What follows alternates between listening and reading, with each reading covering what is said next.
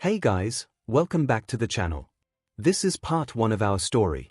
If you like this What If story and want to see part 2, let me know in the comments below. Before we start, don't forget to like, subscribe, and share this video with your friends. Also, check the description for more great content and my playlist. Now, let's start. In a patient exam room somewhere in Mustafu, General Dr. Tsubasa, a round man with glasses and a bushy mustache slouched on a stool across from Midoriya Izuku and his mother Midoriya Inko. Izuku was a short, scrawny 4-year-old boy with 4 freckles on each cheek forming the shape of a diamond and viridian green fluffy hair that matched his eyes. Inko was an average-height slender woman at 5 feet 6 inches with straight hair and eyes that matched her son's in color. Well, after several tests it's safe to say the boy is quirkless. He turned to Izuku. You should probably just give up. Dr. Tsubasa lazily stated to a catatonic Midoriya Izuku and his wide-eyed mother, Inko, before sitting up as if remembering something important. You know, there is one more test I could run, you know, just in case. The doctor said with infuriating vagueness. Inko stood up so abruptly that the stool she was sitting on wheeled away and crashed into the wall, eyes blazing. Don't you dare talk to my son that way. No more tests. No more getting my boy's hopes up just to crush them. To his mother's right, Izuku was startled out of his shock. He hardly ever heard his mother shout. She turned to her son with a soft voice. Izuku, we're leaving, you'll never have to see this man again. With that, she used her quirk to grab her son's toy with one hand and with the other grabbed his hand and marched out to her car. Later that evening, Izuku was commiserating the worst 5th birthday he assumed anyone's ever had while watching All Might's debut clip for what was probably the 1000th time. He heard his mother come into the room quietly. Izuku, I made your favorite, Katsuden. He turned to her with a watery smile, see, can I still be a hero? Inko could see the hope teetering on the edge of despair in her baby boy's eyes. She couldn't believe that, doctor. She knew Izuku would likely remember this day for the rest of his life. Well, she wasn't going to aid in crushing his dreams. Even if she was the only one in the world, she would encourage him. It didn't matter how much the prospect of him being in danger without a quirk frightened her. Her heart was in her throat and tears were threatening to spill over. She cupped his face and wiped his tears as she responded. Izuku, listen to me very closely. The only person that gets to decide what you are capable of is you. If you want to be a hero, you will have to work harder than anyone and you will still be at a disadvantage. People will discourage you the entire way, but I believe in you and I will support you the entire way. Izuku threw himself into her open arms. She hugged him tight until he eventually cried himself to sleep. After tucking Izuku into his bed with All Might-themed sheets, she went into her room and opened her laptop. She was done procrastinating. She was going to sign up for online law classes right now. How could she tell Izuku to chase his dreams without doing so herself? She would fight for the discriminated and those labeled vigilantes. She knew that if a civilian fought back against a villain with their quirk, they would likely be charged with vigilantes. A scared civilian did not equal a vigilante. She would be her version of a hero. She would have to lower her hours at the hospital and be careful with the budget, but it was worth it. Even after discovering her husband's secret overseas family and taking him for everything in the divorce along with child support, money was still tight on a nurse's salary.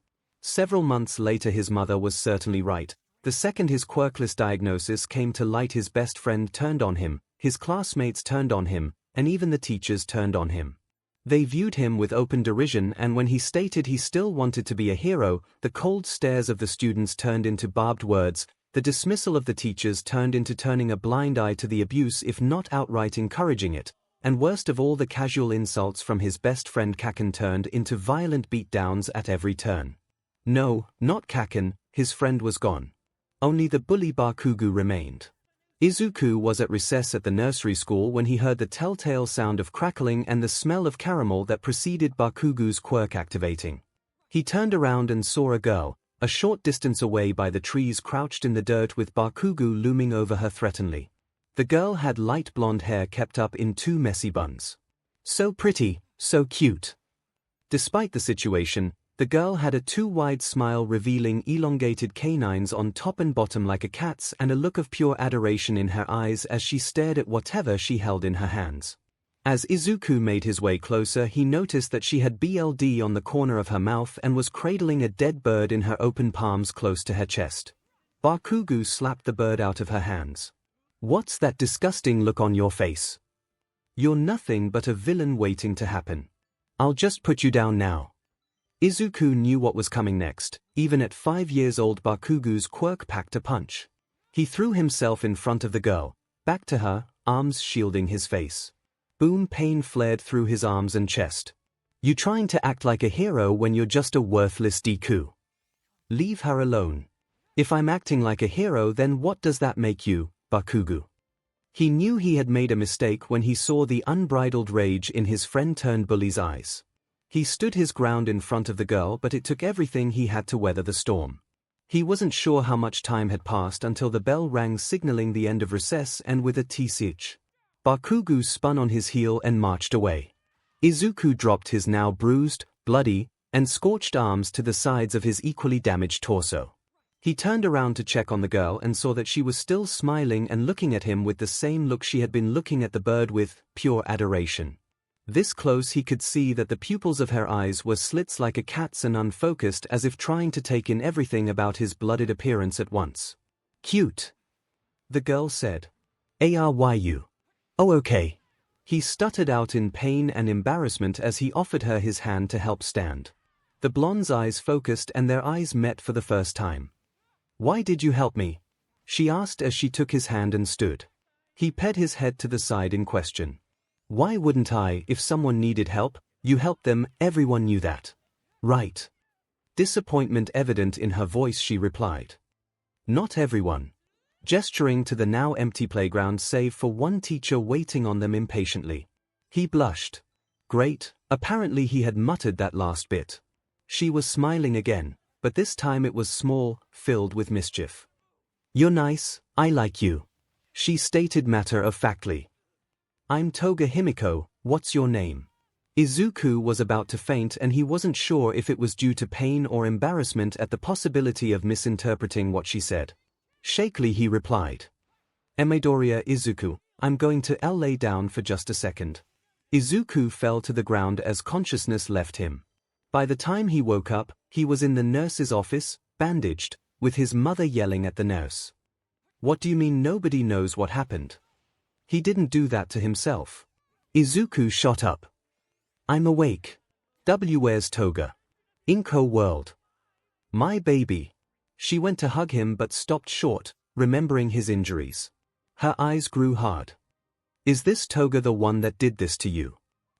I was protecting her from Baku dash." He cut himself off. He wasn't sure why he felt the need to cover for Bakugo. Nothing would most likely come of telling anyway. Inko gasped. "Kaken did this." She whirled back to the nurse. Where was the adult responsible for watching the kids during recess? There's no way they didn't hear explosions going off. She was starting to get suspicious of this whole situation. She would have to pay closer attention to Izuku's schools from now on. "I'm sorry, I only know what I was told." To answer your earlier question, Izuku, Himiko Toga was withdrawn from our school by her mother. She won't be coming here anymore. The nurse clarified. Of course, the school had denied anything had taken place, just like he thought would happen. Sure, Aunt Mitsuki had yelled at, threatened, and even forced Bakugo to start attending therapy once a month. It was something at least. He decided it was easier to just hide the evidence of bullying going forward. Even with all his effort, he was pretty sure his mother was onto him. He hated lying to her, but nothing would change except Bakugo would get more violent, so he just kept his head down and hoped to be ignored. Izuku wanted to start training to be a hero, but apparently, it wasn't healthy to start training until he was older. His mother had agreed to take him running with her in the evenings, however. She ended up having to carry him on the way back home most of the time though. Okay, so maybe she was right about waiting until he was older. He still snuck in some push-ups and crunches though.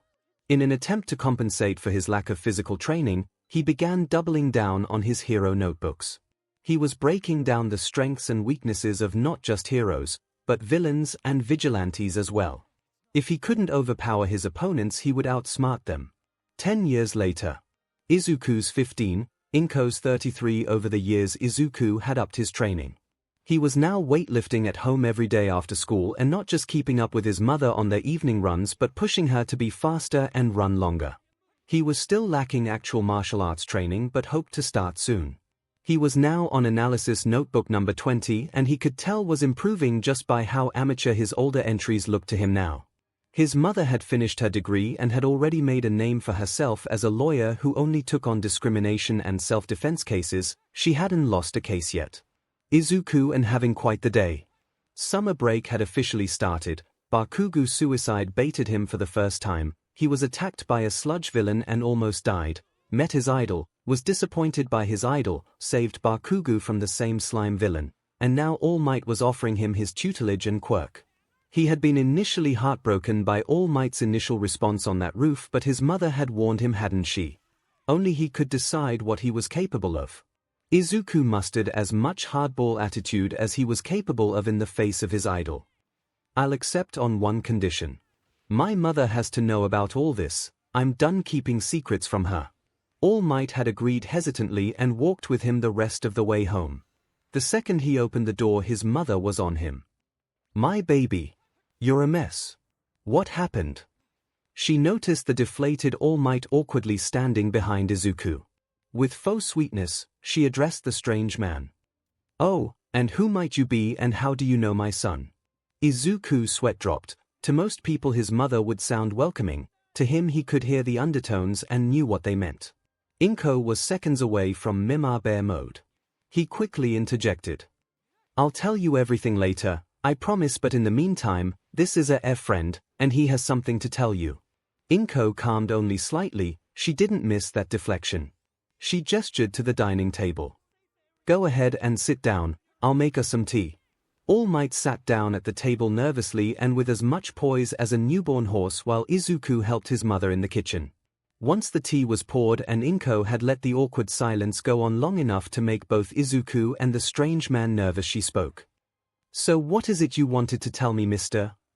All Might gulped. This woman was more terrifying than most of the villains he had faced. Yagi Toshinori. I believe it will be best to simply show you who I am so you believe me. Please don't scream. With that said, he puffed up into his muscle form. I am here. 𝐭𝐽 did a spit take across the table. After 𝐭𝐽 had stopped choking and calmed down, Toshinori proceeded to relay everything that had happened that day leading up to that point. 𝐭𝐽 was in shock in more ways than one.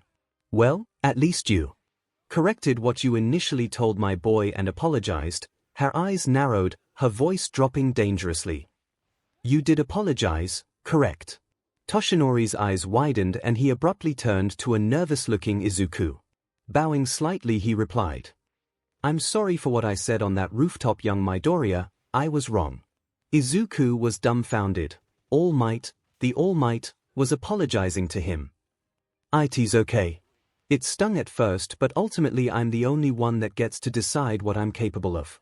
𝐭𝐽 was smiling warmly at her boy. The decision to support him fully was the best decision she had ever made. She could tell Toshinori was holding something back about this one-for-all quirk. Suspiciously, she addressed Toshinori. There's something you're not telling us about this quirk. Tell me everything, and don't bother lying. Toshinori internally panicked before relenting. From the beginning then. Toshinori told the story of two brothers, the creation of OFA, and its users. Izuku was blown away. He knew OFA was a sacred torch handed down from generation to generation, but he had never expected all this. He was really glad he had his mother in his corner asking these questions he might not have gotten the answers to. 𝐭𝐽 was beginning to suspect she was just going to be shocked at every other sentence at this point. And you're sure this all for one that has been hunting OFA users is dead? Toshinori looked down at his hands guiltily. I crushed his head with my own hands. They never found the body in the aftermath, but I'm sure. At the haunted look that passed over Toshinori's face, 𝐭𝐽 eased up a bit. I'm sorry you had to do that, thank you for telling me. If you can promise me that you will watch over my son in his training, then I have no problems with him receiving your quirk. Toshinori puffed back up into his muscle form, stood, and bowed. I promise. Once Toshinori left the Midoriya's home, Izuku approached his mother reluctantly. He knew this conversation would be hard for both of them. Mother, there are some things I need to tell you that will be hard to hear, but before I start I want to apologize for keeping it from you. I didn't want to worry you. Izuku proceeded to tell his mother everything: Bakugo, the bullying, the suicide baiting, and the teachers turning a blind eye to or outright encouraging the abuse. His mother listened in silence while he listened with heartbreak evident in her features. In trying to prevent her worrying, he had inadvertently hurt her deeply. He promised her that he would never keep secrets from her again. She was the most important person in his life and he was done lying to her even by omission. 𝐒𝐭 was more heartbroken than she was surprised, but she had never suspected the bullying was to this extent. She had tried suggesting Izuku go to a new school a few times in the past to no avail. She had been trying to build a case against 𝐿𝐷era for years now but didn't have enough to go on. Once high school starts you won't be going to 𝐿𝐷era, that's but for sure. Izuku was about to argue but his mother continued. No buts, young man. When I'm through there won't be an 𝐿𝐷era school district, let alone high school. 𝐒𝐭 began muttering to herself in an Izuku-esque fashion. Just need to gather my evidence, call Nemuri or Ainen, and have them get me in contact with Nezu. Izuku waved his hand in front of her face to snap her out of it. She was as bad as he was. Mother. Nezu as in Dean of UA. And who is Nemuri and Ainen? His mother stopped her mutter spree and answered his questions with a dismissive wave of her hand. Yeah, that Nezu, I'm told he enjoys dismantling subpar schools. He calls it a hobby apparently. Nemuri and Ainen are my girlfriend and partner. She added as if an afterthought until she realized what she had said and snapped her head up, eyes wide. Izuku was trying to parse all of that information. His mother was planning on dismantling an entire school district with the aid of the Dean of U, and his mother had a girlfriend and partner he knew nothing about. Wait. Girlfriend and partner. He had to be sure. 𝐒𝐭's head fell into her palms with a slight blush and responded.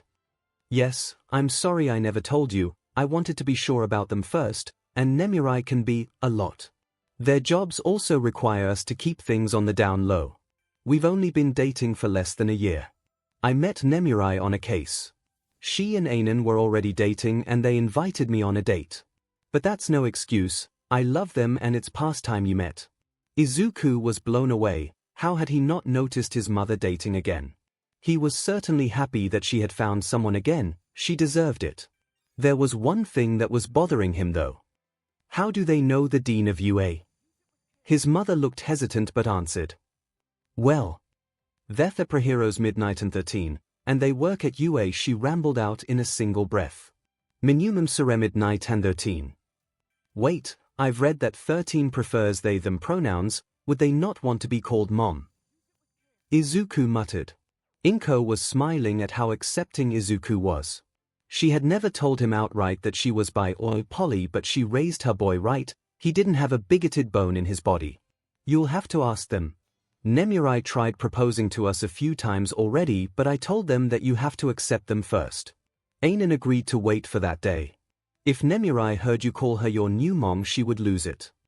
In the teacher's lounge at UA, 29-year-old Kiyoma Nemuri, aka the 18-plus hero Midnight, a 5 feet 9 inches woman with onyx black hair up in a ponytail, was wearing her casual clothes of leggings, an oversized sweater, and glasses. She sat grading finals while her 27-year-old partner Kuro's Ainen, aka the space hero, 13. They were very tall at 5 feet 11 inches, and had a spiraling chin-length bob of blue hair that grew lighter closer to the roots, simulating a vortex. They had eyes with black irises that made them indistinguishable from their pupils. Their pupils were rimmed with an almost glowing orange. Their eyes bore a striking resemblance to the first pictures of a black hole. Ainen was wearing their casual clothes of blue jeans, a black button-up shirt with a constellation print, and yellow high-top sneakers with a Velcro strap at the top. Nemuri shot out of her seat when a shiver went down her spine. It's finally happening, she screamed, startling her fellow teachers and partner. She began frantically typing on her phone and Ainen spoke up to her left. Nem. What's going on? 𝐵 looked at her like it was the dumbest question she had ever heard. "I'm reserving a table for 4 at the grotto. It'll be a yes this time for sure, I can feel it." 𝐴𝐴𝐴 just shrugged. Who were they to argue with 𝐵's relationship intuition? It had worked on them after all. With only 7 days before he started his new school, Izuku was sitting on the steps leading down to a now clean Takoba beach. He had finally packed on some muscle from all the training, he even had the beginnings of a six-pack. He was lost in thought about the whirlwind of activity his summer had been. The very next day after learning about their relationship, 𝐵 and 𝐴𝐴𝐴 had taken him and his mother out to dinner. The restaurant was set in a massive cave with an underground stream running through it. It was the fanciest restaurant he had ever seen. When he had accidentally greeted 𝐵 as 𝐒𝐽𝐵, she squealed and hugged him without a second thought. His mother had subsequently told them the story of him calling them his new moms, much to his embarrassment. 𝐴𝐴𝐴 had told him they liked the title despite it not being gender neutral, and 𝐵 had squealed so loud it echoed off the cavern walls. 𝐵 immediately dropped to a knee and popped the question to both 𝐴𝐴𝐴 and 𝐒𝐭 at the same time, a jewelry box in each hand. 𝐒𝐭 had said yes this time, and since 𝐴𝐴𝐴 had been withholding her answer until 𝐒𝐭 agreed too, they too said yes. 𝐒𝐭 and his new moms wasted no time getting married. They had a private ceremony on UA's sprawling campus with most of the faculty in attendance. Izuku had never gotten so many autographs in one day before. After the wedding, he had brought 𝐴𝐴𝐴 and 𝐵 in on the secret of OFA. He didn't want to force his mother to keep secrets from her wife and partner. They were certainly surprised but took it quite well. He and 𝐭 were currently in the process of moving in with 𝐵 and 𝐴𝐴𝐴 into a massive house on UA's campus. Apparently, 𝐵 had badgered and bribed Cementos into building it. Then he testified against the 𝐿DERA school district along with some of its other victims. He got to see Nezu in action for the first time, and suffice it to say, 𝐿DERA school district never stood a chance. Some of 𝐿DERA's faculty had even admitted to being an isolated cell of a quirkist extremist faction calling themselves the New Meta Liberation Army. They even admitted that they intended to foster future sympathizers to their movement. His treatment there had suddenly made much more sense, and so did their praise of their golden child Bakugo. Once the media got hold of the information, the news of the trial spread like wildfire all across Japan. Luckily, Izuku and the other victims were kept out of the spotlight. He was pretty sure it was Nezu's doing.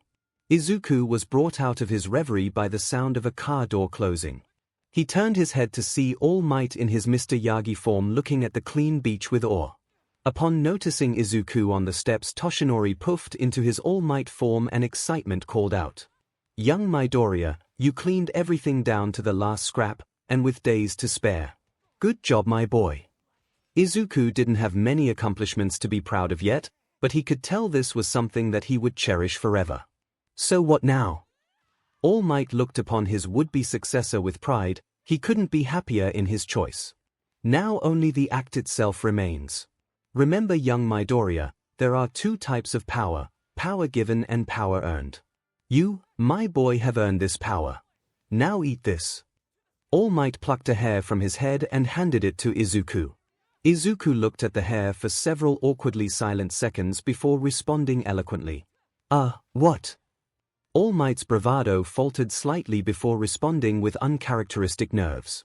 "Well, you see, it requires a willing transfer of DNA on my part, and while I had planned on boiling a hair in tea, I hadn't expected you to finish so soon, so I'm improvising." Understanding dawned on Izuku's face. "Oh, I suppose that makes sense." He took the offered hair and with an audible gulp, he swallowed it. "When should it kick in?" "Well, as soon as you digest it, I imagine, though my emissary made me eat her toenail clippings up until it kicked in, so I can't be too sure," All Might said with a shrug. Izuku gagged. "Well, I'm glad you're not her." About 30 minutes later, he was beginning to feel something well up inside of him. He turned to the now deflated Toshinori. Suddenly light-headed, he stammered out, I think I feel it." He barely got the words out before he passed out. Izuku awoke at night on an island of black sand with nothing but placid water on every side. He looked up, and where he would expect to see countless stars, there were only 9, but something was strange. Each star was a different color. And they were moving. They were orbiting a green star at the center, coalescing, moving closer with each rotation. Izuku was startled when a feminine voice came from his left. "I'll have you know that toenail thing was hilarious." Izuku whipped his head to his left to see a not entirely corporeal woman. She was a tall, very muscular woman with black hair in a spiky ponytail wearing a retro hero costume. He tried to speak but found he couldn't, he had no mouth. "You can't speak here yet, you aren't even supposed to be here yet. We don't have much time before you wake, so I'll give you a quick rundown. We're inside of One for All right now. I know Toshi explained that One for All stockpiles power." She gestures to the vast ocean before continuing. "What he doesn't know is that it stockpiles quirks as well as a piece of their wielders." She gestures to the 9 colorful stars before continuing again. "That's why I'm here. I'm the 7th holder of One for All." Izuku's eyes blow wide with that bit of information. A quirk that stockpiles the power, quirks, and personalities. Souls. Minds. Probably best not to think about that, he quickly decides. "I can feel you thinking from here, kid. Just remember, quirks are bullshit. As to what's going on in the sky, I might have an idea." Izuku just stared deadpan at her. "Don't give that look, brat. Normally those stars don't move. When yours showed up, things started changing. I believe OFA itself is evolving. The stored quirks are melding together. Normally, we would have given you our quirks one at a time when we thought you were ready for. Now, however, I think you're going to get all of them at the same time, so hold on to your butt," she said, doubling over laughing. After several seconds she recovered enough to continue. "Whatever your quirk is, it's the cause of all this," she said as she gestured to the sky. Okay, now he knew he was either dreaming or had exploded like All Might warned of. He just rolled his eyes waiting for whatever this was to end already. The Amazonian smiled with motherly affection and a hint of sympathy. "I know you don't believe me, SQR, but when you wake up get another X-ray done," she said, her voice beginning to fade as if moving further away. His vision swam and then blackened once more. Izuku drifted back into consciousness with a splitting headache, feeling more emotions all at once than he thought was possible. There was anxiety, fear, impatience, hope, and despair. Something was off though. Some of these emotions felt further away, as if he wasn't feeling them. It was an odd sensation, like the difference between smelling a food and tasting it. He wished all feelings would just quiet down a bit. It was overwhelming. The sensation lessened immediately. Against his better judgment, he decided to open his eyes. The synthetic overhead light nearly blinded him and he winced as his headache intensified. He groaned aloud and massaged his temples. His hand was surprisingly warm and it made his headache vanish. He finally looked up and around the room. He was in the UAS nurse's office and there was a small crowd of stunned onlookers. All 3 of his moms, a deflated All Might, Recovery Girl, and Dean Nezu. They were all staring, slack-jawed with what could again feel as genuine disbelief and an unnatural calm. "Ah. Hi everyone, sorry for worrying you." 𝐒𝐭 recovered first and rocketed to him. "Izuku," she cried, tears soaking the sheets as she hugged him. Ainen and Nemurai came to 𝐒𝐭's side. Nemurai reached out, rubbing circles into 𝐒𝐭's back. "She was really worried about you." Ainen's hand came up to ruffle Izuku's curly hair. "We all were. You were out for 2 days," she corrected with a smirk thrown towards Nemurai. Nemurai and 𝐒𝐭 had been inconsolable before he woke up. Toshinori walked up to Izuku and bowed. "I'm sorry my boy, I had no idea that would happen." He apologized before straightening. "We still aren't sure what happened exactly, but Nezu here has a theory." The mouse. Bear. Dog. He was just going to refer to the mammal as a chimera. The chimera walked up to his bedside and clambered up. "I believe you have an invisible quirk that interacted with One for All in an unexpected way. The results of the X-rays should be ready soon. It's so very exciting." He elaborated with a slightly manic grin. Invisible quirk. X-rays. But he already had X-rays done, he was quirkless. "What do you mean by invisible quirk?" "I'm quirkless." Nemurai and Ainen just smiled kindly to let him know that they understood and weren't upset. In response to Izuku's question, Recovery girl wordlessly got up, went to her office, and returned with 3 X-rays. She quickly slapped them up on the illuminated display. No extra pinky joint, no appendix, and no wisdom teeth. You got a quirk, kid. She rushed out. Izuku and his mom stared at the X-rays before shouting in unison, "What?" Nezu was furiously tapping away on his tablet before he spoke up to clarify. Your records show a quirkless diagnosis via X-rays as well as other tests at 5 years old by a 1Dr. Tsubasa. Those test results were faked, why I'm not sure. This Dr. Tsubasa alongside his grandson seems to have vanished some 5 years ago. He turned towards All Might. He vanished the exact same day as when you received your injury, All Might. Coincidental timing, wouldn't you say? He had a quirk. Well, an original quirk. Sure, he had no clue what it was, but he had one. Then there was Tsubasa. The implications of that were terrifying. His childhood doctor was possibly connected to the worst villain to ever exist and purposely misdiagnosed him as quirkless. But why? There was one more thing bothering him, well too. Earlier when I first woke up I had a horrible headache, but when I rubbed my temples it vanished like it was never there. I could also sense emotions that weren't mine, and when I wanted them to calm down they just did. Nezu spoke up before anyone else could. I noticed you stirring immediately, and when you rubbed your temples there was a faint greenish glow surrounding your hand.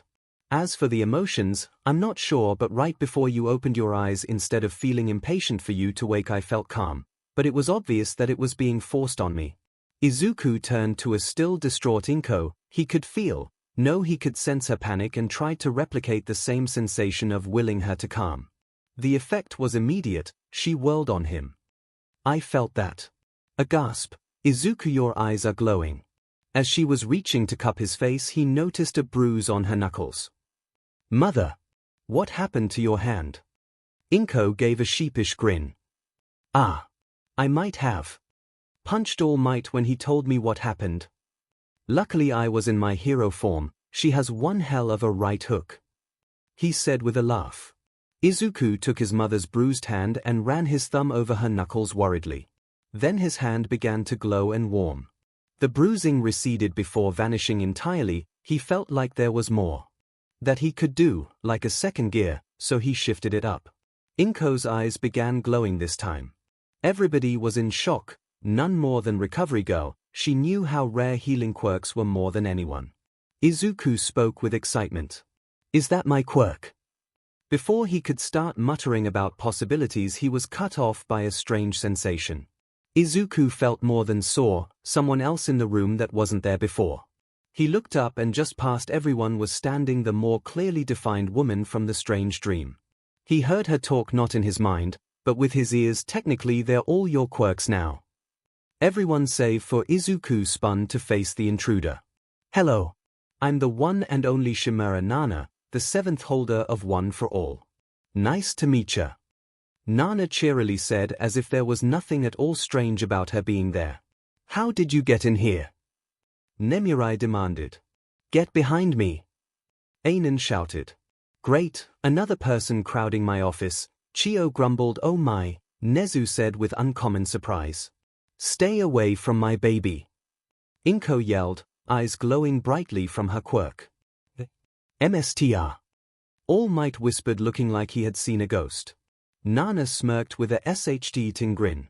Hey Toshi, you look like a. All Might immediately coughed up BLD and collapsed to the floor unconscious. Nana bent over holding her sides, laughing and wheezing. Standing up and wiping the tears from her eyes she explained. They're both more powerful than they used to be, but the first one with the feelings was the third's. It's called empathy. The glowing hand one that heals was the second's. It's called cell activation. Their original owners are both sulking because they couldn't hold their quirks over your head until you impressed them. They'll explain better once they're through acting like children. She huffed. Upon seeing the questioning look on Izuku's face she continued. Your original quirk was the one that made your mother's eyes glow. I'm pretty sure now that originally it just evolves your quirks and maybe quirk adaptations. Fairly useless by itself, but combined with the power and quirks stockpiled within One for All, it not only evolved every stored quirk but itself as well. I think it combined with cell activation the same way the first transfer combined with power stockpile. You can forcibly evolve a person's quirk now. Go ahead and give it a try, Mamadoriya. Surprised at suddenly being addressed by this strange woman, she simply complied. She tried lifting something too big for her quirk attraction of small objects to work on normally, in this case, Nemuri. A green light enveloped Nemuri as she began floating off the ground. She began running her hands all over herself sensually. Ooh, this feels amazing. I have some ideas for this, she said, grinning at 𝐒𝐭, eyebrows wagging suggestively. Nem. Not in front of Izuku, 𝐒𝐭 said as she dropped Nemuri on her butt. While Nemuri was massaging her butt and grumbling, Nana spoke up again with a knowing smirk. Well, 𝐒𝐿, what do you want to name your quirk? Izuku looked down in thought and muttered quietly before replying. Simple is best, so I'll name it Evolution. After rousing a still pale-faced All Might, the group made their way to Gym Gamma at Nezu's suggestion. So how is it possible that you're here, Mstr? A still very confused All Might asked. I knew I was forgetting something. Nana smiled and snapped her fingers. Like I said before, OFA evolved. It didn't just store the previous holder's quirks but a part of them as well. I feel much more tangible than before also, although it seems I can't touch anything, she said as she tried to poke Toshi, her finger disappearing into his chest. Anyways, Nana said dismissively. On to quirks. Let's start with mine since it's the coolest. My quirk was called Float. It let me do just that. It was only basic levitation at first. After OFA it was more like flight, although not very fast. Just try and focus on the feeling of being free, with nothing able to hold you down, she said, closing her eyes, reminiscing. Oh okay, here goes nothing I guess, Izuku said, closing his eyes to focus. He tried to picture himself soaring among clouds, lazily running his fingers through them. He could feel his feet begin to leave the ground. It's working, he thought. He tried to move a bit more and immediately launched upwards at breakneck speed, followed by a boom as he burst through the skylight and broke the sound barrier. In his panic, he disengaged Float and began to fall. He flailed and screamed, "Eh!" As he neared the roof of the building, the now inflated All Might jumped up and caught him, landing safely through the broken skylight. Once back on the ground, he turned to Nana, who was laughing as 𝐒𝐭 was trying to swat at her with her purse. Why, you knew that would happen, Izuku exclaimed. Yeah, but now it doesn't seem as scary, right? She challenged. Well, I guess not, but you could have told me to wear a helmet at least, Izuku groused. PSH builds character. Anyway, Float is not only much more powerful, it seems to shield you from most of the wind resistance. Now that you mention it, I didn't feel much wind resistance, even though I'm pretty sure I broke the sound barrier, Izuku half muttered with his chin in his hand. No more stunts like that, 𝐒𝐭 said, raising her voice. Fine, can't have any fun, Nana grumbled playfully. Let's get this show on the road. The sixth will take over while I go slap the beach out of the second and third. The second Nana disappeared. A man with black hair and a high-collared coat appeared where she had been. I am the sixth, 𝐸𝑛. My quirk was Smokescreen. It allowed me to produce clouds of smoke from my body. It was a double-edged sword, however, as it blocked my vision as well. However, I suspect that may no longer be the case. Try it out, feel it build up before releasing it, 𝐸𝑛 said. Izuku focused on trying to narrow down the feeling of Smokescreen. A few others were chomping at the bit to be let out, but he managed to focus on the one. He felt it build for a second before releasing the sensation. Black smoke exploded from his body, filling the entire gym and completely obscuring his vision. Wait, I can see something, he thought. Through the smoke he could see everyone except 𝐸𝑛. They glowed orange and grew lighter in color on their extremities. He was amazed at the level of detail he could see. He could make out their faces perfectly. Whoa, I can see you all. It's thermal vision, he exclaimed excitedly. Nezu pressed a button on his tablet and the fans kicked on, clearing out the smoke. Unless someone has a very cold body temperature or can block their heat signature somehow, Smokescreen essentially has no downsides now. Except for blinding your allies, of course, 𝐸𝑛 said. Now it's the fifth's turn. En disappeared and a large bald man wearing goggles and a lot of leather appeared. A fellow person of culture I see. Midnight said, gesturing to her DMNX outfit, followed by her wife and partner quickly swatting her on the arms. The man looked like he had been slapped across the face. Motorcycles. I ride road motorcycles. The six said. Motorcycles, Midnight air quoted, not believing the man. Shaking his head in defeat, the man turned to Izuku. I'm Daigoro Banjo the fifth and my quirk is the coolest. It's called Black Whip. Knew it. Midnight crowed victoriously, cutting off Banjo. Is she always like this? Banjo asked Izuku, gesturing with his thumb to Nemurai. You'll get used to it, or so I'm told, Izuku said with an almost haunted look in his eyes. Banjo threw Midnight a glare.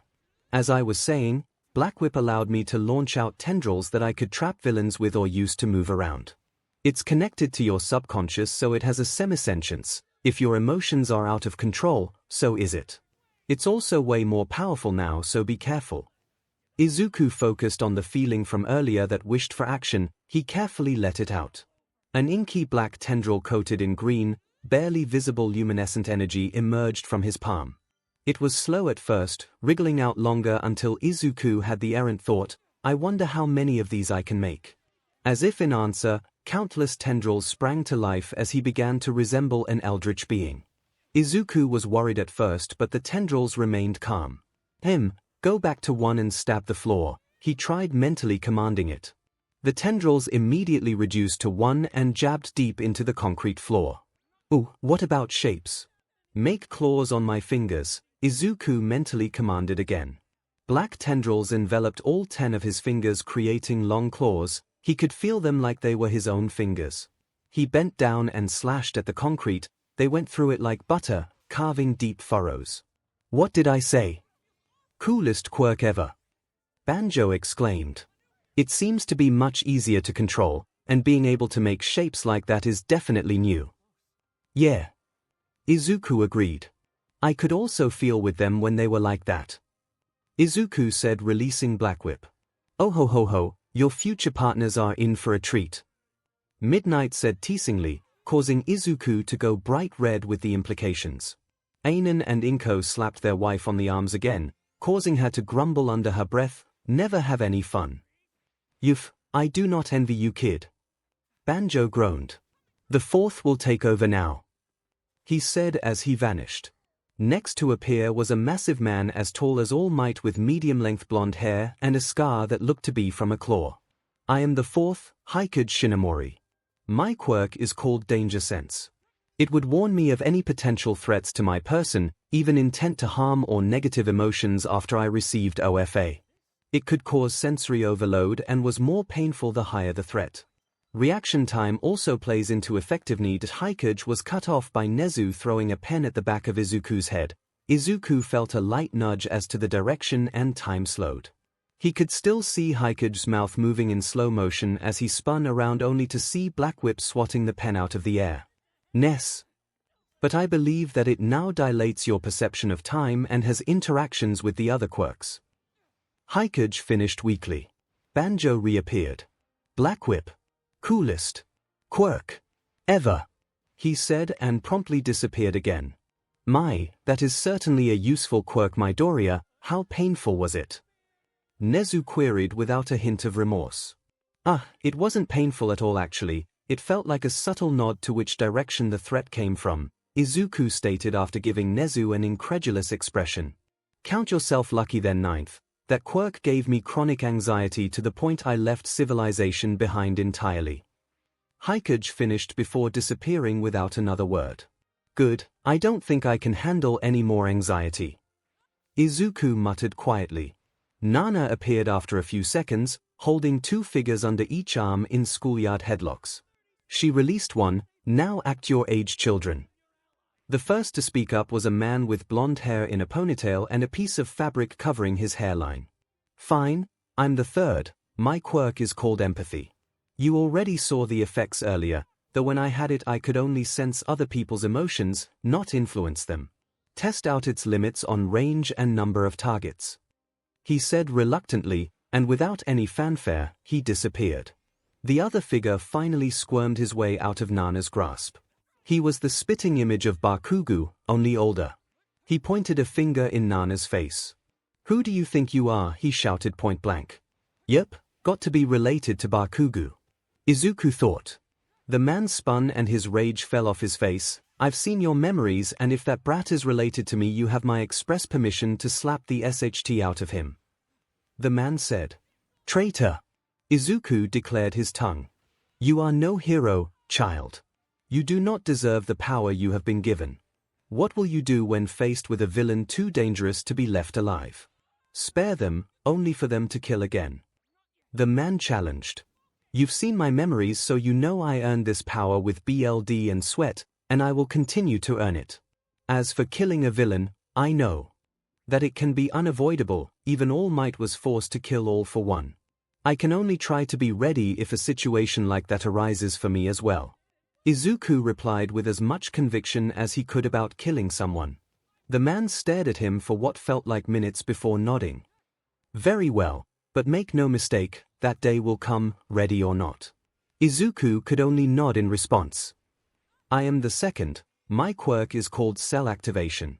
It can be used to increase regeneration, recovery time, and even permanently improve overall physical condition.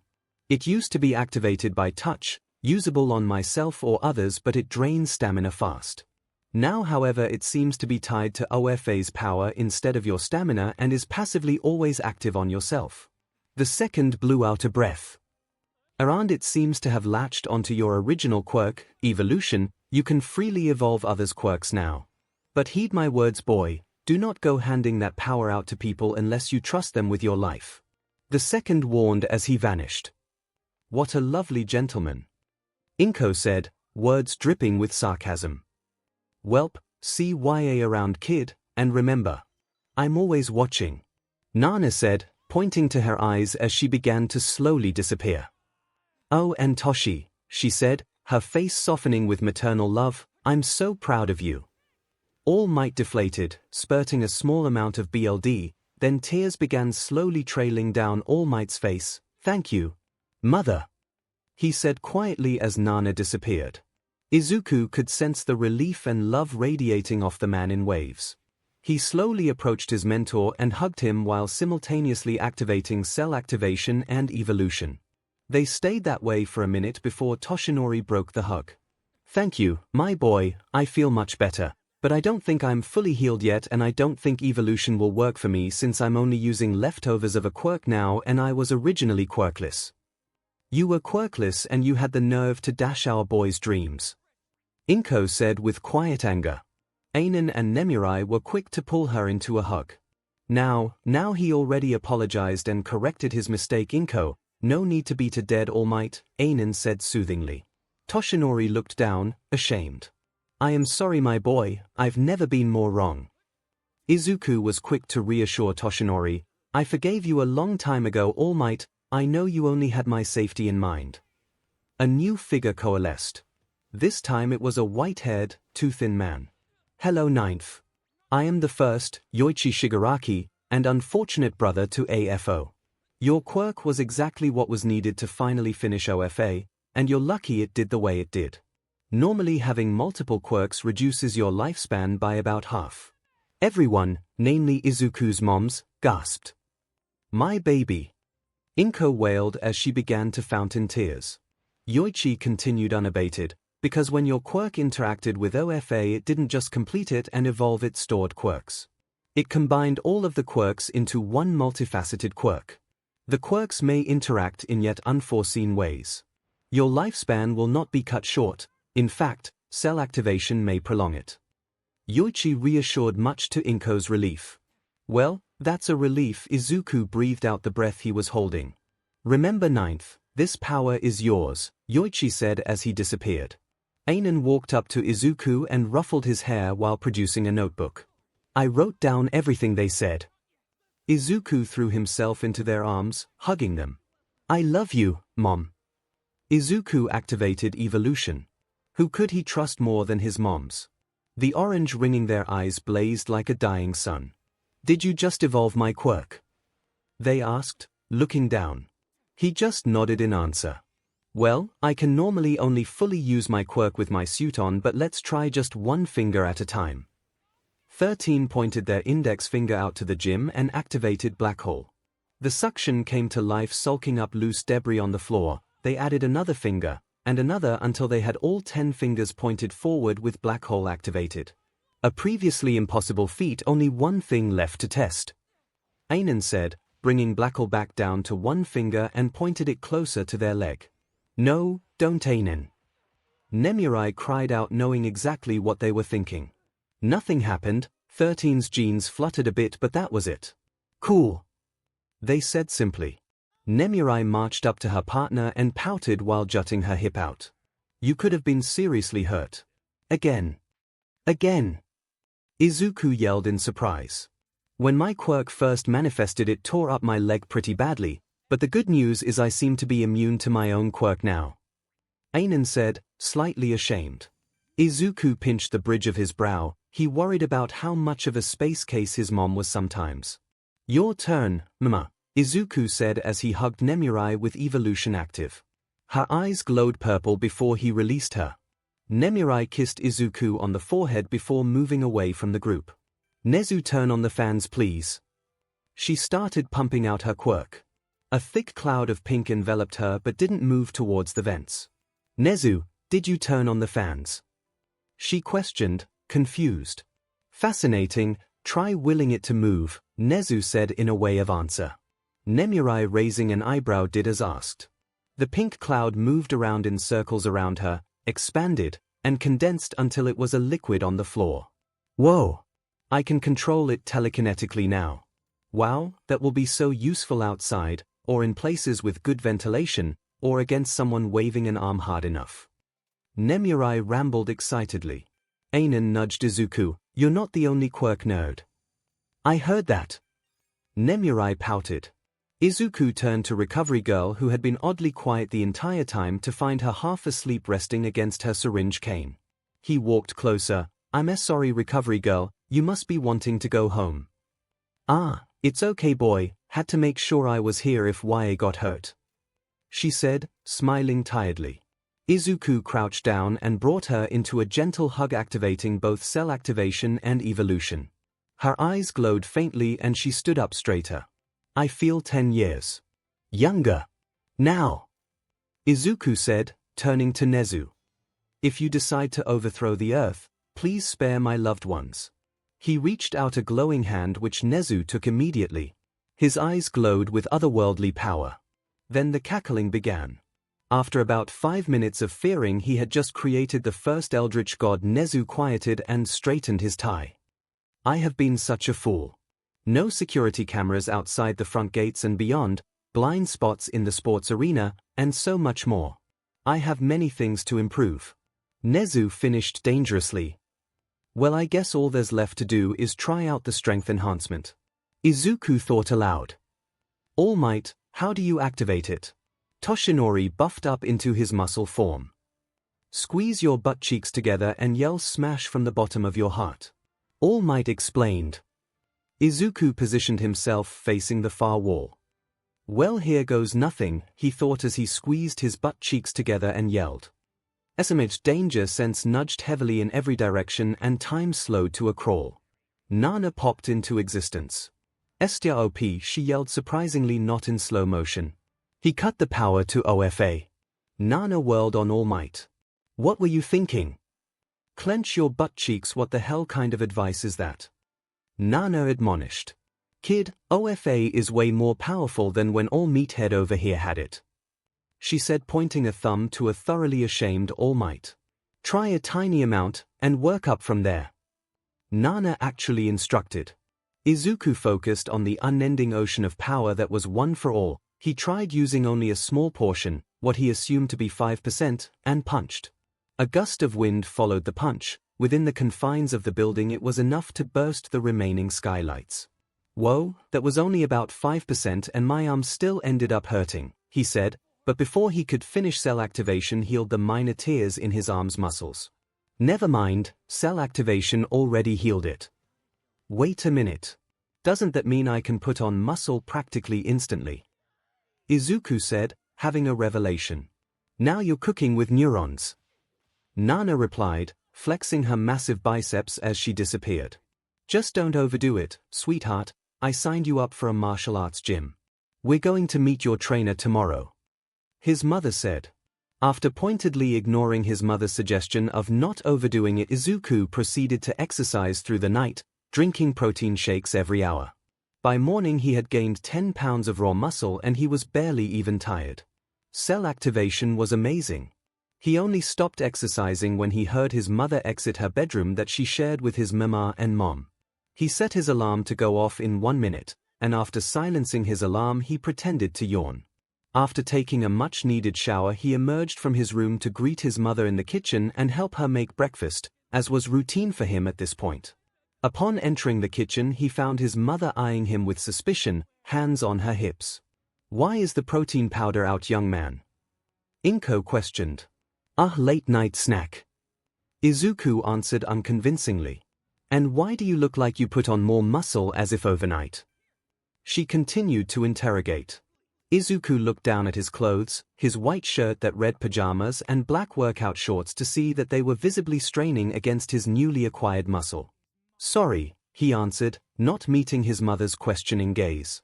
"Honestly, Izuku, I know you're excited about your new quirks, but you need to moderate yourself. Please, Izuku." His mother pleaded. "I'll try, I promise." He responded. "That's all I ask, sweetheart," his mother said with a kind smile. The moment ended when he heard a door closing. He turned to see a bleary-eyed Nomirai stumbling into the hallway. "Good morning," she grumbled before pausing. "Whoa, Izuku, did you get bigger?" His mama asked mischievously. 10 pounds actually." He replied with some pride. "My little lady killer is going to kill it on his first day of school." Nomirai exclaimed. Maybe he isn't into just ladies." His mother reprimanded her wife. "He is. We talked about it, he might even be poly, imagine all the grandbabies 𝐒𝐿𝐴." Nomirai all but yelled. His mother was on him immediately, squeezing him so hard that cell activation triggered. "So many grandkids." She paused, letting him go. "Whenever you're ready, of course." She quickly clarified. His mom appeared in the hallway then, looking even more bleary-eyed than his mama had been. "What is all the yelling about?" Anan asked, voice raspy from sleep. "We're going to have so many grandkids." Nomirai yelled out in response. "What?" His mom asked, suddenly awake and staring at him with wide eyes. After sorting out that fiasco, Izuku was now on his way to where he would be learning martial arts, 𝐻𝐽's gym. His mother had said she knew the owner from the same case she had met Nomirai on. After pulling up to a rundown building that said 𝐻𝐽's gym in unlit neon signs, he turned to his mother with a questioning, raised eyebrow. "Trust me, Izuku, this guy is the real deal. I got him off of some vigilante charges." 𝐒𝐭𝐻 answered the unasked question. "Vigilante? Who?" Izuku quickly asked. If his mother had represented him, he knew that the vigilante had to be of the good variety, not like 𝐶𝐿. He knew most vigilantes from his notebooks, maybe he already had him in one. "He went by Knuckle Duster," 𝐒𝐿𝐴 supplied. "Wow. He resolved more crimes in Naruto than any hero. His quirk is still a mystery. I wonder if I can figure it out," Izuku exclaimed, beginning to mutter.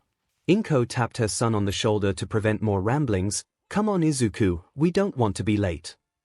Upon entering the dilapidated gym, Izuku saw a man waiting for them. He was massive and would give Endeavor a run for his money for stature. He had a large scar running diagonally across his face. He seemed to have a permanent audacious smirk that all but promised violence. "There are pipsqueak." The towering man greeted. "Hello, sir." Izuku nervously greeted. "Enough pleasantries. Let's see 𝐻𝐽 throw a punch," he said as he gestured to the heavy bag behind him. "Oh, okay," Izuku said as he walked up to the raggedy punching bag. He straightened his back and threw his fist forward, thumb tucked inside his fist as hard as he could without activating any quirks. After a soft slap sound and a sore thumb, he turned to Mr. Oguro. "What the F was that?" The man questioned while 𝐒𝐿𝐼nko looked displeased. Don't tuck your thumb like that unless you wanna break it. And you threw that punch with nothing but your arm. You gotta throw a punch with every muscle, all the way up from your toes to your knuckles. Watch me.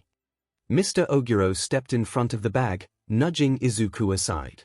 He took up an experienced stance, legs shoulder-width apart, left arm gauging the distance. Then in a flash Izuku could see the muscles tense in a chain reaction of movement all the way from his feet to his fist. As opposed to Izuku's pathetic attempt, the sound 𝐒𝐿𝐼ro's punch made was a boom as the heavy bag lurched and its chains rattled. Now that's a punch! 𝐒𝐿𝐼ro yelled. Izuku was in awe. With all the hero fights he had seen, that was the most impressive punch he had ever seen. Was that your quirk? Izuku asked. The man smiled a shitting grin at him. I'm quirkless pipsqueak. Izuku was in awe. He hadn't felt this way since the first time he watched All Might's debut video. This man was quirkless, and despite that, the man was Knuckle Duster, the vigilante hero of Narahata. He had just met the man, but he already knew Mr. 𝐒𝐿𝐼ro would be an inspiration to him for his entire life. Suddenly the sound of feet stomping downstairs could be heard. Oi! I thought you were done with classes for the day, old man. Yelled out an annoyed feminine voice. Rounding the corner was a girl his age. She had tawny skin, snow-white hair, ruby-red eyes, and an obvious rabbit mutation quirk. She was wearing black running shorts and a white tank top that said Space Jam on it. She obviously trained often, judging by how the clothes clung to her toned form. Izuku's face warmed as she caught him staring at her. Who the F is this? The rabbit girl asked. Rumi, this is the Midoriyas. They are customers, so watch your Fing language. Mr. 𝐒𝐿𝐼ro answered. And nice to meet you, Izuku bowed. Tell YA what kid, instead of classes, I'll train YA personally alongside Rumi here in exchange for a favor. 𝐒𝐿𝐼ro started. What favor? Izuku asked. You'll be going to the same school as my adoptive daughter Rumi here. She barely passed middle school and I'm no better, so I can't help her. Your mother says you're one smart cookie, so if you tutor her on Sundays I'll train YA personally after school. 𝐒𝐿𝐼ro said. What? I don't need help. I'm no weakling. Rumi retorted. Needing help doesn't make you weak, Rumi. Don't learn the hard way like I did. 𝐒𝐿𝐼ro yelled back. Izuku was feeling a bit uncomfortable witnessing this familial squabble. He could feel Rumi's emotions waver when she said she didn't need help. He wasn't sure what that signified. If she'll have me, then I accept. Izuku said, not wanting to force the girl into something she didn't want. After a long silence, Rumi responded, fine, but I'm not going easy on you in spars. Izuku could only nod before the girl stomped back upstairs. Mr. 𝐒𝐿𝐼ro looked ecstatic. That went way better than I thought it would. She didn't even kick you. It was the first day at Izuku's new school, Nabu Middle. After the experience of meeting Rumi yesterday, he wasn't sure what to expect if he saw her at school. After arriving, he headed towards the front entrance. He was wearing a school uniform that was almost identical to Aldera's. After entering the new hallways, he saw someone bump into a girl, causing her to drop the papers she was holding. The girl quickly waved off the offending person when they turned to ask if she needed help, but he could feel the girl's irritation. Without asking if she wanted help, he quickly moved to help the girl gather her papers. After a minute, almost all the papers were picked up and the girl asked, "Why did you help me?" Still gathering the last papers, he answered without looking up, "Why wouldn't I? What a weird question," he thought. If someone needs help, you help. If you're hungry, you eat. If you're tired, you sleep. Izuku-kun, is that really you? She breathed out. Not expecting to know anyone here, let alone someone that would use his given name with such familiarity, he snapped his head up to get a look at the girl. Familiar yellow feline eyes were staring at him, and it was like he was back in that schoolyard again all those years ago. Her blonde hair was down instead of in messy buns, but he would never fail to recognize her, even 10 years later. She looked amazing in the school's black sailor uniform with a red sash. He could feel so much hope radiating off her, as well as fear. He realized that he had been staring and she was still waiting for him to answer. "Toga Himiko," he said while nodding to her question. Relief pulsed off of her in waves. Still kneeling close together, she pulled him into a crushing hug. "I thought I'd never see you again." Before he could pass out from being hugged by a girl, the bell rang. "Oh no. I don't know where Class 1A is," he thought. "I know where it is, come on Izuku-kun," she supplied, having heard his muttering. She grabbed his hand and began pulling him along as he sputtered and blushed. Once they reached the classroom doors, they were greeted by a woman waiting for them. She had purple eyes that matched her flowing hair of wisteria blooms. She raised an eyebrow at their connected hands but didn't say anything about it. "You must be Midoriya and Toga. I'm your homeroom teacher, Ms. Soto. It's a pleasure to meet you," she greeted, and after they both greeted her in kind, she continued. "You're both new to the school district, so I'm going to be introducing you. Midoriya, you'll be first. Come in when I call for you." Himiko was still gripping his hand as if he would disappear if she let go. Still resembling a strawberry, he turned to her. "I'm surprised you remembered me," he said, breaking the silence. She turned her head from where she had been staring blankly at the classroom door to meet his gaze. "I would never forget my hero," she said while rubbing her thumb over his knuckles. Before Izuku could pass out, he heard the teacher call him in. Himiko released his hand and he walked into the classroom. "Go ahead and introduce yourself," Ms. Soto said while gesturing to the waiting class. "I'm Midoriya. I hope we get along," he greeted nervously. He really hoped the school uniform was the only thing this place had in common with Aldera. "What's your quirk?" a somewhat snide voice asked. Izuku looked up to see a blonde-haired boy smirking derisively at him. "It does a lot of things, so I just call it superpower. It's a stockpiler that only manifested a few days ago due to its complicated nature." He supplied the cover story that Nezu himself had cooked up. It was vague, and due to the nature of stockpilers, the lateness could be explained away. "Useless then," the blonde sneered. Izuku looked down at his red high-top shoes. He could feel the hope that this school would be different from Aldera Crumble. "I'm really useless anywhere, aren't I?" he thought. "Shut up, Minoma.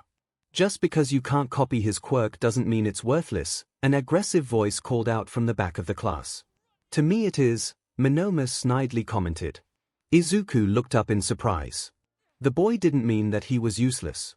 Only because he couldn't copy his quirk. He looked to see who had called out the rude boy and recognized Rumi in the back corner with her feet up on the desk, wearing ankle warmers. "Wait, you can copy quirks that aren't stockpilers. That's so cool. How do you copy them? How many? How long? What about mutation types? Do you automatically know how they work once you copy them? Do they feel different? Can you have multiple active at a time?" Izuku rambled out his questions. Ms. Soto clapped her hands. "Okay, let's move on. Midoriya, go ahead and take the seat next to Oguro in the back." Izuku went beet red, realizing he had been rambling about quirks. He quickly made his way to the open seat to Rumi's right. After sitting down, he looked to her. Thank you, Oguro-san, for saying that." Rumi smirked. "Call me Rumi, I hate formalities, and don't mention it." "Minoma isn't, but and I could tell you were misinterpreting what he said." Ms. Soto called out for Himiko to come in. She walked into the class, but she was wearing a look that seemed unnatural on her. He almost couldn't recognize her. It was like she was wearing a mask. "She's dangerous," Rumi said to herself quietly enough for only Izuku to have heard. He knitted his eyebrows together. Why would she think Toga is dangerous? He thought. Rumi looked at him and whispered, "It's part of my quirk. I can sense the danger someone would pose to me." He was so sick of muttering, but while that was a cool aspect of a quirk and really similar to danger sense in a way. Himiko gave a similar introduction as him while they were whispering, Minoma immediately asking the same question he had asked Izuku. "My quirk is called Transform," Himiko answered curtly. "How does it work?" Minoma rudely asked. Though Himiko's mask didn't falter, Izuku could feel so much fear coming from Himiko that he almost gagged at the sensation. "I can transform into someone else, but I have to love them," she hesitantly said. Izuku could feel her emotions waver when she mentioned love. Maybe it means they are lying. But why would she lie about the requirements of her quirk? Love could mean a lot of things. Maybe the truth was just inappropriate for the setting. He mused to himself. Monoma scoffed, another useless quirk.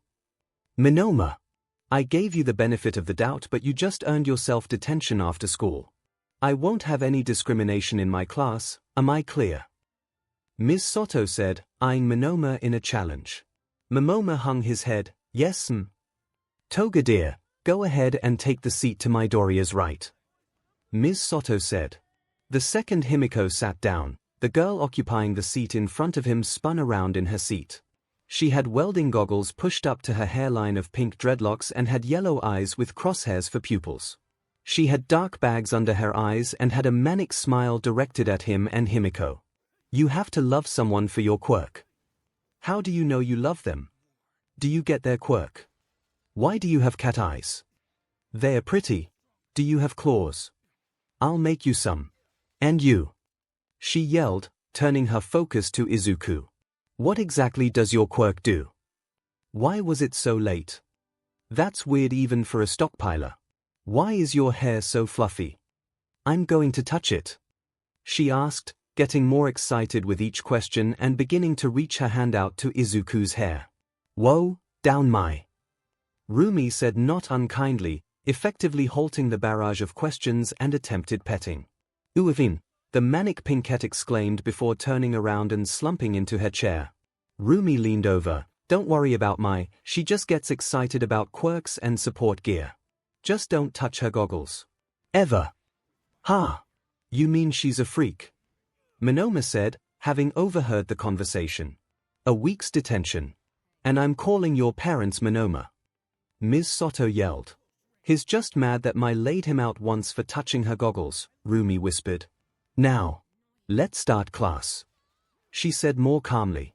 After getting lunch from the cafeteria and searching for 𝐒𝐿𝐴 to catch up with his almost friend, he finally found her on the roof alone. She was drinking from a thermos and had a fanged smile as she closed her eyes in euphoria.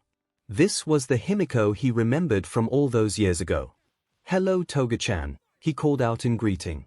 Her reaction was immediate and confusing.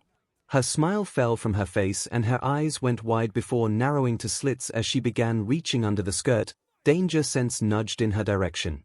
When she saw him, her face softened and she brought her hand back out from under the skirt and quickly capped her thermos. 𝐒𝐿𝐴. Call me. 𝐒𝐿𝐴, she said. Oh okay 𝐒𝐿𝐴, he sputtered out. Why had danger sense gone off? Do you mind if I join you? He asked, face warming. She smiled up at him showing off her fangs. I'll never mind you joining me. He muttered a thank you as he sat on the edge of the roof near her. Nobody spoke for a few tense seconds before Izuku mustered up the courage. Why did you get pulled out of school all those years ago? He decided it would be best to get right to it. It had been bothering him for 10 years now. She didn't answer right away. He could feel fear coming off her again. He didn't understand. Why would she be so scared? At first, it was when someone had asked about the specifics of her quirk and now about why she left. 𝐒𝐿𝐴, was it because of your quirk? Her eyes widened. How did you? A part of my quirk lets me know what people are feeling, it's like a sixth sense. I could feel your fear when Monoma asked about your quirk and again when I asked about why you left. Just figured they were related. He shrugged. She sighed. I kind of lied earlier when I said I have to love the person to transform. I have to drink their BLD. That day at recess was when my quirk first manifested. I always want BLD, especially from the people I love. I want to be more like them, I want to become them. My mom pulled me from school after she found out. Izuku pulled out a notebook and began writing. That's an amazing quirk, perfect for heroics. Do you get nutrients from BLD? Do you need some now? Do you want mine? Does it have to be fresh? What if the BLD is from 2 people? How long after you drink it can you transform? Do you get their strength or just appearance? What about quirks? What if you donated BLD while transformed? What about clothes? What about he was cut off by the sound of sniffling. He looked up to see 𝐒𝐿𝐴 with tears running down her face despite smiling. You really think I'm not a monster? 𝐒𝐿𝐴 asked in a quavering voice. What? No, why would anyone think that? It's just BLD. Izuku rushed to reassure her. After a decade of bullying, Izuku didn't so much as blink at the sight of BLD anymore. But I'll never be normal. PSH. What's normal? Normal hasn't existed since the glowing baby was born. Izuku huffed. Himiko wiped the tears from her eyes and looked up at him like she had so long ago, with pure adoration. This time he could feel the emotion as well as see it. There was something else there too, but not something he recognized. Give me your number. I'm not losing track of you this time, Himiko demanded. After sputtering and exchanging phone numbers, they ate their lunches in comfortable silence save for the soft cooing Himiko let out anytime she drank from her thermos. Once school let out, Izuku began walking towards 𝐒𝐻𝐲 gym for his after-school training when Rumi ran up beside him. Why didn't you wait for me, but? Rumi asked the moment she had caught up to him. He really couldn't figure out if she disliked him or not. Maybe she was just brash like Kaken had been. Hopefully, she has more in common with Kaken than Bakugo. He thought. I asked you a question, Runt. She stated, having grown impatient. Runt. He looked at her. She was taller than him but not by much, if you didn't count the ears. Sorry Ogurumi, he corrected upon seeing her glare at the formality. I'm used to leaving as fast as possible. Her face softened slightly. Bullies here. Well, after you get some training in, you'll be kicking their butts. She yelled while clenching her fist in the air, showing off her muscular arm. Oh no, I'm training to be a hero, and not for fighting bullies. He muttered. He felt her mood change immediately. It went from excitement at the thought of a fight to fear, borderline despair. No. You have to fight back. She cried out, before blushing enough for it to barely be seen through her tawny skin. She turned and ran ahead of him. What was that? He thought. Once Izuku stepped into 𝐒𝐻𝐲 gym, he saw Rumi dressed only in small black running shorts, her small white tail sticking above the waistline and a black sports bra showing off her well-muscled physique. She was already sweating as she wailed on a heavy bag with a flurry of kicks, her abs glistening as she twisted for each kick. There are pipsqueak. Go get changed and in the ring, we'll work on the basics. Mr. 𝐒𝐻𝐲 said, making his presence known. And don't worry about sparring with Rumi yet, she'd kill you. He added, misinterpreting Izuku's staring for nerves. After blushing and rushing to the locker rooms and changing into his black gym shorts and a white t-shirt that read tank top, he made his way to the caged ring at the center of the gym. Mr. 𝐒𝐻𝐲 was waiting for him wearing black gym shorts and a white tank top. He took a look at Izuku's shirt and squinted. Ha! We match. He joked, flashing a smirk. Izuku could hear Rumi off to the side give an exasperated. Down to business. We're going to get you started on boxing and wrestling. Izuku glanced over to Rumi, not kickboxing. He questioned. Kicks are great and all, but only if they can't be countered. He looked to Rumi. With her quirk, her body is tailor-made for kicks. You, however, well, just try kicking me, 𝐒𝐻𝐲 said, motioning Izuku forward.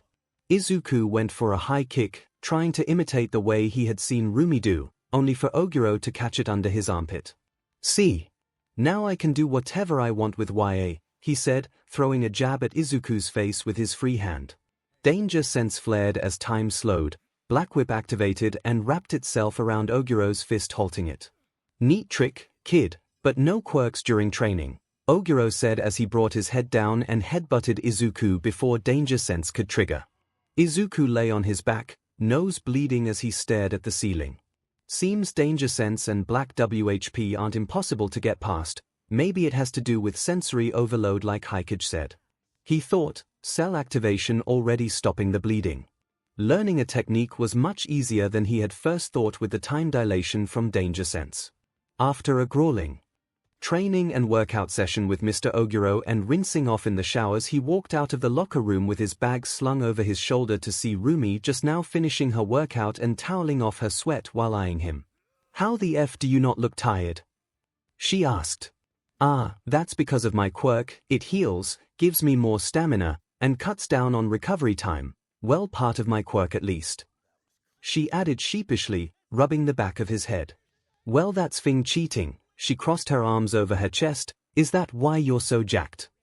His face reddened. I guess I can use it on you too, if you want. She crossed the distance and was in his face immediately. Yes. I want to be jacked like Maverick.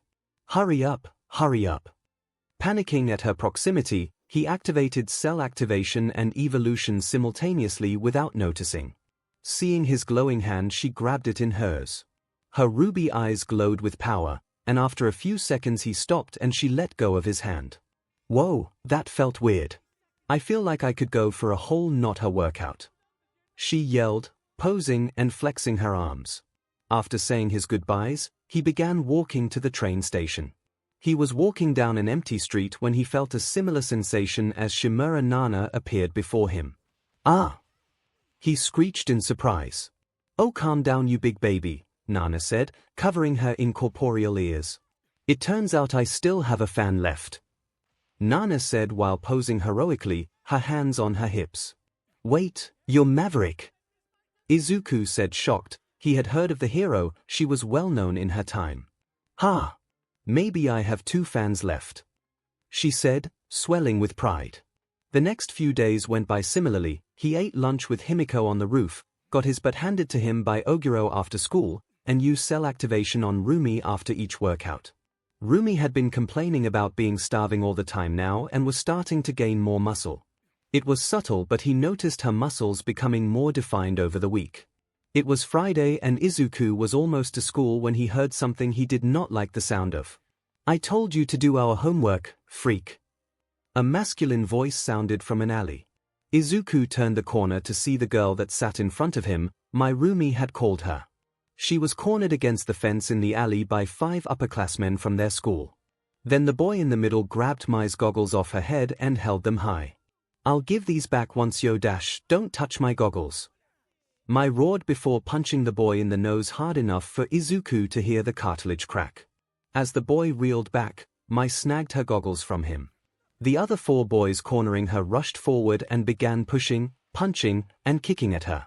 Mai was swinging at anyone that came close enough. It was sloppy technique, but she was obviously stronger than she looked, judging by the sounds of the impacts. Before Izuku could think what he was doing, he was rushing forward. But before he could reach them, a white blur shot past him. Rumi kicked one of the boys in the ribs so hard that Izuku knew the ribs had to have broken as the boy bounced off the wall of the alley and landed in a heap.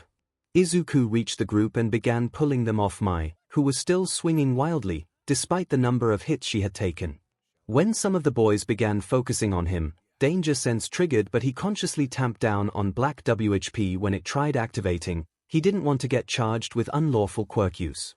Thanks to danger sense and a decade's worth of bullying, he was able to dodge their wild swings with relative ease. These guys had nothing on Bakugu's ferocity or combat instinct. The close quarters of the alley and the proximity of allies seemed to be hampering Rumi's ability to go all out. She was kicking the bullies into walls with superhuman strength, but they were ganging up on the biggest threat. Every kick she managed to land meant taking 3 punches from the others. Both girls were awe-inspiring, but they were flagging, and he was still only dodging, taking hits on occasion. Fight back, runt. How are you going to be a hero if you can't even save yourself? Rumi yelled over the melee. She was right. He had to start fighting back at some point, or he would only become a martyr, not a hero. He dodged another sloppy blow, then he struck out in turn, using every muscle, all the way from his toes to his knuckles. When his fist connected to his jaw, the bully slammed into the chain-link fence and slowly slid down it, unable to rise again. Once all of the bullies were groaning on the ground, he surveyed his surroundings. Rumi, Mai, and himself all sported matching split lips and bruised faces as they were bent at the knees, breathing hard. You had it in you. Rumi wheezed out. After a second of silence, the 3 began laughing at the absurdity of it all. He activated cell activation and held out his glowing hands in offering. After explaining to Mai that it would heal her, they all clasped hands, healing their cuts and bruises. Nobody noticed Himiko peeking around the corner of the alley with a knife in hand, biting her bottom lip hard enough to draw the BLD now trailing down her chin. Even after healing the bullies a bit, straightening their uniforms up, and getting to school, nobody noticed Himiko's glances in class. Izuku, however, did notice her radiating the same emotion from earlier in the week that he couldn't recognize. Once school let out for the weekend, he waited by the front gates for Rumi, having learned his lesson the first time. When Rumi showed up, she wasn't alone. Mai and Himiko were with her. Himiko found out about our scrap and they both wanted to learn how to better defend themselves, so they're going to start training with us as well as joining our study sessions on Sundays, Rumi announced, leaving no room for argument. He didn't miss her emphasis on using study instead of tutoring. And don't worry, I'll be training them. It won't cut into your one-on-one time with my old man. Besides, now you'll have 3 babes to gawk at. Rumi said, letting out a belly laugh. And gripping the other girl's shoulders. Sounds good to me, them learning how to defend themselves, that is. He nervously replied, having realized there would be 2 more appealing women wearing workout clothes around him. After arriving at Ogre's gym and changing, he saw Rumi training Himiko and Mai. Himiko was wearing black yoga briefs that hugged her curves and a dark red tank top that exposed her toned stomach. Mai was wearing men's gym shorts similar to his but rolled up at the waist and an oil-stained white t-shirt that had the arms cut off, exposing her surprisingly muscled arms. Rumi smirked when she caught him looking at them.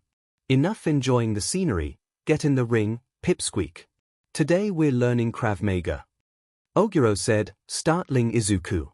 After that beating, he had never been more happy to have danger sense and cell activation. It was Saturday morning as Izuku groggily watched the news while eating breakfast, hoping to catch a new hero debut. Earlier this morning in Kamino, a turf war between 2 rival gangs erupted, leaving several dead. Thankfully no civilians were harmed. The reason behind the turf war is still unknown at this time. Izuku, hurry up or you'll be late, called his mother, Inko. Izuku shoveled the last of his eggs into his mouth and ran out of his house and onto the outskirts of UA's campus.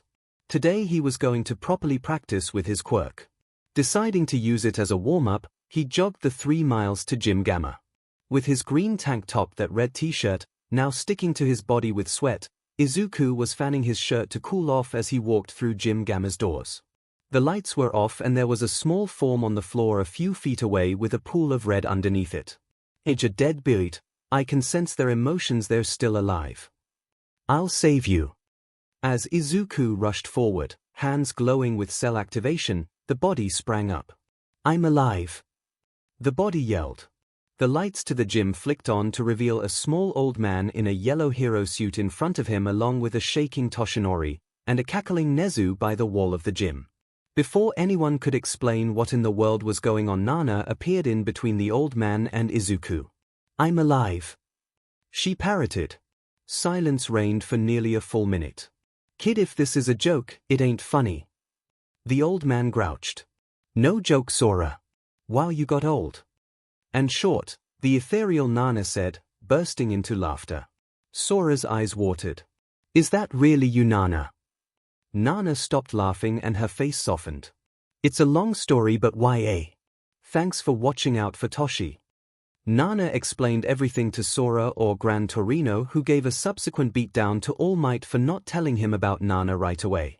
That's how Izuku learned that this possibly insane old man was the one that had trained All Might. He had immediately produced a notebook and asked for an autograph. Nezu had asked to borrow the notebook, and after reading the entire thing in less than 10 seconds he declared Izuku his pupil and told him to show up tomorrow morning for personal lessons on analysis. That had been enough for everyone to look at Izuku as if he was diagnosed as terminal. While they were finishing talking, Izuku was checking out the rest of the gym, which was now full of floor-to-ceiling concrete pillars about 10 feet apart from each other. All right, kid, fire off one for all at me, Gran Torino said all too casually. Izuku turned to look at him like he had grown a second head. What?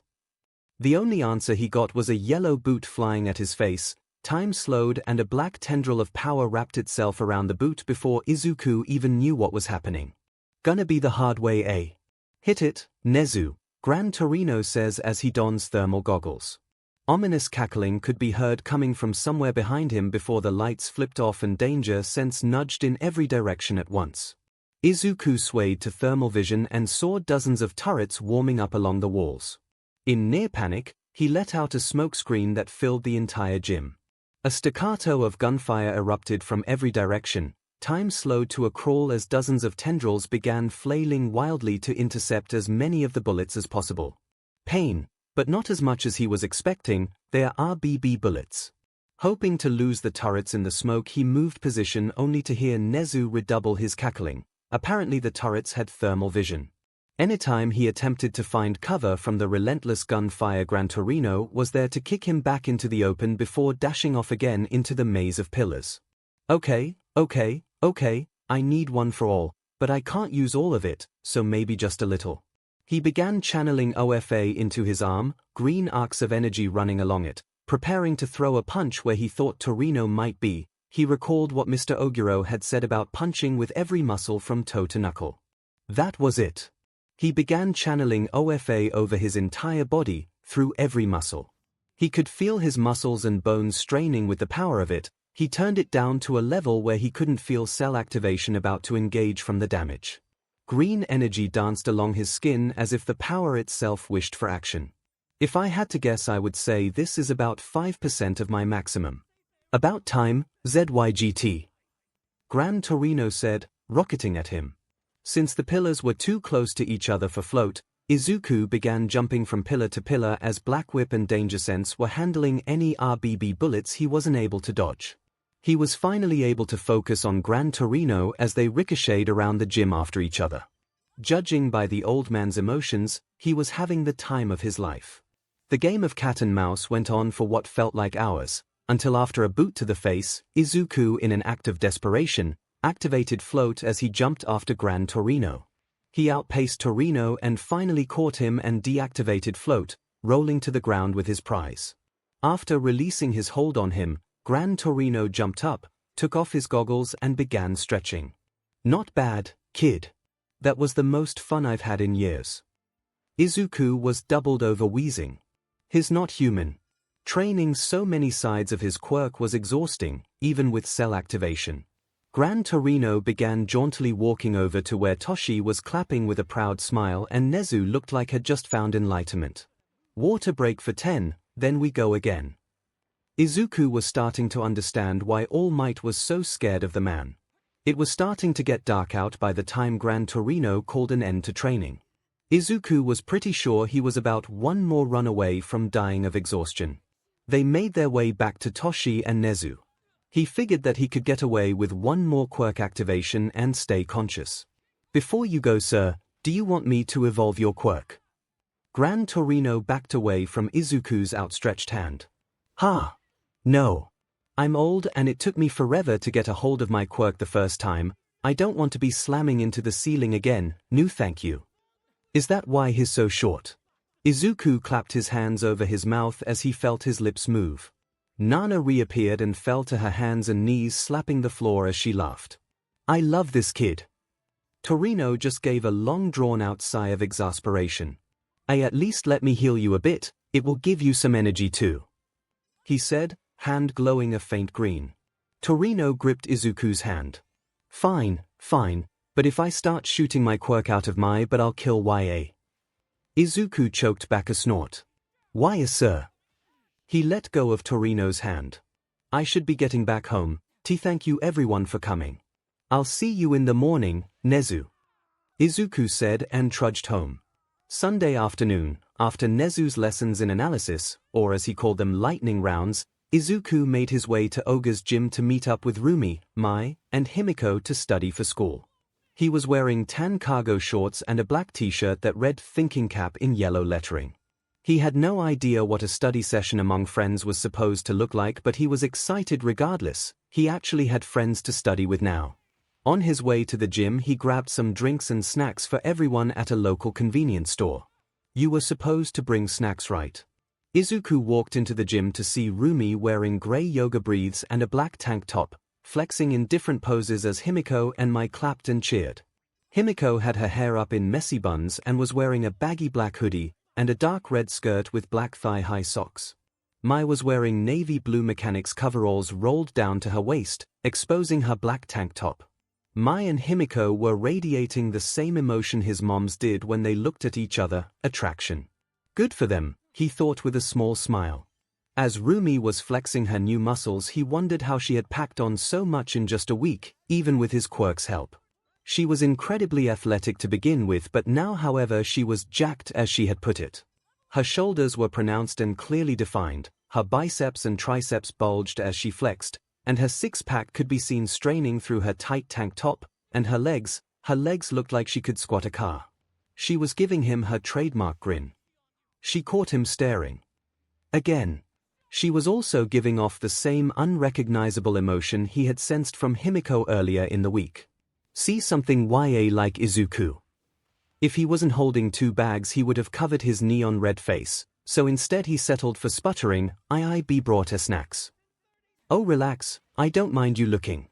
Got to say though, when you said your Quirk helped build muscle, I didn't think it would help me gain 50 pounds in a week. It's weird, I should be even bigger, but I think I just got more dense." She paused a moment, then pointed a finger at him. "If you laugh, I'll kick you." 50 pounds. Even with cell activation, that seems like too much to be possible. He scrunched his eyebrows together in thought. "Do you not realize that you evolved her Quirk?" Nana's distinctive voice said in his head. Izuku almost dropped the bags of snacks in surprise. "I did." "Wait, you can talk in my head." "Do," was the only response he got. I think I evolved your Quirk by accident." "Please don't tell Anyoni," he scrambled out. All 3 girls let out a collective what? Confusion crossed Himiko's face. "So your Quirk can let you sense people's emotions, heal, and evolve Quirks?" she asked incredulously. Mai grabbed him by the shoulders and shook him. "What am I feeling right now?" It was that same unrecognizable feeling again. He just shrugged his shoulders, face red from her proximity. "I don't know either, sorry." Rumi looked at Himiko with a raised eyebrow. "How do you know he can heal?" Himiko's eyes widened slightly at her mistake, and Izuku sensed her nerves. "I saw you guys fighting in the alley, I wanted to help, but I was scared." "But Izuku, how can your Quirk do so much?" Izuku could sense she was lying about being scared, but why lie about that? Izuku extricated himself from Mai's shaking and set his bags down. "You know dual Quirks?" "Well, it's kind of like that, but instead of having 2 sides, my stockpiler manifests its energy in 8 sides." "What the F? Dang, Izuku. I'll make all your babies." Everyone save for Rumi looked at Mai in shock at her forwardness. "Relax, she means support gear, I think," Rumi said with a shrug. Himiko raised an eyebrow. "You said 8, what are the other 5? Izuku sighed. "A strength enhancement I call full cowl, flight, but I like to call it float, prehensile tendrils I call black whip, a smokescreen that comes with thermal vision that I call smokescreen, and the ability to sense potential threats that also increases my perception of time that I call danger sense." "Show me everything," Mai yelled as she shook him by his shoulders again. Rumi apparently saw his reluctance. "This gym is licensed as a Quirk gym, so don't worry about public usage." "Oh, okay, here goes." Mai backed up as he gently lifted off the floor, tendrils lazily extending from his palms, green arcs of energy running over his skin, and finally giving off a small puff of smoke that covered his body. "How many fingers am I holding up?" came Rumi's voice. He didn't need to see her to know she was smirking. Switching to thermal vision, he could see her flipping him off. 1. He deadpanned. Deactivating his Quirk, he dropped back to the ground as the smoke cleared. Wanting to move on from himself, he turned to Himiko. "Himiko, you have a dual Quirk, right? Some kind of minor cap mutation and your transform." She looked a bit surprised actually. "I do. My mom had a tiger mutation Quirk and I've never met my dad. Mom said he had a similar Quirk as me." He could feel the anger and pain she felt when she mentioned her mom.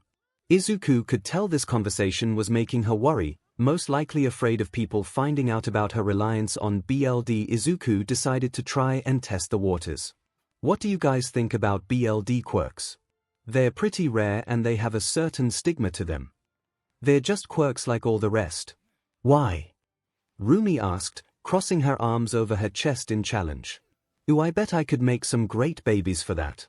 I've never met anyone with one though," Mai said, shoulders slumping. Himiko smiled at him, her pupils blown wide. "Well, you have now, I don't really like to advertise it, but I have to drink BLD to use my quirk. It makes me crave BLD all the time and I tend to get a bit grumpy if I haven't had any in a while. Izuku put his chin in his hand, thinking aloud. Reliance on BLD for quirk usage combined with the traits of a cat, like hunting instinct and agility for example, would make you a perfect predator. Mai got right up in Himiko's personal space, holding out her arm. Ooh, drink mine. I wanted to see. Himiko looked a bit shocked at the offer. You'd give me your BLD, just like that? Rumi threw her arms around Himiko and Izuku's shoulders. We all would, we're your friends, right Izuku? Izuku blushed and smiled brighter than the sun. He had friends. Of course. And I can help recover the lost BLD with my quirk. I think. Himiko's eyes were shimmering with unshed tears and she had a watery smile. Rumi looked at her with a teasing smirk. Are you purring? Himiko playfully swatted her arm off her shoulder, a dusting of red decorating her cheeks. Shut up. Izuku smiled at the scene. They were so adorable together. Just ask us anytime you want BLD, okay Himiko? She nodded and wiped the tears from her eyes. Thanks. He focused his attention on Mai. What's your quirk, Hatsune? I know it's got to be something with your eyes, but I can't figure out what. Call me Mai, you helped me in the alley after all. My quirk isn't very impressive, it's called Zoom. It lets me see really far away or super up close. It also makes my hand-eye coordination better to match my sight though. It helps with working on small things. Mai shrugged dismissively. That's really cool. You could be a great scout-type hero with that, and the hand-eye coordination could make you rival Snipe with guns. All three of you would make such a good hero team. Mai as scout, Overwatch, Himiko as infiltration, and Rumi as the fighter that can size up an opponent in an instant. You guys would be unstoppable. Izuku cheered. At the sudden silence he paid attention to what they were feeling. Rumi seemed to feel proud and simultaneously hesitant. Himiko and Mai both felt happy and disbelief in equal measure. Himiko looked at her palms, eyes unfocused. Me. A hero. Mai pulled her welding goggles over her eyes. But my quirk's weak and I'm weird. Besides, I like making things, I can just do the support course. Rumi was looking down at her clenched fist with a far-off look in her eyes. I have to be strong on my own, I can't be weak again. She said as her ears slumped down. In frustration, Izuku subconsciously summoned full cowl and stomped the floor, leaving a shoe print in the concrete. Yes Himiko, you would make an amazing hero. Mai, your quirk isn't weak and you're not weird. You just think differently and that's my favorite thing about you. You could always just double major and become a support-type hero like Power Loader. Rumi, you are already one of the strongest people I know, and if getting help makes you weak then I'm the weakest of them all. You're all the most amazing people I've ever met and my first real friends, so don't talk like that. Mai had pushed her goggles back up to reveal watery eyes. Everyone was staring at him now, stunned at his outburst. Sorry, I didn't mean to yell. Izuku said, closing his eyes, waiting for the inevitable backlash.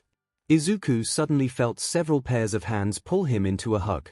He opened his eyes to see all three girls pushed up against him. His face warmed to the point he was sure they could feel the heat. Thanks Izuku. Thanks Runt. You're allowed to touch my goggles. How the F did you not have friends before us? Does it have something to do with your quirk coming in late? Rumi asked as she squeezed a little harder. Izuku looked away from her questioning gaze. Why, well, I was misdiagnosed as quirkless and well, have you heard of Aldera? That quirk is school district that got shut down. You mean you went there? Mutation hate is bad enough, I can't imagine what you went through. Rumi said as she pulled him in closer. It was that blonde but from 10 years ago wasn't it? Himiko asked, voice dangerously low. Tears came unbidden to his eyes as he nodded. Who? Mai asked, starting to get lost. Himiko snarled as her eyes narrowed. A bully. Izuku and I went to the same elementary school and the day my quirk came in, this blonde but called me a villain and tried to attack me but Izuku saved me. He's been bullying you all this time hasn't he? Another nod. Ima cut him. I'll kick the SHT out of him. I'll blow him up.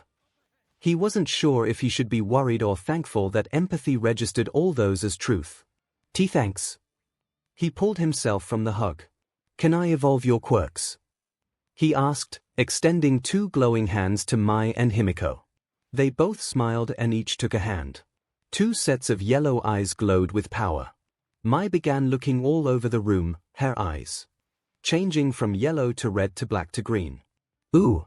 I can see in thermal, X-ray, and night vision. I'm going to make so many babies. She pulled him into a crushing hug, lifting him off his feet. Thanks Izuku. Rumi held out her arm to 𝐼𝐼𝐾𝐽. You need BLD, right? Go ahead. 𝐼𝐼𝐾𝐽's smile was full of teeth as she took the offered arm. I can make my saliva produce an anesthetic, so this shouldn't hurt, and don't worry about diseases, my quirk takes care of that. She let her chin-length tongue out of her mouth and liked a spot on Rumi's forearm before biting down. After a few seconds 𝐼𝐼𝐾𝐽 unattached and liked off the remaining BLD before smiling up at Rumi. Izuku moved closer and brushed a glowing hand over the bite, healing it. 𝐼𝐼𝐾𝐽 stepped back as grey sludge began covering her. The sludge solidified into a mirrored Rumi wearing 𝐼𝐼𝐾𝐽's clothes. The new Rumi squatted down and jumped all the way up to the vaulted ceiling with little effort and brushed her fingers across it. Izuku had to look away to avoid seeing under her skirt. She landed and hugged the other Rumi tightly. I can use other people's quirks now. You're so strong, Rumi. She pulled back and ran her hands all over her new body. And hot, grey goop began falling off of her to reveal 𝐼𝐼𝐾𝐽 again. She glomped onto Izuku. Thanks Izuku. He felt something sharp poking where her fingers were. Oh. She let go and looked at her hands to reveal pointed black nails where short unpainted nails had been. I have claws now. She bent down, claws extending to 2 inches and dragged them along the concrete, claws cutting through it like warm butter. I'm glad you're happy, but we should probably study. After a collective groan, they went up to Rumi's room to study. Her room was fairly large. It had a beat-up leather couch, an old TV, different types of weights in a corner along with a human-shaped boxing bag, a microwave, mini fridge, kettle, and a lot of Nana's merch. Girls got taste. Nana said inside his head. He could hear her smirking. Wow, this is basically an apartment, it's so nice. 𝐼𝐼𝐾𝐽 said, surprised. It was big, but small even compared to the smaller apartments, and it definitely wasn't very fancy. Something about how surprised 𝐼𝐼𝐾𝐽 was acting bothered him. Is it bigger than where you live with your mom? 𝐼𝐼𝐾𝐽 shrugged. I don't live with my mom anymore, I actually live with my grandma. Our place is about the same size. He could tell she was lying about living with her grandma but telling the truth about not living with her mom, which was concerning. 𝐼𝐼𝐾𝐽, I'm an empath, you can't lie to me, remember? You don't have to tell me everything if you don't want to, but please answer me this. Are you safe where you're living? 𝐼𝐼𝐾𝐽's eyes widened, not expecting to be caught. I'm safe where I'm living, she said, careful of her wording. Rumi put a hand on her shoulder. Come to us if that changes. 𝐻𝐼𝐾𝐽. Mai yelled, throwing a fist into the air. Izuku gave her a megawatt smile. Good, I don't want to lose you again. After a few hours of studying, they decided to watch a movie before everyone went home. 𝐼𝐼𝐾𝐽 wanted to watch a horror movie, Mai wanted sci-fi, while Rumi wanted anything with fighting.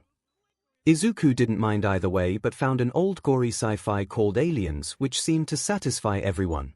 Izuku was sitting on the far left of the couch next to 𝐼𝐼𝐾𝐽 and Rumi was sitting on the opposite end next to Mai. Partway through the movie, while they were eating the snacks that Izuku had brought, 𝐼𝐼𝐾𝐽 turned to him, apprehension rolling off of her. Can I have some BLD? She asked with a blush dusting her cheeks. He smiled at her reticence. Of course. Her pupils blew wide until they were only black-rimmed with yellow. Thanks Izuku, tap me if you get lightheaded. He was about to offer her his arm like Rumi had when he felt a tongue graze his neck just above his clavicle, then he felt soft lips and heard the faint sound of skiing. He looked down to see 𝐼𝐼𝐾𝐽, eyes closed, lips connected to his neck but no pain. And he could both feel and hear her purring. He blushed so hard he could hear her suction increase. After a few minutes and still not feeling lightheaded, she stopped skiing and with a pop, she disconnected, then liked the BLD away. The 4 fang marks healed over almost immediately, leaving a scar that would fade. She looked up at him with joy written on her features, a wide-fanged smile, and BLD on her lips. "My hero," she said sleepily.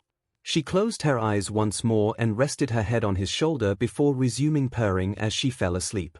After a minute of fighting down his blush and something, he looked over to where Rumi and Mai were to see if they had seen the whole thing.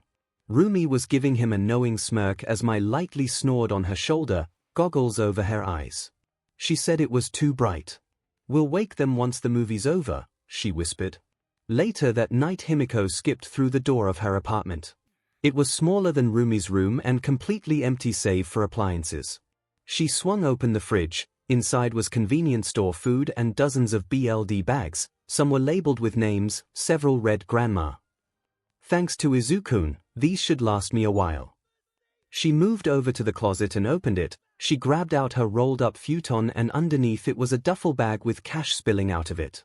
"All this should last until 3rd year. I should send a thank you letter to those idiot gangs in Camino," she said, laughing to herself. She rolled out her futon and stepped before laying down. She reached for the ceiling and flexed her fingers, claws extending. She smiled wide, admiring them. "So pretty. Izuku-kun really is the best. Rumi and Mai are pretty cute too though," she said as her other hand traveled down her body lower and lower. A week after their first study session together, Izuku, Rumi, and 𝐒𝐿𝐼 were on their way to Mai's place to check on her and study there instead since she wasn't answering her phone. 𝐒𝐿𝐼 bumped shoulders with Rumi. "So how do you know where Mai lives?" Rumi grinned at the shorter girl, but kept their shoulders connected. "I've known Mai for a while now. This isn't the first time I've had to check on her. She's probably just hyper-fixated on something." Izuku felt warm at the sight of the two girls so comfortable around each other. "Does she do this often?" Rumi shrugged before grabbing him by the arm and pulling him closer, his shoulder connecting now too as they walked. "I guess. She gets tunnel vision sometimes when it comes to her special interests." 𝐒𝐿𝐼 looked up at Rumi and scrunched her eyebrows together. "Special interests? Like hobbies?" Rumi seemed a bit reluctant but answered with uncharacteristic seriousness. "Kind of. It's not my place to say, but Mai trusts you too, so I'll tell you. Mai is on the autism spectrum. A special interest is like a hobby, but it's more than that, it's a passion. Like you said before, Izuku, she has a different way of thinking, but that's not all. Social skills for her are a muscle she has to train. For what most do automatically, she has to do manually. I've always been pretty blunt, so she sometimes comes to me when she has questions about something most people would just foot around with." Izuku was smiling bright as the sun at the rabbit girl. "It's no wonder she loves you." He clapped his hands over his mouth when he realized he just outed Mai's internal feelings. Rumi stopped dead in her tracks and grabbed Izuku by his shoulders, staring down at him slightly. "What? How do you know? Are you sure?" Releasing his treacherous mouth, he responded. "I'm an empath, remember? When she looks at you, I can feel your mutual attraction." Rumi yanked him into a crushing hug. "Thank you. Lately she's been asking me about a warm feeling that she's never had before, but I didn't want to just tell her that she's attracted to me." 𝐒𝐿𝐼 shimmied her way into the hug. "Why not?" Rumi extended her arm to include 𝐒𝐿𝐼 too. "Because what if I was wrong? She trusts me and would just believe me. I don't have an empath quirk. What if I told her that I loved her and that she loved me back but I was wrong?" 𝐒𝐿𝐼 began purring and nuzzled her head into Rumi. "Why I know for how tough you are, you're quite the softie." Rumi pulled herself from the hug and pointed accusingly at 𝐒𝐿𝐼. "If you tell anyone, I'll scissor lock your head next time we spar." Lucky, Izuku thought as he focused all his willpower on not blushing. 𝐒𝐿𝐼 grinned full of teeth. "Don't threaten me with a good time." Rumi blushed enough for it to actually be seen through her tan skin and sputtered, Come on," as she began walking again, this time at a faster pace. 𝐒𝐿𝐼 giggled and looped her arm around Izuku's as they followed. They caught up to Rumi as she was knocking on the door of a house that didn't stand out from the others surrounding it except for the loud noises coming from behind it. The door swung open to reveal a woman that looked incredibly similar to Mai, just older and with red dreadlocks instead of pink that were tied into a braid that hung over her shoulder. The woman hugged Rumi immediately, then held her by the shoulders. "Rumi dear. Come to check on my little gremlin, she said affectionately. Hi Ms. Hatsum. Why, we were supposed to have a study session but we couldn't reach her, so we decided to bring it to her. Ms. Hatsum looked past Rumi and noticed Himiko and Izuku. Oh, you must be Izuku and Himiko then. Mai told me so much about you already, I'm so glad she has such good friends now. She elbowed Rumi in the ribs and waggled her eyebrows. Maybe more than friends. We're going to go find Mai now, Rumi said as she headed into the house as Ms. Hatsum cackled in a very Mai-like fashion. The three made their way through the house and into the backyard where a large workshop was. A cacophony of sounds could be heard coming from the structure. Rumi approached the large steel doors with Izuku and Himiko on either side. Danger sense triggered, and before Izuku could react, the metal door blew open in an explosion of smoke. All three were knocked bodily to the ground. There was something soft on top of them. You're all here. Why are you here? Oh, you're comfy. Mai all but screamed in their collective faces. Rumi groaned and held her hands over her ears. Ouch. Hi Mai. We came to study with you. As they all untangled themselves from the heap, Izuku noticed the bags under Mai's eyes. Mai, when was the last time you slept? Mai grinned maniacally and put her hands on her hips. Thursday. Rumi ran a hand down her face. Mai, it's Sunday. Mai didn't drop her grin or pose. Oh. Himiko spoke up with a raised eyebrow. What have you been doing? Mai's eyes glittered. Making babies. Double majoring in support and heroics means I'll get to field test my own babies. I'm making the prototypes for my hero gear. Izuku's eyes glittered to match.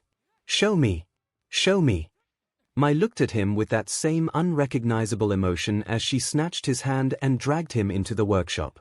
On the workbench was what looked like the beginnings of a suit of armor with a metal backpack attached to it, a wetsuit that seemed to have musculature, and some kind of long rifle. They aren't anywhere near done, but this is going to end up being power armor, a fiber muscle layer, and a sniper rifle, Mai said while flailing her arms wildly. Izuku was amazed. She had made so much progress in only a few days. Wow Mai. You're amazing. They look kind of familiar though, he said, rubbing his chin. I based them off some Warhammer 40k models that me and my dad used to build together before he died, Mai said, trailing off as tears filled her eyes. Rumi was there, wrapping the pinkette into a hug immediately. It's okay Mai, you're right. He would be so proud of you. Mai sniffled. I know, I just wish he was here to build with me again. Himiko grabbed Izuku and together they wrapped Mai up in between all three of them. We'll build with you, just tell us what to do, Himiko said. Mai smiled warmly with her eyes closed. I feel so warm. So with studying forgotten, they helped Mai build until she had finally succumbed to sleep. After Rumi placed the girl in her bed, Izuku used cell activation on Mai's sleeping form to restore her energy until the bags under eyes were gone.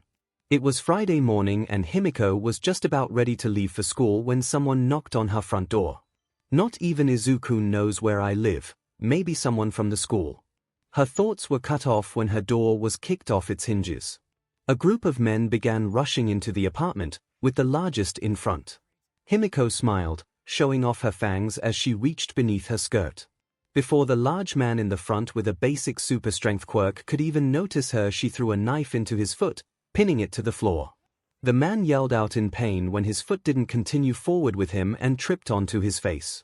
Himiko began throwing knives at the other 5 intruders as they filed in through the open door, hitting them in their knees or feet. Himiko threw her last knife at the first man's other foot as he was beginning to stand again, then disappeared from sight. After several shouts of alarm, she reappeared behind the last to file into her apartment. She slashed at the back of his knees with her fully drawn claws. With the tendons now severed, the man fell to the ground like a sack of screaming potatoes. You came to play, so let's play, she giggled at the 4 men who were still able to stand. Himiko didn't show up to school and nobody could get a hold of her. Realizing nobody actually knew where she lived, they decided to wait at the gym to see if she showed up for training. Izuku, Rumi, and Mai all sat around in tense silence, hoping that Himiko would show up when the front door chimed. They all snapped their heads up to see Himiko in the doorway wearing her school uniform. Her uniform was shredded and barely holding together. It was soaked in blood as she leaned heavily against the door frame. I didn't. Nowhere else to go. 𝐒𝐭𝐼 struggled out between gasps of pain. As 𝐒𝐭𝐼 began sliding down the door frame, Izuku subconsciously activated float and full cowl and shot through the air in time to catch her before she fell. He knelt with 𝐒𝐭𝐼's bleeding form in his arms as his hands began glowing, slowly closing her wounds. There were so many.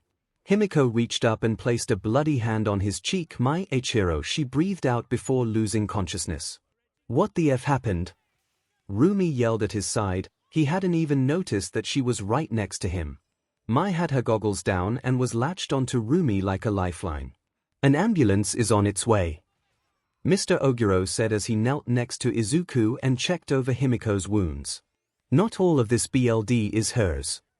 Izuku, Mai, and Rumi were gathered around 𝐒𝐼's hospital bed waiting for her to wake while Mr. Oguro called Mai's mom and Izuku's moms. They had told the doctor that they were her family. She didn't seem to buy it but let them stay anyway. 𝐒𝐼 woke up with 3 sets of hands on her. "Where am I?" she groaned. Izuku, with hands still glowing from cell activation, spoke.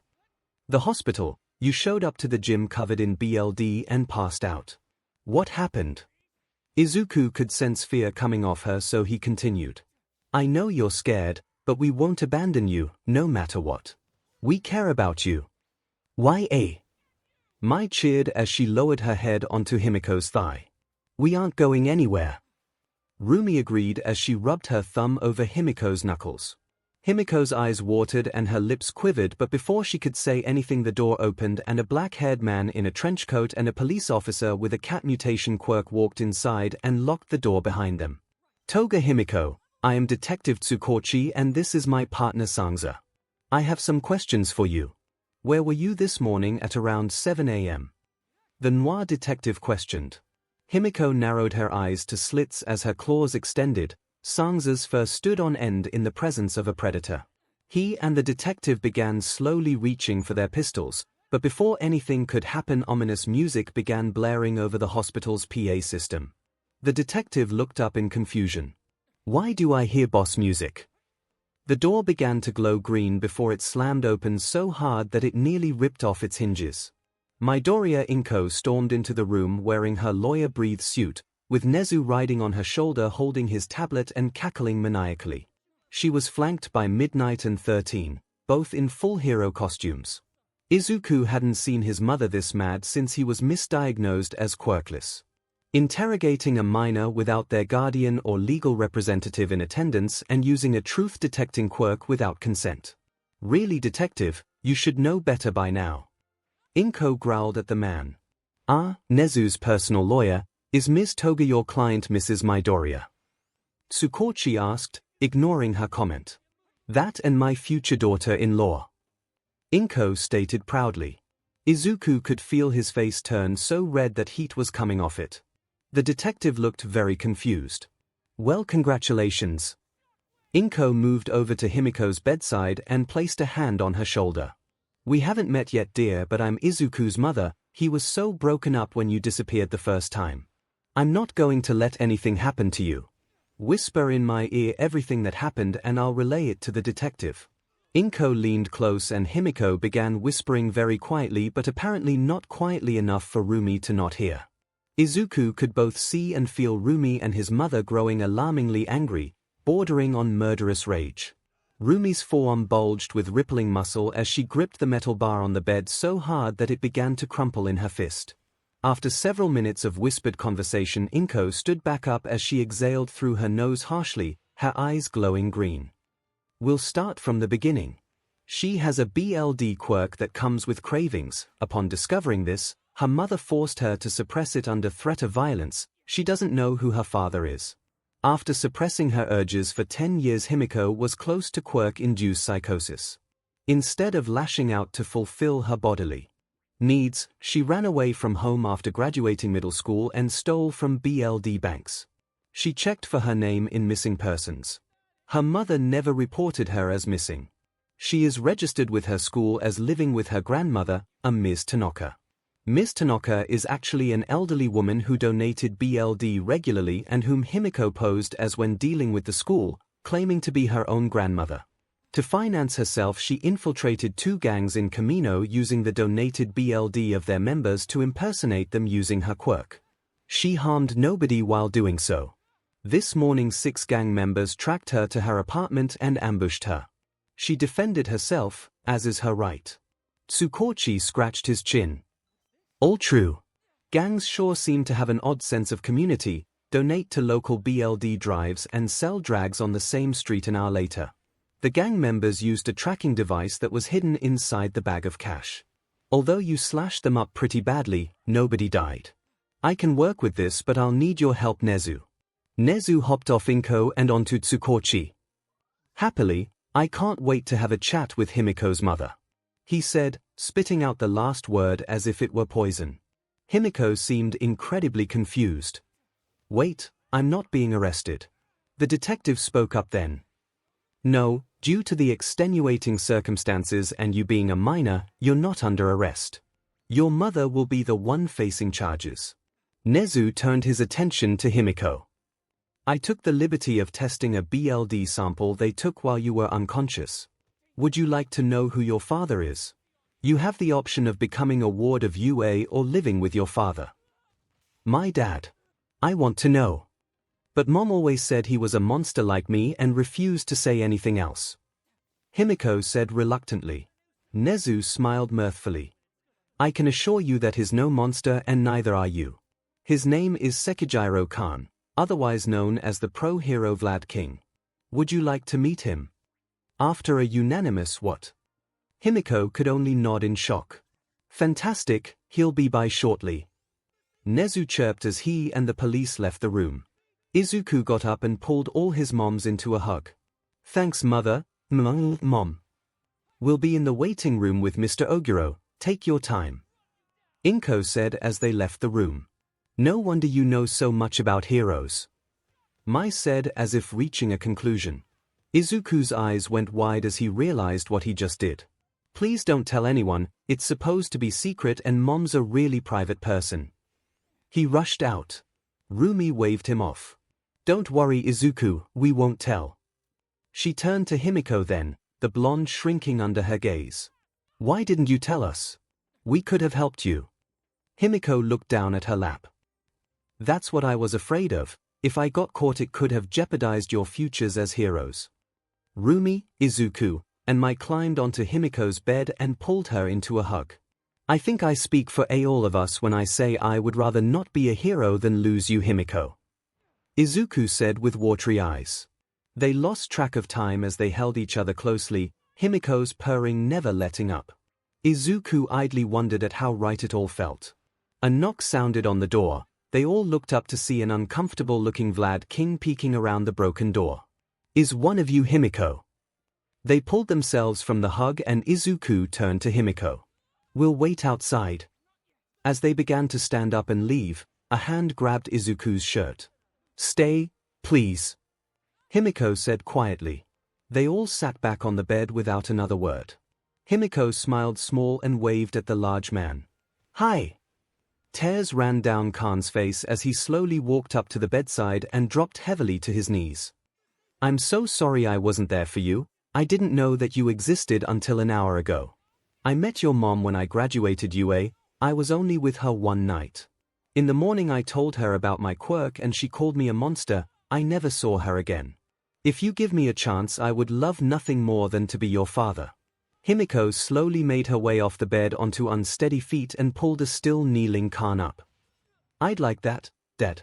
Khan lunged forward and pulled her into a hug. At first Himiko stiffened, but it was so gentle and filled with love for his newly discovered daughter that she melted into the hug and began purring. Since it was Izuku's turn to host study movie night, he was waiting with Himiko at the gates of UA for Rumi and Mai to show up. So you all moved in with your dad? He asked, turning to Himiko. Why, I didn't really have anything to move anyway.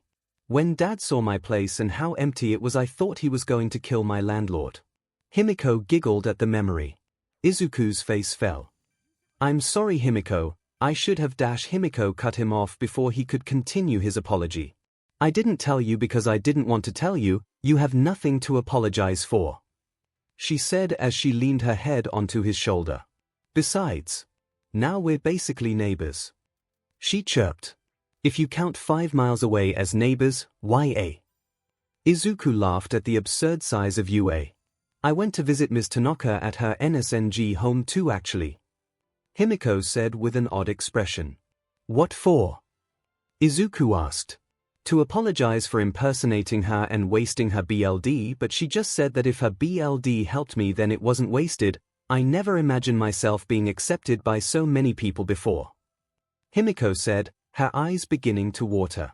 Well, you are, and I'm sure there will be even more to come. You're amazing, Himiko, you would have to be blind not to see it, he said, smiling brightly. Himiko began purring against Izuku's shoulder as 2 figures walked up to the gate, hands brushing against each other's. They are here, Himiko whisper shouted. Izuku smiled at the 2 hey girls. After they let Rumi and Mai inside the gates, they all piled onto a UA golf cart used for transportation on campus grounds. Mai had vehemently insisted on driving. Other than Mai's maniacal laughter and a few close calls with pedestrians, it wasn't too bad. Once they made it to Izuku's house in one piece, they went to Izuku's room to begin studying. His room was full of hero merchandise, predominantly All Might. Once they were done, Rumi and Himiko began speaking at the same time.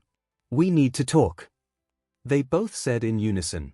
They looked at each other in surprise and seemed to have a conversation with their eyes before nodding. Rumi looked at Izuku. It's hard to believe that you can have an empathy quirk and still be so dense, though I guess it's not entirely your fault. You can sense Mai and I's attraction for each other but can't sense it when it's directed at you. Directed at me? What are yo? Izuku began. Is this about that warm feeling I get when I'm with all of you? Mai screeched. Izuku scrunched up his eyebrows. All of us? I really am dense. I thought you all loved each other, not me too. I couldn't recognize it because it was actually being directed at me for a change. Himiko said, popping the P. She climbed onto Izuku's lap and cupped his cheek. I've loved you forever, Izukun. You've always seen me for who I really am. She held Izuku's head in both hands as she slowly pulled him into a kiss. It was a chaste kiss, but Izuku blushed enough to resemble a strawberry. After a moment's hesitation, he returned the kiss and held her closer, one hand moving to her lower back and the other to the nape of her neck. Himiko but lightly at his lower lip with a fang, a drop of BLD. She purred at the combined taste of Izuku's lips and BLD. After a minute, Himiko broke the kiss, and she turned her focus to Mai and Rumi. I haven't known either of you very long, but you both became such big parts of my life and accepted me too. I love both of you too. Mai jumped onto Rumi where she was standing, holding on like a koala. I love you. She whipped her head over to Himiko and Izuku, eyes manic. I love all of you. Rumi held onto her passenger with little effort. She looked down at Mai's manic face. I've loved you for a while now, Mai. I'm sorry it took me this long to tell you. She leaned down and kissed her. Mai froze at first, eyes wide, but after a couple seconds she melted into the kiss and hummed. After a few seconds, Rumi broke the kiss and looked at a blushing Izuku and a grinning Himiko. I love all of you. Izuku couldn't believe what was happening. Was he asleep? The 3 most amazing women he'd ever met just confessed to him. He realized they were waiting for him to say something. Now that Izuku could recognize the feeling, it was almost overwhelming how much love he could feel coming from the 3 girls. It seemed to resonate and build with each passing moment. Himiko, I've thought about you every day for 10 years. Falling in love with you was the easiest thing I've ever done. It just felt so natural. You're so strong despite what you've been through. You know what you want and you go for it. Rumi, I love how blunt and protective you are of those you care about. You live your life with no regrets and I love you for that. Mai, I love your energy and passion, and you are one of the smartest people I've ever met. I love you. If you'll have me and you're all open to it, would you all become Mai and each other's girlfriends? Like your moms? Rumi asked. Why? It's called polyamory. There are a lot of versions of it and each relationship within a polycule is different, but that's what makes it special. I would like us to all be dating each other. But before you answer, I have something to tell you that might affect your decision, but you have to promise to keep it a secret first. He explained. After they all promised and empathy registered all answers as truth, he told them the story of one for all for one, and how he came to have the quirk. That's a lot to take in, but I won't let you bear the world on your shoulders alone. I'm with you all the way. 𝐼𝐻𝐼𝐻 said resolutely. This is a fight you won't fight alone. I won't let you runt. Rumi said with her trademark smirk. With my babies, we'll be unstoppable. Mai cheered, still clinging to Rumi. Thank you, Izuku said with a watery smile.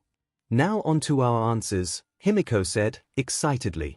I don't know how to be in a relationship, but as long as you're patient with me and we can take it slow, I want to try. Mai said from her perch on Rumi. We can go as slow as you want, Mai, and I'm obviously in. Rumi said as she carried Mai over to the couch and sat down next to Izuku with Mai now in her lap. Though it was more accurate to say that she flopped onto the couch. At the questioning looks from the others, Rumi explained with a sigh. It's a rabbit thing, it means I trust you and that I'm content. Izuku, Mai, and 𝐼𝐻𝐼𝐻 all cooed at her explanation. I've never imagined being loved back by anyone, let alone 3 people. I'm all for it. 𝐼𝐻𝐼𝐻 said as she leaned into Mai. Mai turned to the blonde and pulled her into a small kiss while 𝐼𝐻𝐼𝐻 ran her hands through Mai's hair and purred. Oh, that feels nice. Mai said after they broke apart. 𝐼𝐻𝐼𝐻 guided Mai off of Rumi's lap and onto Izuku's before plopping onto Rumi's. The two pulled each other into a deep, searing kiss with tongues fighting for demerits. 𝐼𝐻𝐼𝐻 rubbed the base of one of Rumi's long ears with one hand, causing a mm to escape the rabbit girl's mouth and her foot to begin tapping against the ground. 𝐼𝐻𝐼𝐻 purred at the reaction. 𝐼𝐻𝐼𝐻 came up for air first. Did you like that? Rumi blushed. I can't help it any more than you can help your purring, she teased back as her nose scrunched. Izuku and Mai were both watching with red faces. You can go at your own pace, Mai, I want to take things slow too. Izuku reassured the pinkette. Mai turned to look down at Izuku with love radiating off of her. Thanks, Izuku. She leaned down slowly and gave him a quick chaste kiss as he cupped her cheek, her leaning into the contact. Perfect. She cooed. Izuku looked over to Rumi, who was looking at him too. She leaned closer and Izuku met her halfway. Their lips met roughly, though still chaste. A creak from his bedroom door caused Rumi to WHP her head to the noise, followed by everyone else. Peeking through the doorway were all 3 of Izuku's moms with tears in their eyes. Oh no! Izuku whispered in horror. We're going to have so many grandbabies. 𝐼𝐻𝐼𝐻 and Nemurai shouted in unison as Anan wore an apologetic expression. 3 years later, it was the day of the entrance exams at long last. After Izuku and 𝐼𝐻𝐼𝐻 met Rumi and Mai at the train station, all 4 began the walk to UA. All were wearing their school uniforms and had a backpack containing supplies for the written test and gym clothes for the practical. Izuku was watching the news coverage about a fight between a villain with a muscle augmentation quirk and the water hoses. The heroes had died and left behind a son that was only 4 years old. It was such a waste, a child-made orphan and an amazing quirk in the hands of a monster. It wasn't uncommon for heroes to die in the field, but it usually didn't happen on live TV in broad daylight. The worst villains were usually behind closed doors. Izuku was brought out of his solemn mood with an elbow to the ribs. So what's it like still being shorter than me? Rumi asked Izuku, giving him a challenging grin.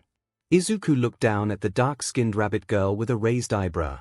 I'm 6 feet 6 inches, you're 6 feet 2 inches, your ears don't count. Over the course of the last 3 years, Izuku and Rumi had both shot up in height. Izuku was as tall as Endeavor now, but not as bulky. Their muscles were built for movement and strength, not size. Every muscle was toned and lean, striations visible in every movement, like a wild animal pressed against the bars of its cage. Rumi punched him in the shoulder. They are part of my body, they count. Izuku sighed in defeat. Fine, you're an Amazonian goddess. Happy. Rumi stood on her toes and pecked him on the cheek. Very. Do you think your growth spurts had something to do with your quirks? Mai asked from Rumi's side where she was holding her hand as they walked. Izuku cupped his chin. Maybe, Cell activation basically supercharges everything else, so it makes sense, and Rumi's quirk evolution was mostly physical, so it would make sense that it would affect her height too. Hey Mai, did you get all your gear approved for the practical? Himiko asked from where she was clinging on to Izuku's arm as he began muttering to himself. YA. Apparently, since I'm double majoring, I can bring almost anything as long as I've made it myself. Mai responded enthusiastically as ever. Okay, good. It's a good thing Izuku's mom's got you training with Snipe, we owe them a gift basket or something. Himiko said with a smile at the thought of how supportive the Mamadorias had been. Izuku snapped out of his theory crafting mutter spree. That reminds me. He pulled his backpack off and began digging through it. I've got snacks for after the written exam. Don't want to go into the practical hungry after all. Some carrots for Rumi, a pomegranate for Himiko, and a chocolate bar for Mai.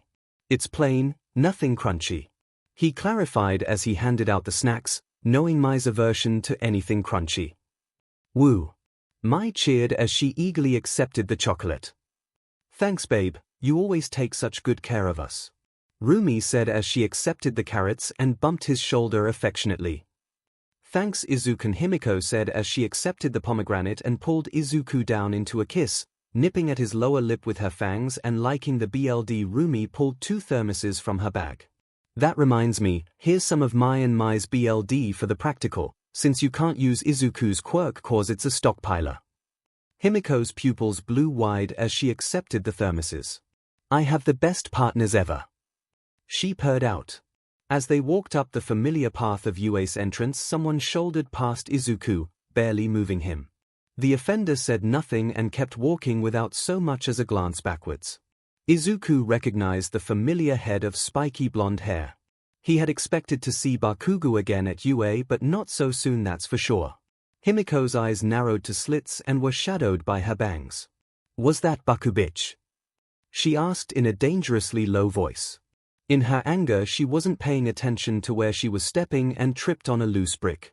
Izuku went to catch her but stopped when he noticed her floating horizontally and a girl with a bob of chin-length auburn hair with her hand outstretched, touching Himiko's shoulder. The girl was about 5 feet 1 inch and had a round face with a small blush. Izuku felt Himiko's emotions spike, too many and too fast to register what they were. Himiko's eyes went wide in recognition. Still facing the ground and unable to see her benefactor, Himiko asked quietly with hope evident in her voice. Ocha. The brunette gave a sharp intake of air. Himi. Ocha helped Himiko into an upright position before whispering release under her breath and returning the blonde's gravity. The two stared at each other in silence as if the rest of the world had fallen away. Izuku could sense so much relief coming off the two, and affection. Tears pricked at both girls' eyes and they pulled each other into a desperate hug. YA disappeared. I thought I'd never see YA again. Was it because I beat up those guys fur picking on Zoo? The brunette asked with a distinct Kansai accent and a waver in her voice as she brushed her thumb over the scar going through Himiko's left eyebrow that she had gotten when she was ambushed. That's when it clicked for Izuku. Himiko had told him, Rumi, and Mai about the day she ran away. It was the day of her middle school graduation. Some bullies were picking on a girl with a frog quirk and Himiko's friend Okiko had stepped in and beat down the bullies, but got pretty blooded up and bruised for her efforts. Himiko said that was when she knew she had to run away or she would end up hurting her friend. Her cravings for BLD had reached a boiling point. She chose to run away rather than harm her first crush. Himiko nuzzled her head deeper into the crook of Okiko's neck and gave a muffled reply. No Ocha, it's a long story but I promise to tell you everything. You must be Himiko, Ribbit, said a croaking voice from a nearby girl with an obvious frog quirk. She was short. 5 feet tall at most. She had long, green hair that went down to the small of her back and was tied in a large bow. Her face wasn't very expressive, but had large eyes and an angular, upturned mouth. Izuku could feel the girl's unease despite her expressionless face. Okiko pulled herself from the hug blushing slightly more than what seemed to be usual. How rude of me. I'm Uraraka Okiko and this is my girlfriend Asui Tsuyu. Okiko gestured to the frog girl. Izuku registered a lot of conflicting emotions in Himiko then. They would likely have to talk about this later. Call me 𝐒𝐻𝐲 𝐔𝐻𝐝 has told me a lot about you, Himiko. 𝐒 said near impassively, but Izuku could feel her worry. She has? Himiko asked with disbelief before gesturing to Izuku, Rumi, and Mai. These are my partners. The giant one is Midoriya Izuku, the Amazon bunny is Oguro Rumi, and the pink gremlin is Hatsu Mai. Apparently it was 𝐒𝐿's turn to feel the same conflicting emotions.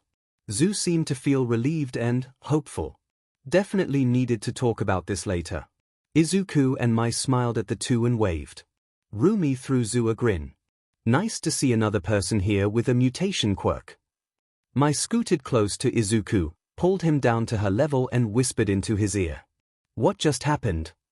She asked, knowing Izuku would explain the nuances of the interaction well thanks to empathy. We'll all talk about it later, but don't worry about it, okay? He whispered back. Mai nodded and kissed his cheek before pulling away smiling. The bell rang then and everyone went wide-eyed. Himiko quickly exchanged numbers with 𝐒𝐿 before they all but ran into the building to take the written exam.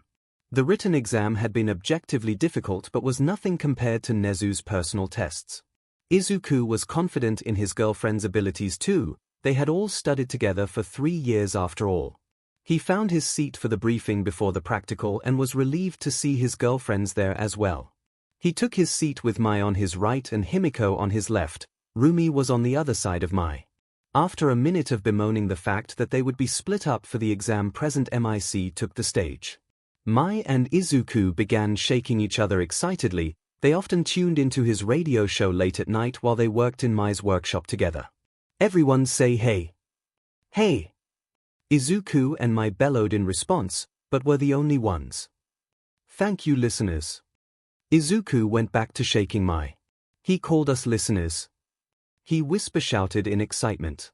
As President MIC began to go over what to expect in the practical, Izuku and Mai were frantically whispering to each other and reading over every detail in the provided packet while Rumi and Himiko listened to them and presently a voice a few rows from behind them yelled. A spotlight lit up a tall, well-muscled boy with neat, blue hair. Yes, little listener? MIC asked, giving the boy the metaphorical stage. You mentioned 3 types of faux villains but the packet clearly labels 4. If this is a typo then UA should be ashamed. The bespectacled boy pushed up his glasses and pointed at Izuku. And you TWO with the messy hair and dreadlocks, you two have been whispering to each other this entire time. If you aren't going to take this seriously, then you should leave immediately. Himiko showed her teeth at the boy, not in a smile but in a way a predator might bare its teeth at prey. Rumi stood up, chair clattering to the floor as she pointed at the blue-haired boy.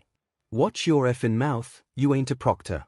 Besides, don't YA know better than to ask questions before the lecture is finished. The boy sputtered while cranking his arm in a very robotic fashion before bowing to present MIC in apology for interrupting. So much spirit. MIC yelled before going on to explain the 0-pointer. Izuku stood amongst a group of other examinees outside of Mock City Beta. He was wearing black gym shorts and a green t-shirt that read hat in black lettering. He noticed 𝐒𝐿 attempting some breathing exercises to calm herself down from what he could tell was nearing a panic attack. He reached out with empathy and pushed calm confidence into her. She spun around and looked at him bewildered but smiled anyway. Before he could go talk to her, a hand gripped his shoulder. In a flash of movement he acted on instinct and grabbed the offending appendage and put it into a wrist lock as he spun on his heel and reared back his fist. He was greeted with the shocked expression of the blue-haired boy from the briefing. He released the boy's wrist. You shouldn't just grab people like that, you could trigger someone. Izuku said in warning. If the boy had done that to Himiko, she would have gutted the poor boy before he could have even reacted. As the blue-haired boy began sputtering something that sounded like the beginnings of an apology, danger sense flared and President MIC yelled, 𝐔𝐬. After so many spars with Mr. Oguro and brutal training sessions with Gran Torino, Izuku reacted with muscle memory. He activated float and rocketed off, flying over the stunned crowd and the still opening gate into the mock city. He saw the robots that had triggered his danger sense rolling down the main street towards the gate. A shockwave buffeted the street as he broke the sound barrier as he flew just over the robots. They began to aim upwards as he let Black WHP lash out, wrapping around each and dragging them along the street as he went. He reached the end of the main street and released Black WHP as he turned around to survey what he had done. There was an assortment of 24 1, 2, and 3 pointers piled in a twisted heap beneath him. The exam participants were just now clearing the gate and staring at his floating form with wide eyes. In the observation room, the staff of UA were staring slack-jawed at the monitors showing Izuku. Well, most were. "That's our boy." Midnight cheered as she jumped onto 13's lap and squeezed their puffy spacesuit in a hug. "He certainly knows how to make an entrance." All Might in his thin form agreed. No longer did he look like a walking skeleton in a suit, he was thin but not grotesquely so, his black sclera had even returned to white. Such a feat was only possible with Recover Girl's evolved quirk that now was capable of curing diseases and nullifying poisons. Snipes sat forward and pointed at a separate monitor. "That ain't all, my lil protege is kickin' butt too. I swear she's the second coming of Lady Nagant." The monitor showed someone flying high above a mock city in a winged suit of armor holding a rifle. The feed on the monitor was too far away to get a very good look at the armor or rifle, but a separate feed showed robot after robot crashing to the ground unmoving with a single hole through each of their carapaces. "Was her support gear cleared?" 𝐒𝐿mentos asked. "Why, I cleared it myself, she even has all of it patented already." Power Loader responded. Vlad King stood up and pointed to another screen. "Forget them, look at my precious baby girl go." On the monitor feed, Himiko was smiling wide and ripping through machines with her claws faster than they could track her movements. After using her claws to climb the face of a building, she morphed into Mai and wrapped her arms around her own midsection in a quick hug while she surveyed the area. She then morphed into Rumi and ran her hands over the sides of her face lovingly before she leaped from the building towards a grouping of robots. "It appears Rumi is having fun as well," 13 commented. On another monitor, Rumi was bounding down streets almost too fast for the cameras to follow, leaving cracked asphalt and a wheezing midget with purple ball for hair in her wake. She slammed into the side of a building, almost collapsing the concrete wall, and used it as a springboard to launch herself headlong into a group of robots that had surrounded a few overwhelmed examinees. She ripped through the robots like tissue paper with her lightning-fast kicks. "How's your boy doing, Aizawa?" Nezu chirped. "About as well as you'd expect against this irrational exam. He should have taken the recommended exam like I suggested." Eraserhead groused. On the monitor that was occupying his attention showed a indigo-haired boy struggling to wield a broken piece of robot as a weapon. Izuku landed next to the boy and grabbed a nearby piece of metal, formed black claws and carved the piece of metal into a sword before handing it to the bewildered purple-haired boy and flying off. Aizawa hid his smile under his capture scarf. He couldn't be biased as a teacher, but as a father he was glad the Midoriya boy had helped Shinso. Power Loader held his thumb over a large red button on a control panel. "It's almost time." Izuku had given up on trying to count his points shortly after the start. He just decided to treat this exam as seriously as possible and do everything he could as if real lives were at stake. He was flying above the buildings as he surveyed the area with thermal vision for any robots or people that needed help. He saw a girl climbing on the back of a three-pointer and a boy with his hands held behind his head in a ridiculous pose as he shot a laser beam through a one-pointer like it was held together with gum. The boy then turned his attention to the three-pointer that the girl was still climbing around on. With thermal vision still active, he could see the boy's stomach begin to heat up, preparing to fire another laser. He must not see the girl. Izuku yelled inside his mind. Izuku flew down in a flash and snatched the girl off the back of the three-pointer in a princess carry just as it exploded. Izuku turned to the surprised boy. "Watch where you're shooting, you almost hit her." He turned back to check on the girl still in his arms. He looked down and saw the thermal image of a girl with hair and eyes that both fluctuated with heat in an appealing pattern. She was also naked. He blushed so hard he thought he could hear a tea kettle somewhere as he let her down while averting his eyes. Her clothes must have gotten damaged at some point. He thought as he pulled off his shirt and handed it to the girl while still averting his eyes. Sorry, I didn't mean to look. Here, it should be big enough to cover you up, and don't worry about giving it back," he said quickly. The girl let out an eep before grabbing the dress-sized shirt. You can see me? She asked in disbelief. Of course I can see her, how could I not? He thought before switching off thermal vision. Before he could turn back to the girl, a thundering crash sounded as buildings collapsed and a massive metal hand gripped the nearby building. That must be the 0-pointer, we should get out of here. Izuku said and was about to fly off before he heard something. Ouch! Came a pained whisper from down the street. He looked to see 𝐒𝐿𝐼 laying face down with debris pinning her legs, and the 0-pointer launching a bus-sized fist at her prone form. Before he even realized what he was doing, he charged full cowl up to his maximum of 25% and launched down the street towards 𝐒𝐿𝐼. Time slowed as danger sense triggered and he barely made it in time as he caught the fist, his feet cracking the asphalt from the force. His muscles bulged, he was barely able to keep the fist at bay as he held it with outstretched arms.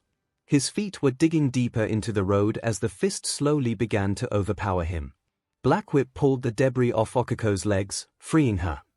Run. Uraraka. He grunted out above her. I think my leg is broken. 𝐒𝐿𝐼 said in defeat. Well he cursed internally, he was pretty sure Rumi was a bad influence on him. I could use my Black Whip talons to carve through the inside of the robot, but it wouldn't be fast enough to save 𝐒𝐿𝐼. I could go past my limit and throw a 100% punch, but there's no guarantee it'll work with only one punch, and I'm pretty sure it'll break my bones and leave me unable to throw a second. There has to be something. He rapidly thought of his options as time was still slowed. His mind flashed back to the news report that morning. He remembered the way that villain's Quirk made muscles grow over the top of his skin, making him much stronger than normal. As he had the thought, Black Whip responded subconsciously. Hundreds of small tendrils began snaking down his body in a mimicry of the muscles beneath, each strand of Black Whip WHP mimicking a skeletal muscle structure. After a few slowed seconds, Black Whip now encased his body in a single, thin layer of black muscles. The foam muscle ended at his ankles, wrists, and base of his skull. He could feel the weight of the monstrous fist lessen and the Black Whip muscles bulge in sync with his own. He went past his limit of 25% all the way to 100%. He threw the fist back and to the side, resulting in the 0-pointer stumbling forward from the loss of support. As it began falling towards him, he launched upwards with float and uppercut the monstrosity with everything he had. Fist connected against metal, his knuckles exploded open as metal crumpled. The robot's head snapped back in a deafening boom as it began falling backwards and exploding internally. With the threat dealt with, he descended back to the ground and let Black Whip go. When the foam muscles retreated, he saw that his right arm was purple, then the pain registered. He definitely broke every bone in his arm, but at least they hadn't shattered. Guess 100% is still too much. He thought as he kneeled next to 𝐒𝐿𝐼. As his arm very slowly began healing from cell activation, he reached out with his uninjured hand and laid it on 𝐒𝐿𝐼's purple ankle as it began to glow green. This won't heal your leg entirely, but it'll make it feel better in the meantime. Izuku said, not noticing the girl's wide-open mouth as she stared at his bare chest. You were so cool. It was all BM then kaboom. 𝐒𝐿𝐼 cheered while gesticulating with her hands wildly. Izuku went to ruffle his hair in embarrassment but winced when he tried to move his still very broken right arm. You're hurt. 𝐒𝐿𝐼 screeched. Make way, make way. A familiar voice said. Recovery Girl made her way through the crowd of gathered onlookers, swatting with her cane at anyone that took too long to move. Honestly, these tests get more dangerous every year, I swear.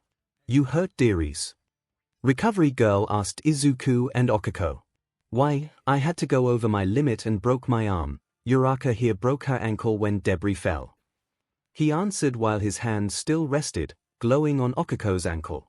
Don't make it a habit or I'll tell your moms, young man. Chiyo warned as she gave a quick smooch on Izuku's arm and 𝐒𝐿𝐼's ankle, healing them immediately. Izuku knew that Recovery Girl's quirk sapped the energy of those she used it on, but thanks to cell activation he barely even registered it. 𝐒𝐿𝐼 looked like she was about to fall asleep though, so he kept cell activation active on her to restore her energy. Why isn't? Izuku responded, nodding rapidly as his curls bounced. Whoa, I felt so tired at first but now I feel great. Was that your quirk? You can do so many cool things. 𝐒𝐭𝐻𝐲 said excitedly as she stood up and got very close, smiling so bright he had to squint. He blushed and ruffled his hair. Thanks Uraraka. Call me 𝐒𝐭𝐻𝐲, you saved my life after all. 𝐒𝐭𝐻𝐲 said, dismissing his formality. He smiled down at the girl.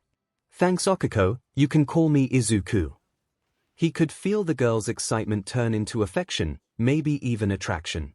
Before he had time to think about that, some floating gym clothes jogged up to him and handed him the t-shirt he had given away. You can have this back now, I'm 𝐔𝐸𝐽 Toru by the way. Toru said animatedly. Thanks, I'm Midoriya Izuku. He said confusedly as he put his shirt back on. He could feel their disappointment as he did so. What happened to the girl that had my shirt, is she okay? He asked, hoping she had found something else to cover up with. That was me, silly. Toru said, waving her arms around. What? He thought, flipping thermal vision back on. It was the same gorgeous girl with a bob of hair and eyes that both seemed to shimmer. She looked to have a beauty mark similar to Nana's as well. Is that why you were naked? He all but screeched. Why, I can't turn my invisibility off or make other things invisible, so I have to get naked to be invisible. I never expected someone would be able to see me. What do I look like? She finished quietly. Ethereal. He thought immediately. 𝐒𝐿 and Toru gasped quietly. He slapped his hands over his mouth. Gotta run. Sorry. He said as he ran toward the entrance blushing. Earlier that day, deep within the substructure of the 𝐈 Hasaikai main base of operations, Kendo Rapper wandered. He was looking for Overhaul so he could challenge him again, but had ended up lost in the concrete underground maze. What, am I supposed to carry a map or something? He slammed open a metal door. It was dark inside, so he flipped on the light. SWCH. You in here, Overhaul? No response came. It was then he noticed the steel chair with leather restraints at the center of the room, a small chair, one someone would design with a child in mind. There were specks of dried BLD in the chair's nooks and crannies, as if it was too much of a hassle to clean fully. He took another look around the room and saw 4 massive steel barrels that had a sign hastily slapped onto them that read waste. Against his better judgment he opened one. He immediately gagged and closed the lid. Inside was a soup of what used to be a human. BLD and viscera was not something he was unused to, but he had seen what Overhaul's Quirk did to people. He had even felt what it was like firsthand. It felt like unimaginable pain, as if every cell in your body was crying out in agony, followed by the sweet release of death. No, Kendo Rapper hadn't gagged because of the gore inside the barrel, but because he could make out the pieces of what used to be a child. The teeth was what gave it away. He was about to go find some Yakuza to kill, but he heard something coming from the nearby vent high on the wall. He strained his ears. It was tinny, but he could make out the whimpering of a child trying in vain to muffle their cries. He marched back into the deserted hallway and headed in the direction he heard the crying coming from. He didn't have to travel far to find a door being guarded by one of the underlings. He could hear the crying coming through the metal door behind the man.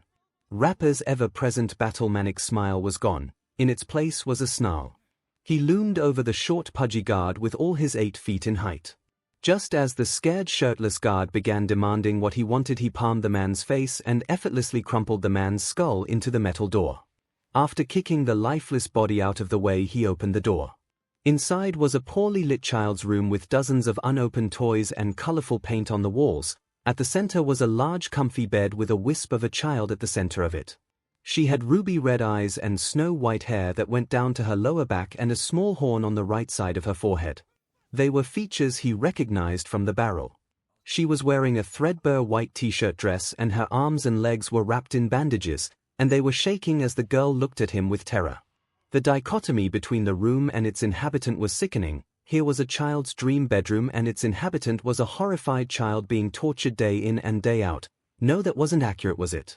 He had felt what it was like for Overhaul to use his quirk on him. It felt like dying. This girl had been dying day in and day out for who knows how long. Well, that stops today. He punched an address into his phone and handed it to the terrified girl that was still bracing for violence. Follow that. Run as fast as you can, I'll distract them. He said, the phone still in his outstretched hand. But you're wearing the bird mask, aren't you, with them?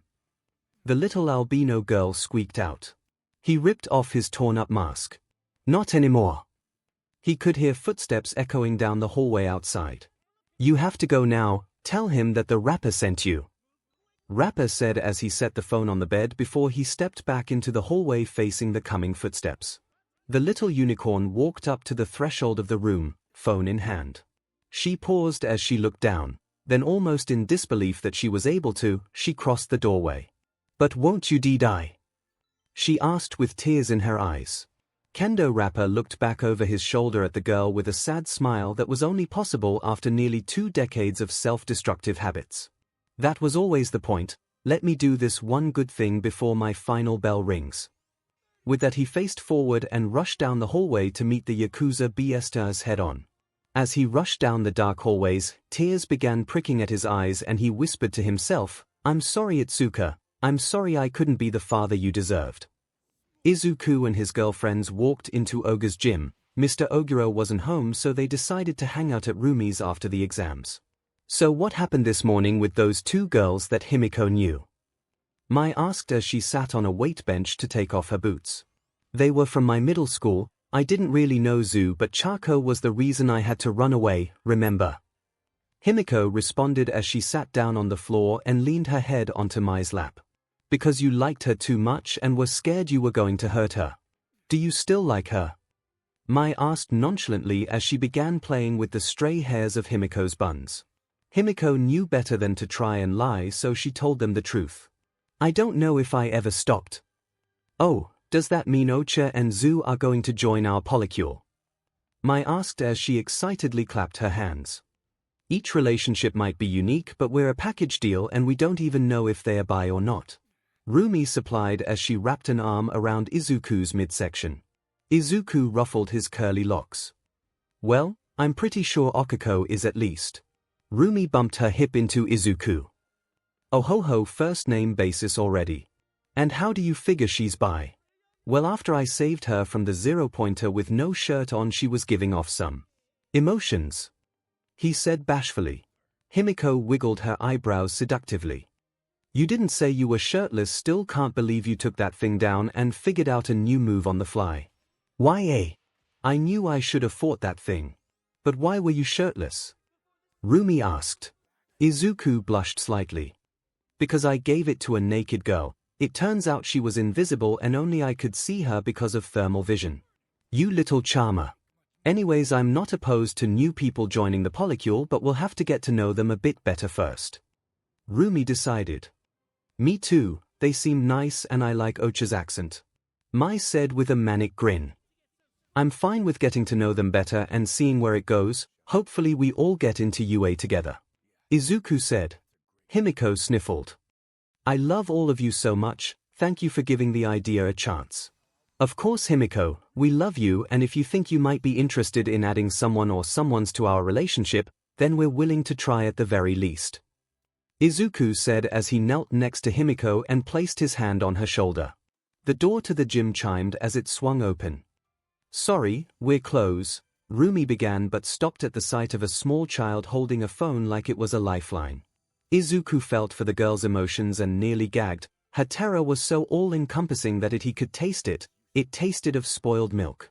What on earth could a little girl that couldn't be a day older than 5 be so afraid of? He tried pushing calm into the girl but he could feel the terror come rushing back. The rapper sent me, please save him. The girl said in a trembling voice. Rumi gave a sharp intake of air. That's the name of an old friend of my dad's, from his vigilante days. Everyone began walking closer to the girl but stopped when they noticed her trembling increase. Izuku knelt down on one knee about 5 feet away. That's when he noticed the bandages covering the girl's arms and legs and the fact that she was barefoot. We won't hurt you. I'm Izuku, what's your name? He asked as softly as he could. The child looked all around nervously, as if expecting a trick. I'm Eri. Did someone hurt you, Eri? Izuku asked, trying to tamp down on his anger at the possibility. And not today. She responded as her lip trembled. Izuku could feel his girlfriend's rage pouring off of them like a demon breaking. Nobody is going to hurt you ever again if we have anything to say about it. he said with a bright smile and opened his arms up invitingly. Tears pricked Eri's ruby eyes as she tentatively walked forward into Izuku's open arms, and at the last second she threw herself into him and clutched her arms around his neck as the floodgates opened and she cried with heaving gasps for air. He held her close and stood up, her small legs wrapping around his waist. He ran his hand through her white hair trying to calm her. Rumi, Mai and Himiko circled close and placed comforting hands on Eri. He tried to push calm into her once more and this time it worked. Her crying subsided and her breathing steadied. The door to the gym chimed yet again and danger sense triggered as Izuku registered pure malice coming off the newcomer. Rumi stiffened and whispered, "Dangerous, lethally." The man had black hair and was wearing a plague doctor's mask and a purple feather-collared jacket. "Ah, you found my daughter, we'll be going now," the man said, empathy registering her being his daughter as a lie. In his arms Eri flinched hard at the too smooth voice. "She's covered in bandages, were you the one that hurt her?" Izuku ground out. "Of course not, she just trips a lot," the man answered, clearly getting annoyed. "Liar! She's not going anywhere with you," Izuku stated with finality. Rumi and Himiko went as tense as a spring. Mai reached into her pocket. "Come along, we don't want any trouble now, do we?" he asked through gritted teeth as he pulled his white gloves off. Danger sense was beginning to nudge harder and harder in the man's direction. Empathy was registering murderous rage from the man. Eri's fear was back in force and she began to try and wiggle out of Izuku's grip. He pushed calm back into her and she stopped. "He'll kill you," she whispered into Izuku's ear. Judging by the gloves, Izuku deduced that his quirk relied on touch and was likely very lethal. "Give her back in 3, 2. The masked man began counting down as he slowly started crouching. "If you agree to what?" Izuku rushed out after coming up with a semblance of a plan.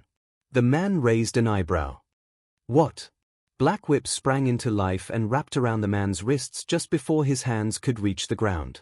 Black Whip pulled his arms wide and lifted him off the ground. "Give her back!" he roared as he flailed against his newfound restraints. Himiko flashed forward and Leopard punched him in the throat, her fingers curled into a fist at the middle joint instead of the knuckles. His head hung forward as he gasped for air. "Not cute at all." Lunar Arc, Rumi yelled out as she descended on the man with an axe kick to the back of his head, jerking it further downward. The man looked up with wild eyes and without his mask as Mai pulled a small ball from her pocket and threw it while cackling. It landed on his chest with a splat. Then electricity raced along the man's skin as he convulsed before going limp in Black Whip's hold. The door chimed as Mr. Oguro stepped in. "What the F happened here?" he asked almost too casually. Izuku clasped his hand over Eri's free ear and gasped. After Mr. Oguro made a few calls, the police, paramedics, and everyone's parents plus Nezu showed up. The police took one look at the unconscious man before quickly cuffing him with quirk-suppressing cuffs, saying that he was a B-rank villain that led a Yakuza group. The officers took everyone's statements of what happened. Tsukochi arrived shortly after that and approached where Izuku and the girls sat with Ai still clinging to Izuku, unwilling to let go. "I can understand why you did it, but this still is vigilantism." "I'll do what I can, but there's only so much," Tsukochi started. "Actually, he agreed to a spa and this gym is licensed for quirk usage," Izuku smugly interrupted. Somewhere behind him he could hear Nezu trying to suppress a cackle. Tsukochi's eyebrows shot up. "True, why would a Yakuza boss agree to a spa?" Izuku shrugged, Eri shifting with the movement. "How could I hope to understand how a child abuser thinks?" "That does remind me though," Eri said someone called the Rapper was the one that got her out, but he was in danger. Tsukochi sighed in defeat. "Good to know. The Rapper is an alias used by Kendo Rapper, another B-rank villain. We responded to a disturbance at the Shihasaikai residence earlier today. Kendo killed over 24 known Yakuza and was gravely wounded, but he'll live. I'll do what I can for him. You'll have me and my lawyer's help. Maybe we can get him into a villain rehabilitation program." Nezu chirped as he climbed onto Tsukochi's shoulder. "Well, I guess that clears up that. Then there's the matter of Eri. She doesn't show up on any systems. By all accounts she doesn't exist. Let's have the paramedics check her over while we discuss the options." 𝐒𝐭𝐚𝐲 said while gesturing to the two paramedics. 𝐒𝐿 looked down to 𝐸 and she looked up at him with wobbly lips. Those nice people want to make sure you aren't hurt, is that okay? You can say no. 𝐸 seemed to gather her courage as her lips stopped trembling. I'll do it. 𝐒𝐿 gently set her down and paramedics led her over to a bench by the wall with a decorative potted plant beside it. There are currently two options, and seeing as the girl is rather attached to you, you four will decide. No matter what choice you make, I want 𝐸 to attend the special classes we have at UA for children whose development has been negatively affected by villains once the school year starts. The two options are we place 𝐸 into foster care or I make her a ward of UA and hire you four as her guardians. Do not make this decision lightly, she may come to see you as her parents. 𝐒𝐿 finished seriously. 𝐒𝐿 looked between each of his girlfriends. What do you think? I doubt she'll do well in foster care. Rumi said with a frown. Himiko looked to where 𝐸 was with a faraway look. She deserves a place where she'll be loved, not just tolerated. I've read bad things about foster care and I want 𝐸 to be happy. I think she'd be happiest with us. Mai said as she rubbed Himiko's thigh, bringing the blonde back to the present. And if she starts thinking of us as parents? 𝐒𝐿 asked, several barely suppressed squeals of delight coming from where their parents were gathered. If she does, then I wouldn't mind. I already have some parenting books for the future. Mai said casually. 𝐒𝐿, Rumi, and Himiko all blushed a small amount before Himiko spoke up. I don't know why, but I really want this. It feels instinctual. I suppose that makes sense. Cats have been known to adopt abandoned babies, even other species, up to and including bears. 𝐒𝐿 pondered aloud. I don't know how maternal I am, but seeing 𝐒𝐿 holding her was making my instincts go wild. I want this too. I kind of figured we'd get to F before we had a kid, but out of order is okay too. Rumi said with a shrug. 𝐒𝐿 went red in the face as he looked around to make sure 𝐸 was far enough away to not hear. That's when he saw her sitting on the bench and getting visibly more upset. Her terror was coming back. Her horn began glowing and she started screaming for the paramedics to get away as danger sense flared. The paramedics backed away with raised hands, trying to calm the girl. 𝐒� jumped up and approached slowly, his girlfriends close behind. The glow emanating from 𝐸's horn increased. Stay back. I don't want to hurt you too. 𝐸 cried out. The potted plant beside the bench began to shrink slowly at first, but the speed increased until it was only a sapling. 𝐒� came to the conclusion that the glow was her quirk and it was out of control. It seemed to rewind organic matter, seeing as the plant was the only thing affected. He reached out with empathy and tried to force calm onto 𝐸. There was resistance, but it worked. The glow from her now smaller horn abated and she began sobbing. I'm sorry. I'll be good, I promise. Now that the glow had fully disappeared, he scooped up the sobbing girl. Shush, it's okay, sweetheart. You didn't do anything wrong, mistakes are okay. Mai started rubbing soothing circles into 𝐸's back. 𝐿, failure is the mother of success. I blow things up all the time, but I learn from it. Himiko ran her thumb along 𝐸's horn. You don't have to be good all the time to be loved, trust me. Rumi ran her fingers through 𝐸's hair, massaging her scalp. Don't worry, Kit, we'll help you get a handle on your quirk. 𝐸 looked up with watery eyes. My quirk is a curse, it made Papa disappear. It must have happened when her quirk first manifested. He thought. 𝐸, what happened to your father was an accident. Your quirk is not a curse, it's a blessing. With training you could heal any injury, you could save countless lives with it if you wanted. 𝐒𝐿 said softly. 𝐸 lowered her head back onto 𝐒𝐿's chest and exhaled shakily. Really? 𝐒𝐿 leaned down and kissed the top of her head. Really? Deciding the girl in question deserved a say, he asked, 𝐸, would you like to stay with us? 𝐒𝐿 and the girls all held their breath as they waited for a response. 𝐸 clung tighter to 𝐒𝐿. Please. 𝐒𝐭𝐚𝐲 walked up with 𝐒𝐿 on his shoulder. It seems you're also uniquely capable of stopping her quirk if she loses control of it. Before I believed you to be the best option, now I believe you to be the only option. So what do you say? 𝐒𝐿 chirped with a smile that told 𝐒𝐿 he already knew his answer. We accept. he said resolutely, Rumi, Mai, and Himiko nodding in agreement. 𝐒𝐲 clapped his paws together. Excellent.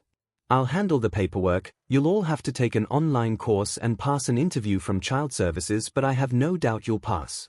Also, since you'll be caring for a ward of UA, you're expected to keep her safe. I'll be issuing you 4 bodyguard licenses for quirk usage in the defense of your ward. I am showing you 4 a great deal of trust in this. Do not use them as an excuse to perform heroics. Loopholes won't save you from me if you break my trust.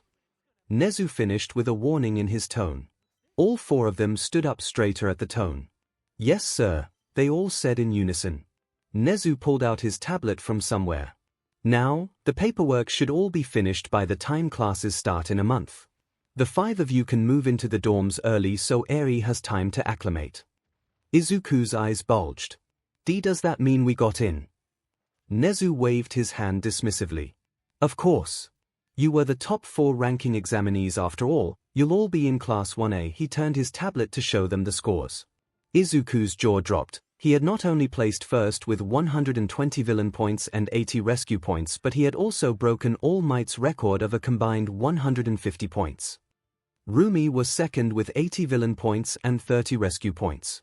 Mai was third with 50 villain points and 55 rescue points. Himiko was fourth with 80 villain points and 20 rescue points. Fifth place was Bakugo with 77 villain points and 0 rescue points. Bakugo would no doubt be fuming once he found out. How do you have the results already, sir? Izuku asked. It had only been a few hours after all. Oh please, it's just adding up some numbers and judging the rescue points, nothing that takes too long. I was originally going to mail everyone a hologram as a kind of joke. Imagine waiting a whole week for word only to receive a letter in this day and age, and when they open it a hologram pops out. 𝐒𝐲 said, cackling all the while. Mail. Who the Fu-Rumi began but stopped at the sight of the glare Izuku threw her way. Inko walked up to them, leading a gaggle of parents. Can we meet our grandchild yet? She asked mirthfully as the rest of the parents were cooing at the sight of Ei clinging to Izuku.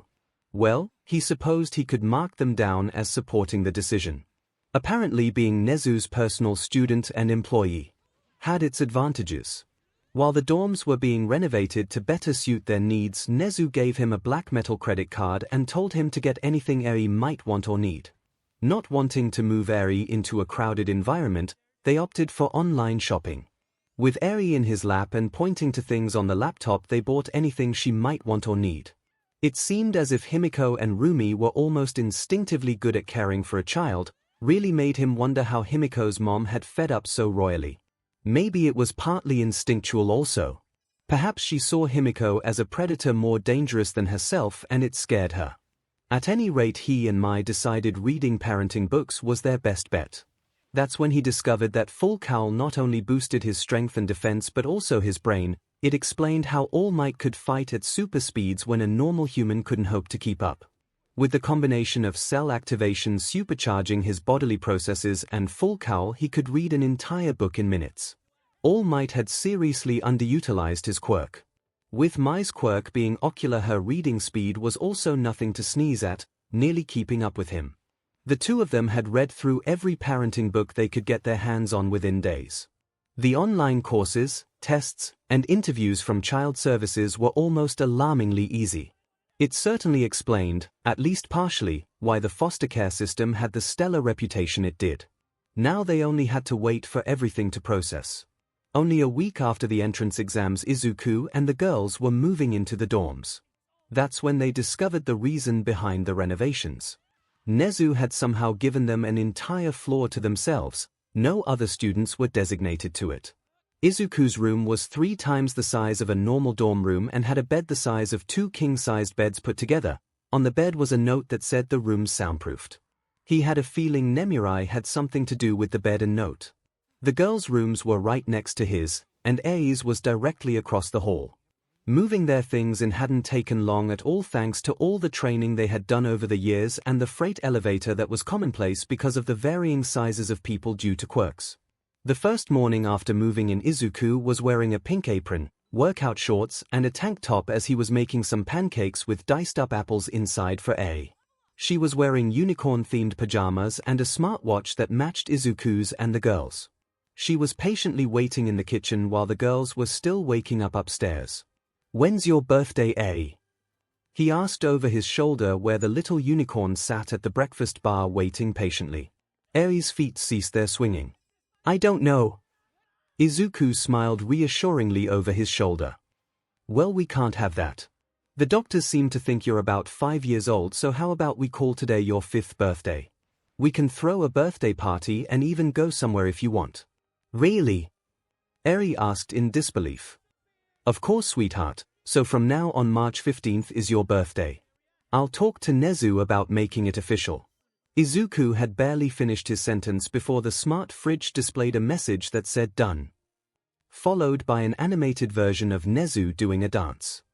"I don't think I'll ever get used to that," Izuku thought. Rumi came downstairs then wearing only a red leotard, her muscular hips and butt on full display. Judging by the way her nipples printed through her shirt, she wasn't wearing a brother. She strutted into the kitchen and kissed Izuku deeply before turning around, making it a point to swing her hips and wiggle her tail as she made to join A, sitting next to her and ruffling her hair. "I know you wear those for pajamas, but don't you think it might be a little scandalous for A to see?" he asked. "No PE, I'm proud of my body and I have nothing to be ashamed of. In fact, my hero costume is going to be a leotard, only with thicker material," Rumi said simply. Well, he supposed she had a point. She was essentially wearing a one-piece swimsuit and he wouldn't want Eri to view her body as something to be ashamed of. He ruffled his curly hair. "You're right, sorry." He finished the pancakes as Himiko and Mai joined them. Mai was wearing a pair of boxers he was pretty sure were his and a huge t-shirt that said Naps on it that he was sure was his. Seeing her wear his clothes was much more attractive than it had any right to be. Himiko was wearing small black butt shorts and a dark red tank top that he could also see the shape of her nipples through. He quickly surmised that living with his girlfriends was going to kill him. Mai groggily hugged him from behind and mumbled a good morning into his back before shuffling off to join Ai and Rumi. Himiko grabbed him by his shoulders and heaved herself onto his back, her legs wrapping around his waist as she bit into his neck and began drinking as she purred audibly. "What's she doing?" Ai asked cautiously. Rumi placed a comforting hand on Ai's back. "She's drinking his BLD, her quirk makes her crave it. People used to call her quirk cursed too, but why know what kit?" she whispered conspiratorially. They were wrong, there's no such thing as a cursed or evil quirk. "Did people hurt her like they did me?" Eri asked with a small, worried frown. "Why, but not as badly. She's come a long way," Mai answered. Eri was staring at Himiko like she had seen her for the first time. Himiko, for her part, was oblivious to the world around her as she drank her fill while Izuku bustled around the kitchen completely unimpeded by her weight or his loss of BLD. After everyone had eaten, Izuku announced that today was going to be Eri's official birthday. They decided on a quiet cat cafe and a Ghibli movie night since she had never seen any. Eri seemed to really enjoy the cat cafe, but she still hadn't smiled much to her guardian's chagrin. Getting the girl to smile was starting to seem a monumental task. Lunch Rush himself made Eri a cake. Izuku's mom's, Mr. Oguro, Mai's mom, Vlad King, and a majority of UA staff were in attendance as they turned down the lights in the cafeteria and brought out the unicorn-themed cake to a very surprised little unicorn. Everyone began singing in ridiculous tones with wide smiles. "Happy birthday to you." They were partway through the song when Izuku noticed Eri was beginning to tear up, but despite that she smiled. Illuminated by the birthday candles, she smiled for the first time, and it was a full, watery smile as happy tears ran down her cheeks. The song finished and Izuku scooped up the girl before taking her seat with her on his lap. "Happy birthday, sweetheart," he whispered before kissing her temple and wiping away her tears. After a few tries, she managed to blow out all 5 of her candles and they dug in. Eri quickly declared cake a close second to apples. Later that night, after changing into her unicorn pajamas and binging several Ghibli films sprawled out across her guardians, Eri gave in to sleep. Izuku carefully picked the sleeping girl up and carried her up to her room. He gently laid her down and tucked her into her bed. She could skip brushing her teeth for one night. Izuku and the girls each gave her a kiss on the forehead goodnight. They were on their way out when a quiet voice, heavy with sleep, sounded from behind them. "Good night, Papa. Good night, Mamas." All four whipped around to see Eri sound asleep, tuckered out after a long day of having fun. They all eyed each other with wide eyes before quietly exiting and closing the door. "Well, that happened faster than I would have thought," Rumi whispered once they were in the hallway. "But she said it in her sleep, does it count?" Himiko questioned. They all seemed to be deep in thought before Izuku broke the silence.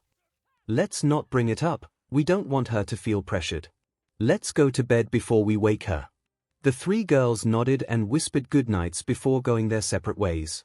An hour later Izuku was lying in his bed thinking about how large and empty it felt when a barely audible knock could be heard. He got out of bed wearing only his boxers and answered the door. All three of his girlfriends were there.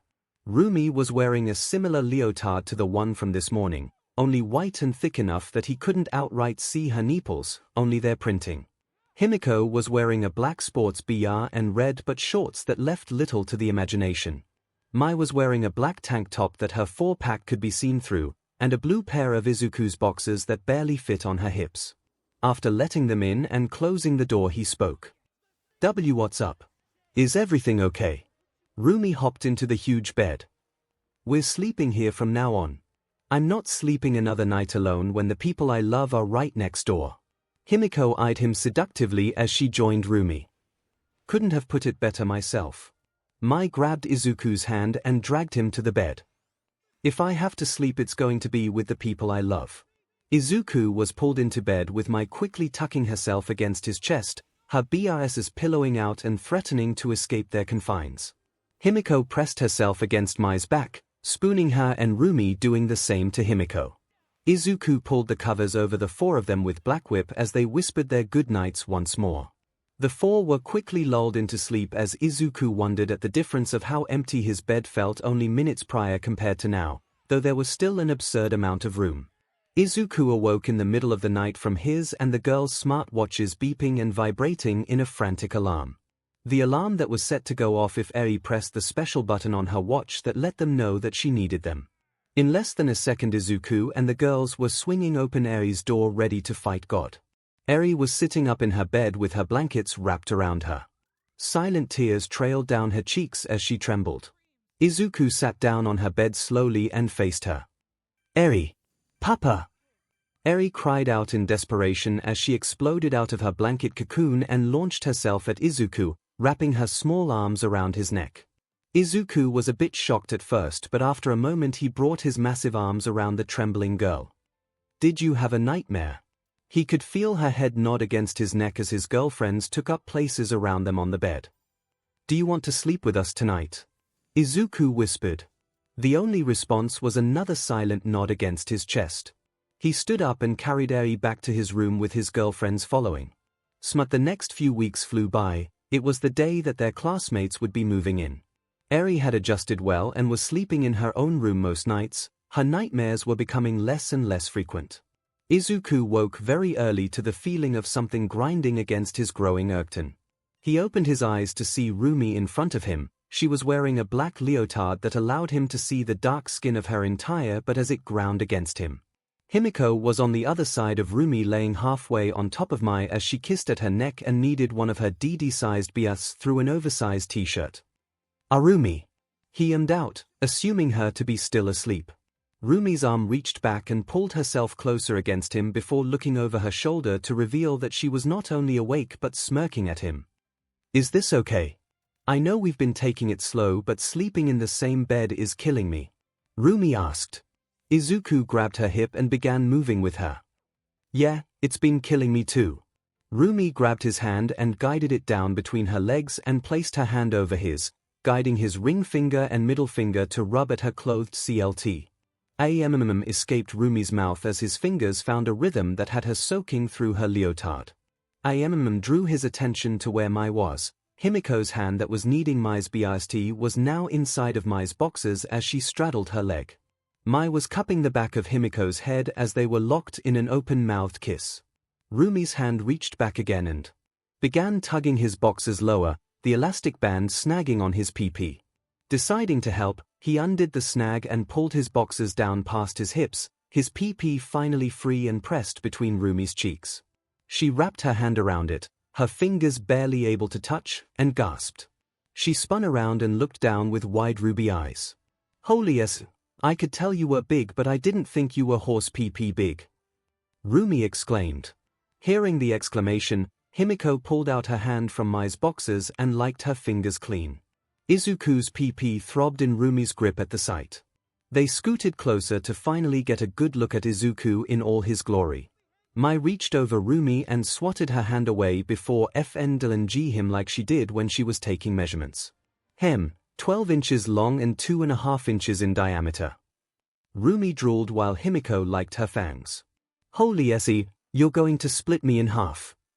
Himiko said with a dazed expression. Quirk growth spurts are the best. Rumi said as she wiped her drool away. I don't know if I can fit that, but that's what these tests are for. Mai said as she began pumping her hand along his PP. Rumi flipped over to his other side and joined Mai in jerking him off. Himiko flipped over Mai and settled between his legs and cupped his heavy ball as she took the tip of his massive PP into her mouth, her long tongue swirling around it. Mai and Rumi began kissing along his neck as their hands pumped in sync. He began to as his hips started to buck. He was helpless in the face of the combined assault. See close, he aimed after a minute. They redoubled their efforts, Himiko fndlng his ball as she took more of his PP into her mouth. Rumi and Mai began to pump faster as they began to nip at his neck, perfectly in sync. With a guttural and move he finally came, Himiko taking more of him into her mouth as Rumi and Mai began to slow their movements. He could see Himiko's throat working as his orgasm continued, her not letting up for a second. With one final buck of his hips he finished. Himiko broke her suction on his PP with an audible pop as Rumi and Mai stopped their movements and laid their heads on his chest. After an audible swallow, Himiko laid down on Izuku's chest. That was amazing! Izuku breathed out with a ragged breath. You taste good, but next time you're going down on me, Himiko said with lust in her eyes. Deal. Izuku said quickly. They drifted off like that until their alarm went off a couple of hours later. Eri was out shopping with his mother and his girlfriends for school supplies, no doubt getting spoiled. Izuku was wearing tan cargo shorts and a blue t-shirt that said gloves. He was in the kitchen cleaning up breakfast and preparing a large dinner for his new classmates when a message notification pinged on his phone. He pulled it out to see that Nezu had sent him a link. The link led to a breaking news article about Tartarus. The warden had been reading the crimes of an inmate aloud to someone and accidentally broadcast the inmate's crimes over the prison's shower speakers. The crimes involved the torture of a child, and when the other inmates heard this they swarmed the perpetrator and beat him to death despite wearing quirk-suppressing gear. The victim was Overhaul. Izuku had no doubt in his mind that Nezu had somehow orchestrated it. He was both terrified and elated. Overhaul could never harm Eri again, even on the off chance that he could have escaped. A student came through the doors, pulling Izuku out of his thoughts. It was the blue-haired boy with glasses. Great. Upon seeing him, the boy set down a cardboard box and marched up to him with near-mechanical stiffness. Izuku thought the brunette was about to berate him once more, but the boy bent at the waist in a bow so harsh he could almost hear hinges creaking. I severely misjudged you. I'm sorry for my past actions. Please forgive me. The boy said, each word accentuated with a robotic arm chop while still bent 90 degrees at the waist. Izuku was not used to people admitting their poor treatment of him and actually apologizing. It felt good, great even. I accept your apology, thank you. The shorter boy straightened from his bow. I'm Midoriya Izuku, it's a pleasure to formally meet you. The brunette pushed up his spectacles higher on the bridge of his nose. I am Tenya Ida, the pleasure is all mine. I must say I am surprised you beat me here. I was sure I would be the first to move in. Well, that certainly tracked. He seemed the type to be overly punctual. Izuku smiled friendly and ruffled his hair. He didn't want to have to explain his circumstances dozens of times today. We've been here for a couple weeks actually. We had circumstances. I'll explain more once everyone is here. I can't say I'm not curious, but I will wait. Do you know if the dorm advisor is here yet? Ida asked. Izuku's eyebrows rose, he hadn't even known there would be a dorm advisor. I don't think so, it's still early though. I haven't looked but I think there's a sheet on the table with your room placement and key. Would you like some help with your things? Ida bowed again, only this time not as harshly and not as deep. I would greatly appreciate your assistance. Shortly after helping Ida move all his boxes into his room, another person walked through the main doors. Well, she didn't walk, she floated through. She had incredibly long periwinkle hair that practically draped down her back and twisted in a spiral at the end. She was wearing a light blue dress that clung to her curvy figure and matched her hair and eyes. Her blue eyes gleamed with curiosity as she spotted him coming down the stairs. In a manner that was reminiscent of Mai, she zipped over and into his personal space. Hey, am I late? Are you already moved in? Am I in the wrong building? Why are you so tall? Why is your hair so fluffy? Is it full of secrets? The floating girl asked in a bombardment. Being used to Mai's rapid-fire questions, he answered hers in order. You're not late. I am, and so are 4 others. I don't know. My quirk gave me a supercharged growth spurt. It's always been fluffy, so genetics I guess. If it was full of secrets then I couldn't tell you, could I? He finished with a teasing smirk. The girl beamed at him, her happiness was so bright he almost had to look away. Most people don't answer all my questions. I'm Heido Nejaya, a 3rd year. I'm the dorm advisor and Te for 1A. His eyes went wide, he had heard that name come up in dinner conversations with his mom several times before. She wasn't just any 3rd year student, she was one of the big 3, the 3 strongest hero students at UA. It was said that once they graduated they would likely be in the top 10 rankings within a year. After hearing so much about them, he had watched their sports festivals and started notebook pages dedicated to each of them. You're one of the big 3. It's a pleasure to meet you. Would you sign my notebook page I'm dedicating to you? He said as he produced a notebook. Of course I'll sign it, but you're wearing shorts and a funny t-shirt, where did you have that? She asked as she floated around him looking for a way he could have been storing the notebook. I was just holding it, people never seem to notice it until I hand it to them. He shrugged as he handed her the pen and notebook that was open to her page. She took the pen and notebook and was about to sign but froze. She was staring unblinking at Izuku's drawing of her in her hero suit, arms forward and spirals shooting out of her palms as she made a face of determination. It was from when he had seen her on the news fighting a colossal villain. Is this how you see me? Izuku wasn't sure what she meant by that, so he checked her feelings. She was radiating joy, so it couldn't have been a bad thing. Yes. He answered confidently. She did a little twirling in the air as she signed the page, but Izuku didn't miss the blush dusting her cheeks. She lowered herself back to the ground and looked up at him with a bright smile as she handed him the notebook back. He returned her bright smile with one of his own. Let's get you moved in. After moving Nejaya into her advisor room on the ground floor, it was early afternoon and time to meet up with the girls and Eri at his mom's house. Izuku walked through the doors of his mom's house and was greeted by Eri rushing up to him in a mini UA girl's uniform and a red backpack. Papa, look. Our uniforms match. How does it look? She said excitedly as she twirled for him. Izuku had heard her call him Papa several times now, but it felt no less amazing. The idea of having kids one day had always seemed so far away to him. Ever since Eri had started calling him Papa and his girlfriend's mamas, that murky concept had become crystal clear in such a short span of time that it had him reeling, but he wouldn't trade this feeling for anything. He and the girls had been fully informed of what happened to her so they could better care for her. She had gone through so much, and she had come so far already. He was so profoundly proud of Eri, of his ward, of his daughter. Papa, what's wrong? Eri asked quietly, snapping him out of his thoughts. He wiped at the wetness on his cheeks. He knelt, bringing himself down to her level. Nothing's wrong, these are happy tears. Your uniform looks great. Eri hunched her shoulders in embarrassment at the compliment. You're so happy that you cried. Why? He opened his arms to her and she wasted no time embracing him with her eyes closed and a smile on her face. He tucked some stray white hairs behind her ear. Because you make me happy, I love you, sweetheart. Eri buried her head into his shoulder and sniffled. You do. she asked with a muffled and watery voice so quiet he almost didn't hear the question.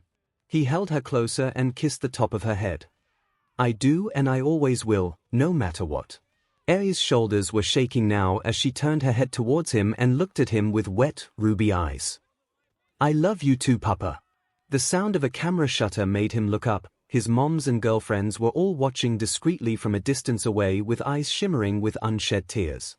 He stood with 𝐂𝐲 cradled close and walked over to join his family. I know this might seem soon, but I can't imagine myself ever changing my mind about 𝐂𝐲. What do you think about making this official? He asked, wording his question carefully so as not to clue in 𝐂𝐲. Everyone but him and 𝐂𝐲 choked back a sudden sob and his girlfriends nodded in agreement. I feel the same, Rumi said with a confident grin. Same here, 𝐒𝐽𝐵 said with a fang-filled smile. I'm in, it's only a formality at this point, Mai said with a manic smile. He looked down at 𝐒𝐲, who was obviously very confused at what was happening. 𝐒𝐲, I have something very important to ask you. No matter what your answer is, know that we will always love you. 𝐒𝐲 met his eyes and was obviously nervous, so he decided to press forward. Do you want to be a Midoriya? To officially become my daughter? 𝐒𝐲 smiled a tight-lipped smile as she tried and failed to suppress the quiver of her chin. Tears came unbidden to eyes. Her restrained emotions broke like dam. She let out a strangled sob as her lips separated into a wide unrestrained smile and tears poured down her face. She began nodding, her snow-white hair shaking as she struggled out a single word through her sobs, Weiss. Izuku and 𝐒𝐲 were enveloped in a massive hug by all of his family. Nana spoke inside his head, congratulations kid, are you going to tell her about us and evolve her quirk? No, not yet at least. She doesn't need the burden of such a secret, and I won't evolve her quirk until she has a better grip on how it works now. We have no clue how it could evolve, Izuku thought. He ended up staying at his mom's place much longer than he had planned. They threw an impromptu celebration for the new Midoriya. 𝐭𝐴 had adoption papers already drawn up and was only missing his signature. It was almost dinner time. He needed to get back to make the dinner he had prepared for his new classmates, so they headed back home. 𝐒𝐲 was still in her school uniform and being carried by 𝐒𝐽𝐵, her head against her shoulder with her arms tucked against her chest.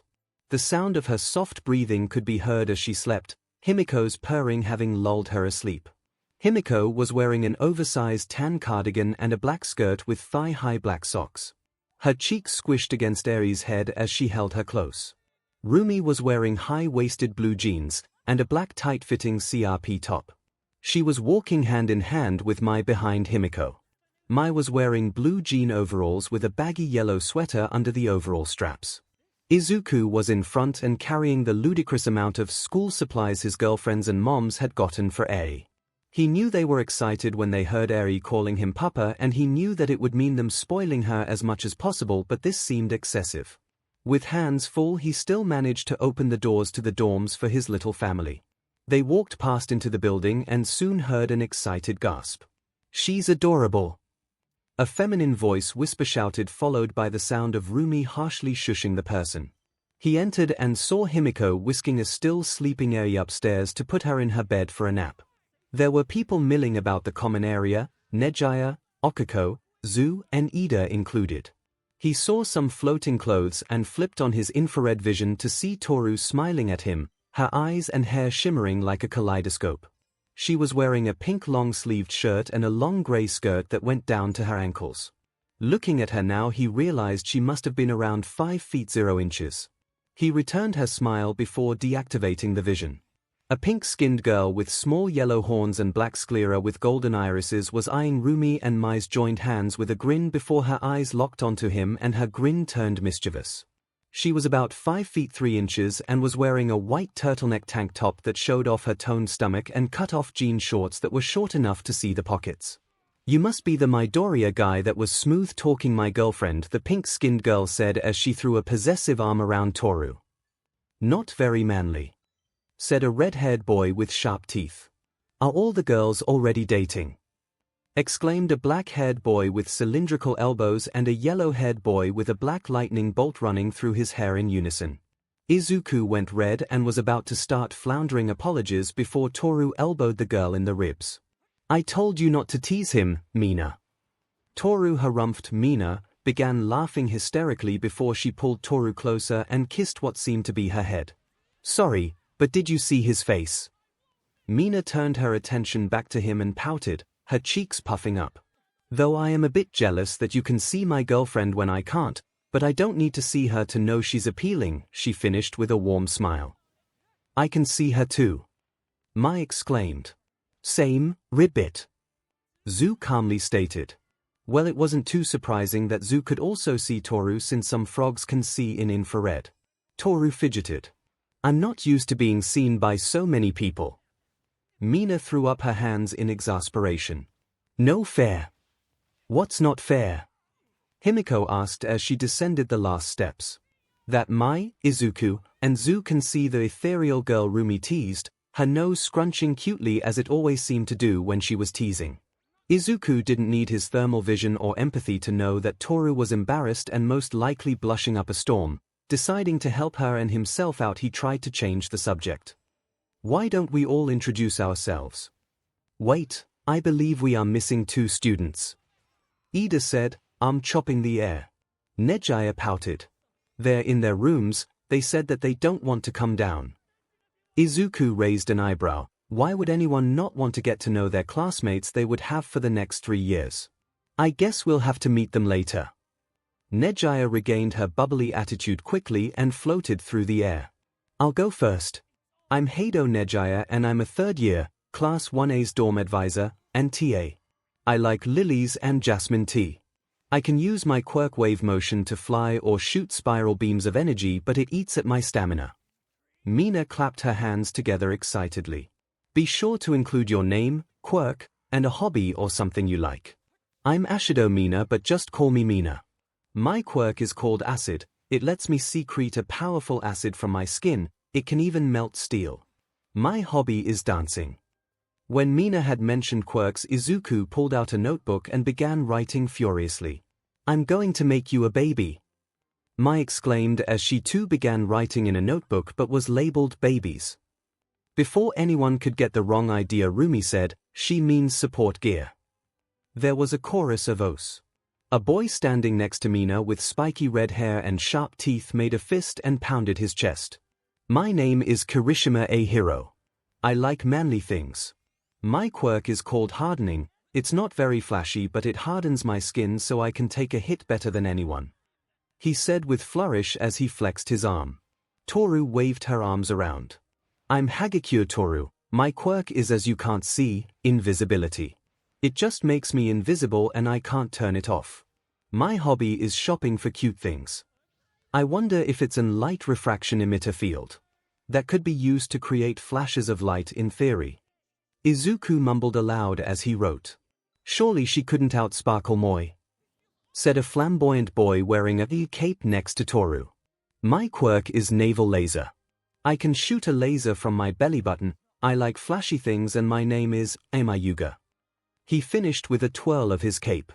A very tall girl with long raven hair in a spiky ponytail stood up from where she sat next to a petite punk girl with a violet bob hairstyle and asymmetrical bangs. The raven-haired girl was so tall that she must have been around 6 feet 4 inches. She wore black yoga breeds and an expensive-looking cashmere sweater that went past her hips and hung loosely to her incredibly busty frame. She bowed politely. I am Yorozu Momo, but you can call me Momo since Yorozu is a bit of a mouthful. I'm double majoring in support and heroics. My quirk is called creation. It allows me to make any non-organic material using lipids, but I have to have the atomic structure memorized as well as the blueprints. I like making tea and reading. Mai was positively vibrating with excitement. She rushed forward in a flash. Can you make theoretical material? Momo surprisingly didn't lean back in surprise at the girl's sudden proximity. She just smiled serenely down at the pinkette. I suppose if I knew the atomic makeup of the material, then in theory yes. Izuku could practically see my swoon. We're going to make so many babies, she said before returning back to Rumi as Momo sat back down. The punk girl with long jack-like earlobes was very petite, about 4 feet 10 inches and with a very modest bust. She was obviously athletic, as was showcased by her toned, flat stomach and wiry muscle on her arms. She was wearing faded black skinny jeans with fishnet stockings peeking above the waistline and through the several holes in her jeans. She had a short, loose white t-shirt that said Deep Dope on it, a black choker, black nails, leather bracelets, and had a red flannel tied around her waist. She rested a hand on Momo's knee and lazily waved the other. Yo.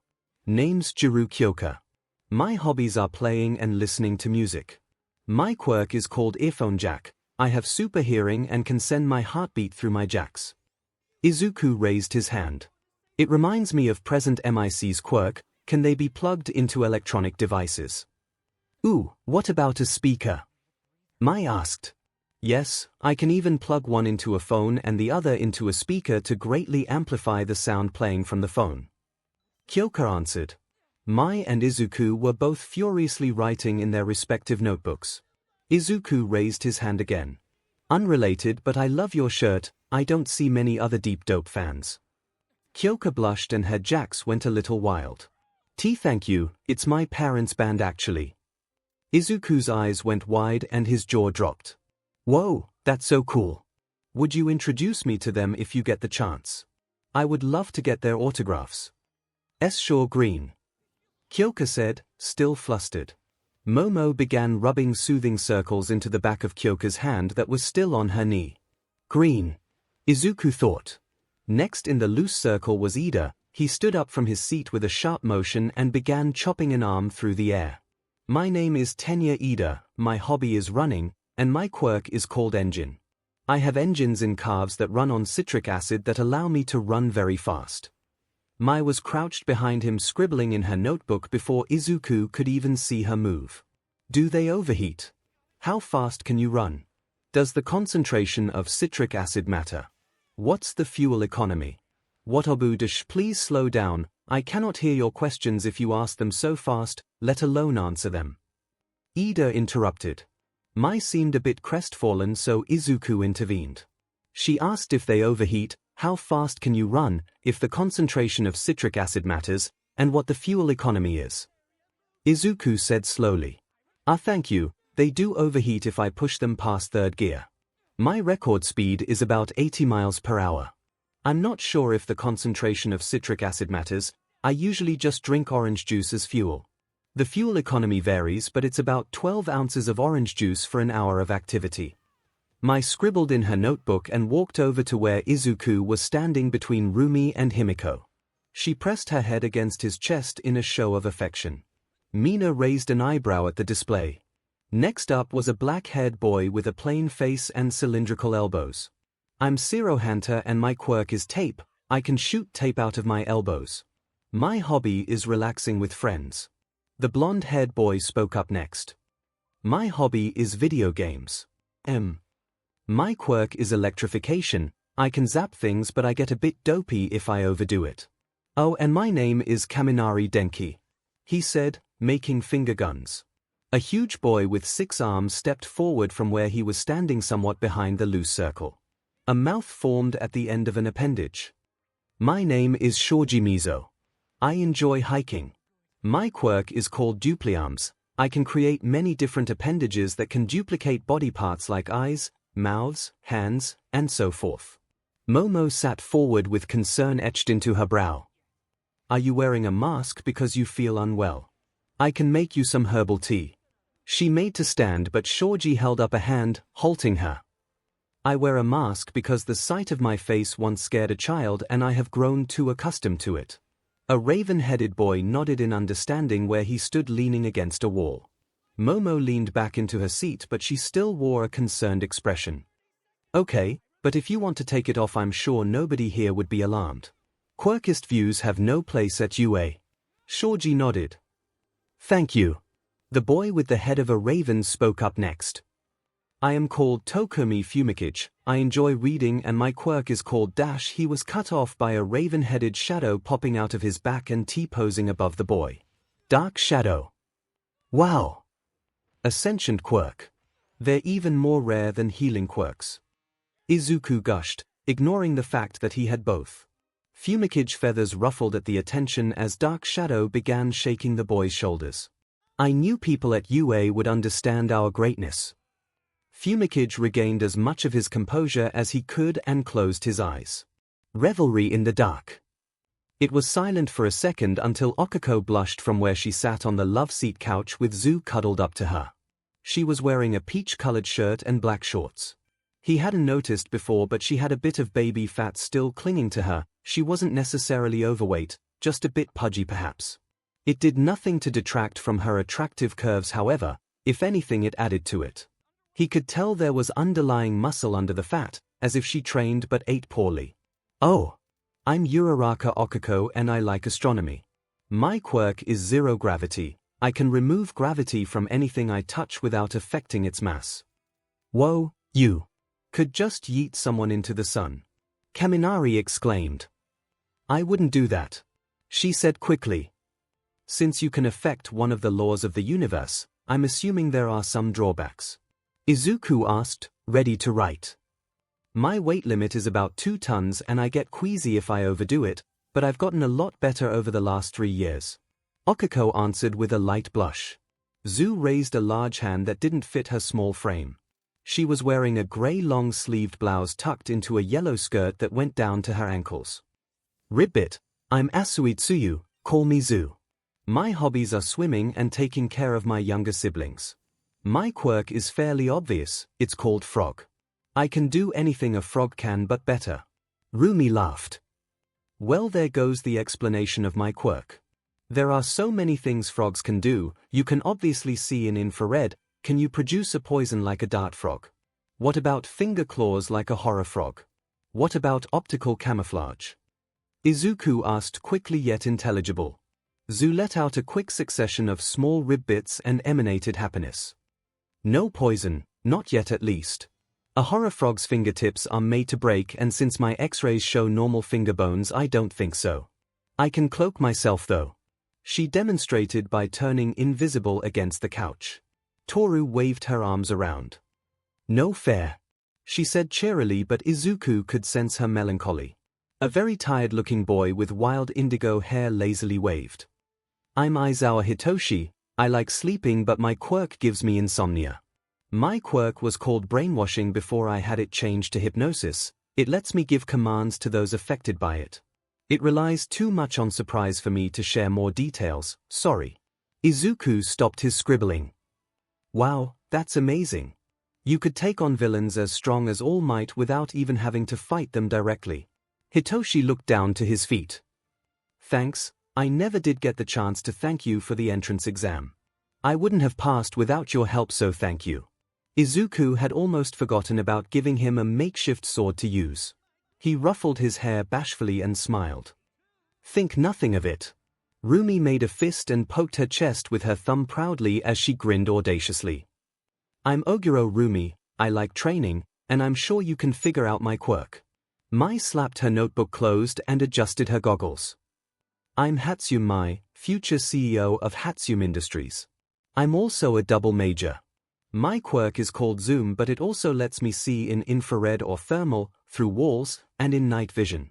Himiko sidled closer to Izuku and crossed her arms as she narrowed her eyes. "I'm Kan Himiko, call me Himiko. I like pomegranates. My quirk used to be called Transform, but I had it changed like Sleepy. It's called Copycat now. It's a dual quirk. One part gives me a mild cat mutation and the other lets me take on the forms of others and use their quirks if I drink their BLD. Before anyone asks, my quirk kills any BLD-borne diseases." There was a wide range of reactions. Some seemed put off while others were impressed. Nejaya was hopeful for some reason when she mentioned the cat mutation. Ida pushed up his glasses. "I'll be honest, I'm not sure how to feel about you needing to drink 𝐻𝐻. 𝐻𝐬 raised a finger to her chin and tilted her head slightly. "Isn't it the same as you needing to drink orange juice?" Ida stiffened and bowed to 90 degrees at Himiko. "I hadn't thought of it like that. I apologize if I made you feel uncomfortable or unwelcome." Himiko's posture relaxed and she smiled freely. "Thanks." It was finally Izuku's turn. "I'm Midoriya Izuku and my main hobby is learning about quirks. Before I say anything about my quirk, I have to ask, has everyone signed the non-disclosure agreement and passed the background checks?" Everyone seemed very curious as to what that had to do with everything but nodded anyway. Momo raised a hand. My family's lawyers said that the non-disclosure agreement was ironclad and that the background check was incredibly thorough. Do you know why? Izuku smiled nervously. Well, my mother is Nezu's lawyer and she wrote them up. It's partly to protect the identities of the staff that wish for their real names to remain private. It's also because of the nature of my quirk. My quirk is like a dual quirk, but it has 8 sides instead of 2. After a chorus of gasps and exclamations, Izuku continued.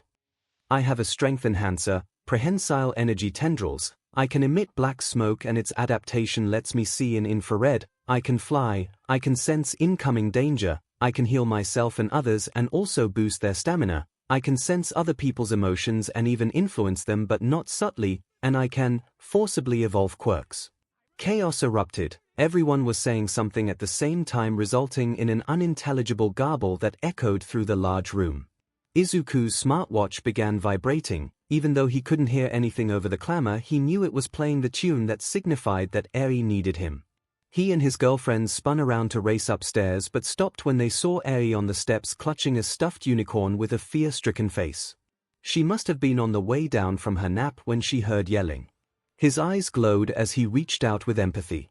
With a mental wave of his hand, he forced everyone behind him to calm. The clamor quieted until you could hear a pin drop. Eri jumped from the middle of the flight of stairs into Izuku's open arms. Papa! Mamas! She cried out.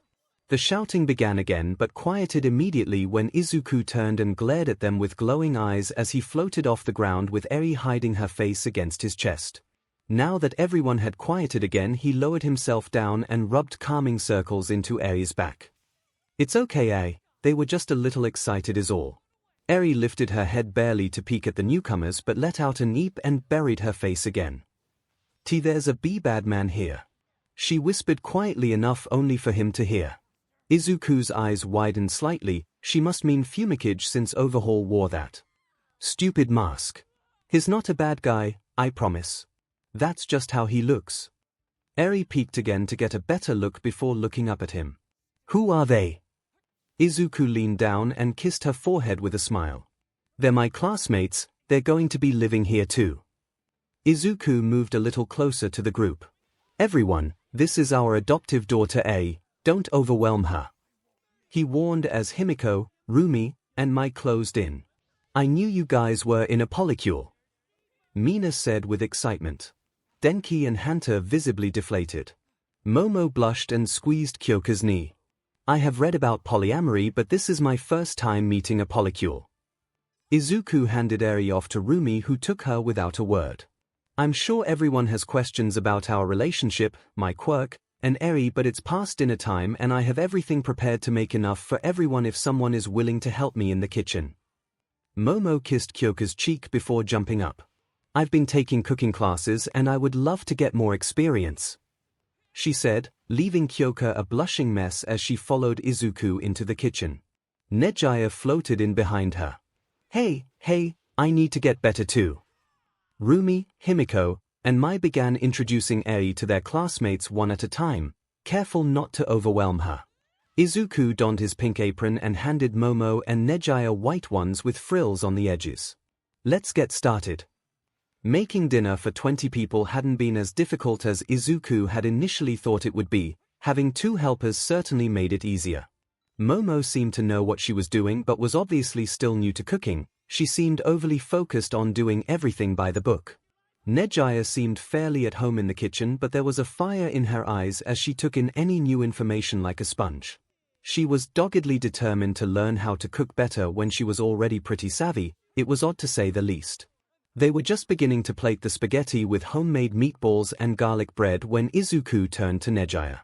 You seem to know your way around a kitchen already, why are you so determined to get better? 𝐒𝐲 turned her head and if it wasn't for the laughably large hair tie that Momo had made for her, her long hair would have dragged through the red sauce. The smile she wore constantly turned loving. There's someone I want to impress. The combination of the way she smiled, her tone, and her emotions reminded him of Himiko, Mai, and Rumi when they were with Eri. I do as well, though she says I don't have to try and impress her. Momo interjected while glancing into the living room at Kyoka with stars in her eyes. How long have you two been dating? Izuku asked. Momo blushed but didn't take her eyes off of Kyoka. Only just over a year. If you want to know how we met, you should ask her. It's too embarrassing for me to tell the story. If it's so embarrassing, why would you want it told at all? Nejaya asked with a tilt of her head. It's not too bad, it's just embarrassing for me. I was not very subtle. Besides, she loves to tell the story. Momo replied with a warm smile. Well, alright, I'll at least not ask in front of everyone then. Izuku said.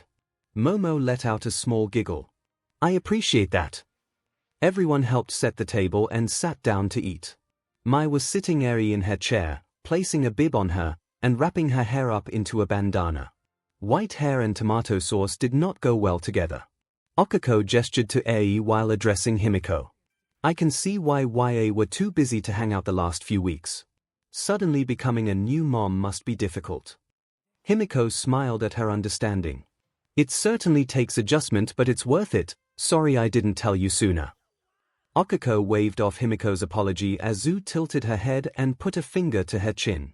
Ribbit, tomorrow is only a half day. If you can find a sitter, we could go on a double date. Is it still a double date if one group is a polycule? I'll ask my moms. Mr. Khan might be too busy tomorrow. Izuku said. Himiko laughed.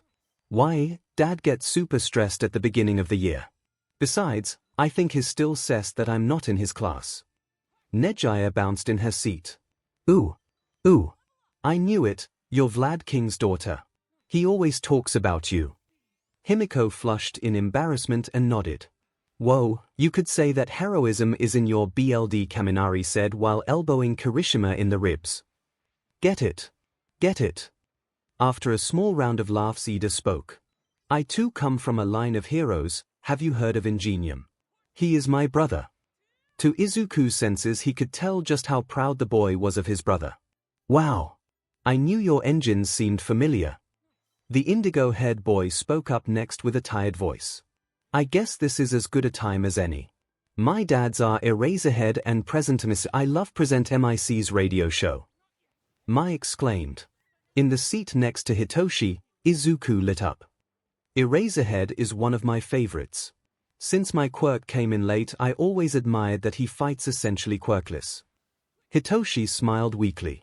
Why, he's been training me for a while now. Izuku smiled brightly. That's so cool. Hey, I might be overstepping, but I know you said you have trouble sleeping. Do you want an energy boost? Yes. The tired boy replied without a second's hesitation. Izuku put a glowing hand on Hitoshi's shoulder. After a few seconds of contact, the bags under his eyes lightened and he visibly perked up. We're best friends now. My dad is going to love you. Hitoshi stated matter-of-factly. How late did your quirk come in, Midoriya? Momo asked curiously. About 3 years ago. Izuku answered carefully. After a chorus of surprise, Okiko donned a dark look. You had bullies, didn't you? I hate bullies. Zu put a large calming hand on Okiko's thigh, the normally bubbly girl immediately calming down. I did. Izuku said, choosing not to elaborate. Mina puffed up her cheeks comically. I can't stand bullies. I've had my share of my own too. Same, Ribbit. Zu agreed. Several more admitted to also having had bullies in the past. Izuku was relieved to have so many understanding classmates. Everyone continued to eat in relative silence, but he could tell most of them were holding back questions. Deciding to not beat around the bush and risk people potentially cozying up to him for a quirk evolution, he brought up the elephant in the room. Izuku coughed to get everyone's attention. All of you passed your background checks, and I know we might not know each other well yet, but we're going to be together for the next 3 years. What I'm trying to say is I'm willing to evolve anyone's quirk that wants it. Everyone was silent as they looked at each other to see who would say something first. The Piagenanti silence continued for several long seconds before Ida spoke. We will likely be competing against each other in class as well as the sports festivals when it comes. Would you freely give such an advantage to potential opponents? Well, to be honest, I hadn't thought of it like that, but my answer is still yes. Evolving quirks doesn't cost me anything, and when we inevitably compete against each other, it wouldn't sit right with me knowing that you're not at your strongest. Besides, we're future colleagues and I want to see each and every one of you succeed. Izuku said, finishing with a radiant smile. Izuku was nearly overwhelmed from the deluge of positive emotions coming from everyone. There was so much that it had a taste. There was sweet, tart, and tangy. It was like sampling every candy in a sweets shop at once. So manly, Kirishima said, wiping a single tear from his eye. Momo leaned forward, her fingers steepled. To be honest, I was planning on turning down your offer. I wanted to prove that I belong here on my own merits, but if you put it like that, I would not only be handicapping myself for nothing more than pride, I would also be insulting each of you by not facing you at my strongest. I will accept your gracious offer. She finished with a polite bow of her head. Some stated similar concerns while others simply accepted, but everyone accepted his offer in the long run. He warned everyone that it would not only evolve their quirks but their adaptations as well. He made everyone promise not to test anything until they were in a proper setting. With that out of the way, he stood from his seat and placed a glowing hand on the shoulders of each of his new classmates in a mockery of duck, duck, goose. After they finished eating, Rumi stood. Everyone that ate but didn't cook helps clean. Everyone but Momo, Nejaya, and Izuku helped clean up dinner and the kitchen. Izuku excused himself to get Eri ready for bed. Eri was in her unicorn Onissi pajamas and standing on a stool in front of the bathroom mirror brushing her teeth. Izuku was right next to her brushing his own and making sure she actually brushed. They were in the smaller family bathroom that sat between the two massive gym locker room-esque bathrooms that were separated by gender on the ground floor of the building. Eri finished and put her stool away before tugging on Izuku's shorts. "Papa, can I stay with you tonight?" Izuku furrowed his brow. "Is everything all right, Eri?" Eri shuffled her feet before answering. "Why, I just want to." His brow relaxed and he scooped up his bashful daughter before poking her nose playfully. "Of course you can." He sat the now giggling girl onto his broad shoulders and raced up the stairs to his room, Eri giggling all the way. When he arrived, he was surprised to see the entire class outside his door. "You guys get an entire floor to yourselves?" Mina asked, throwing her hands up in the air at the unfairness of it all. "We think it's because Izuku is Nezu's personal student and that we're technically employees." Rumi answered with a shrug. What's going on?" Izuku interjected. Mina whipped her head to him, her fluffy pink hair ruffling at the sudden movement. Her golden eyes lit up when she saw Eri on his shoulders. "Oh, you two are too cute. We were talking about rooms and I said that our room was bigger than normal, they wanted to see it." Mai said simply. Are we just going to gloss over that Green is the dean's personal student and they're all employees?" Jiru asked. "Yep." Mai answered happily as she headed into the room. "Eri is a ward of UA and we're her paid guardians." Izuku answered simply before following Mai. Rumi led everyone inside the room. It didn't take long for Mina to throw her hands up again. "Your room is huge. And the bed is massive. It's like a flat." The room as well as the bed were doubtlessly huge. The room had a couch in front of a projector screen. There was some hero merchandise but nothing compared to his room at his mom's. There was evidence of Mai, Rumi, and Himiko as well. There was a glass display case of Mai's Warhammer models. They were hand-painted with impossible detail. Rumi had a Blu-ray collection of hundreds of MMA fights lining the wall next to the projector screen. Himiko had a display case of dozens of different types of knives, all in pristine condition. "Sorry," Izuku offered. Mina let out a defeated sigh before perking up with a look in her eye. "We're doing a girls' night here at some point." Well, it looked like he would have to sleep at his mom's place when they decided to do that. The day was finally upon him. The first day of school at UA.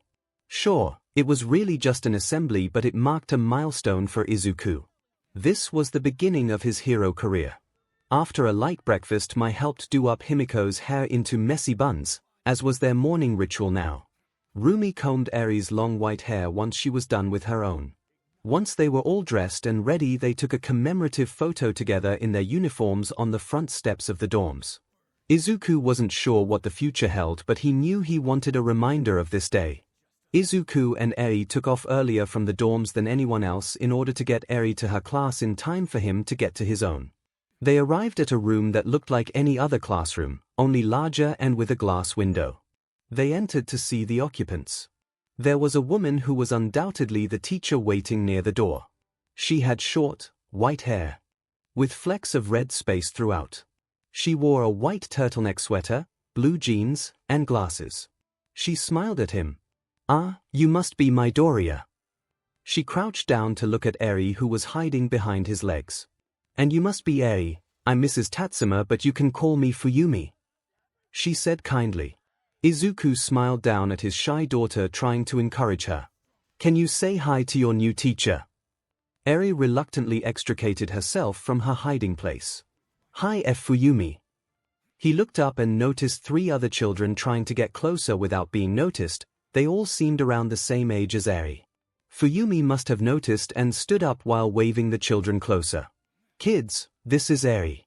She'll be joining us for classes starting today. Why don't you introduce yourselves?"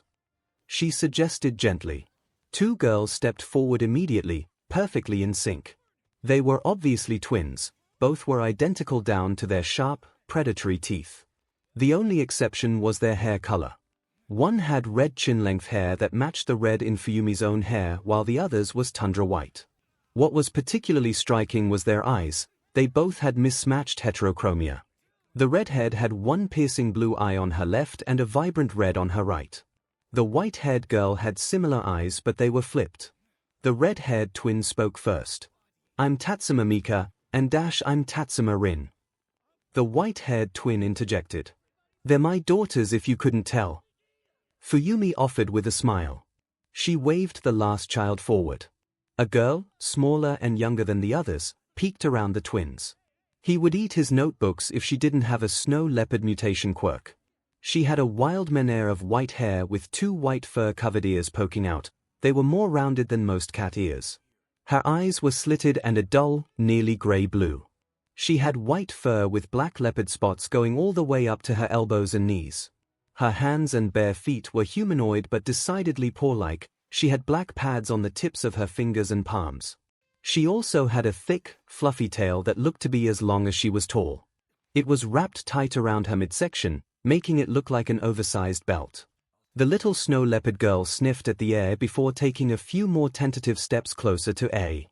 She smiled, revealing teeth similar to Himiko's, but all her teeth were sharp instead of just the canines. "I'm Yuki, you smell nice." Izuku gave Eri a gentle nudge forward.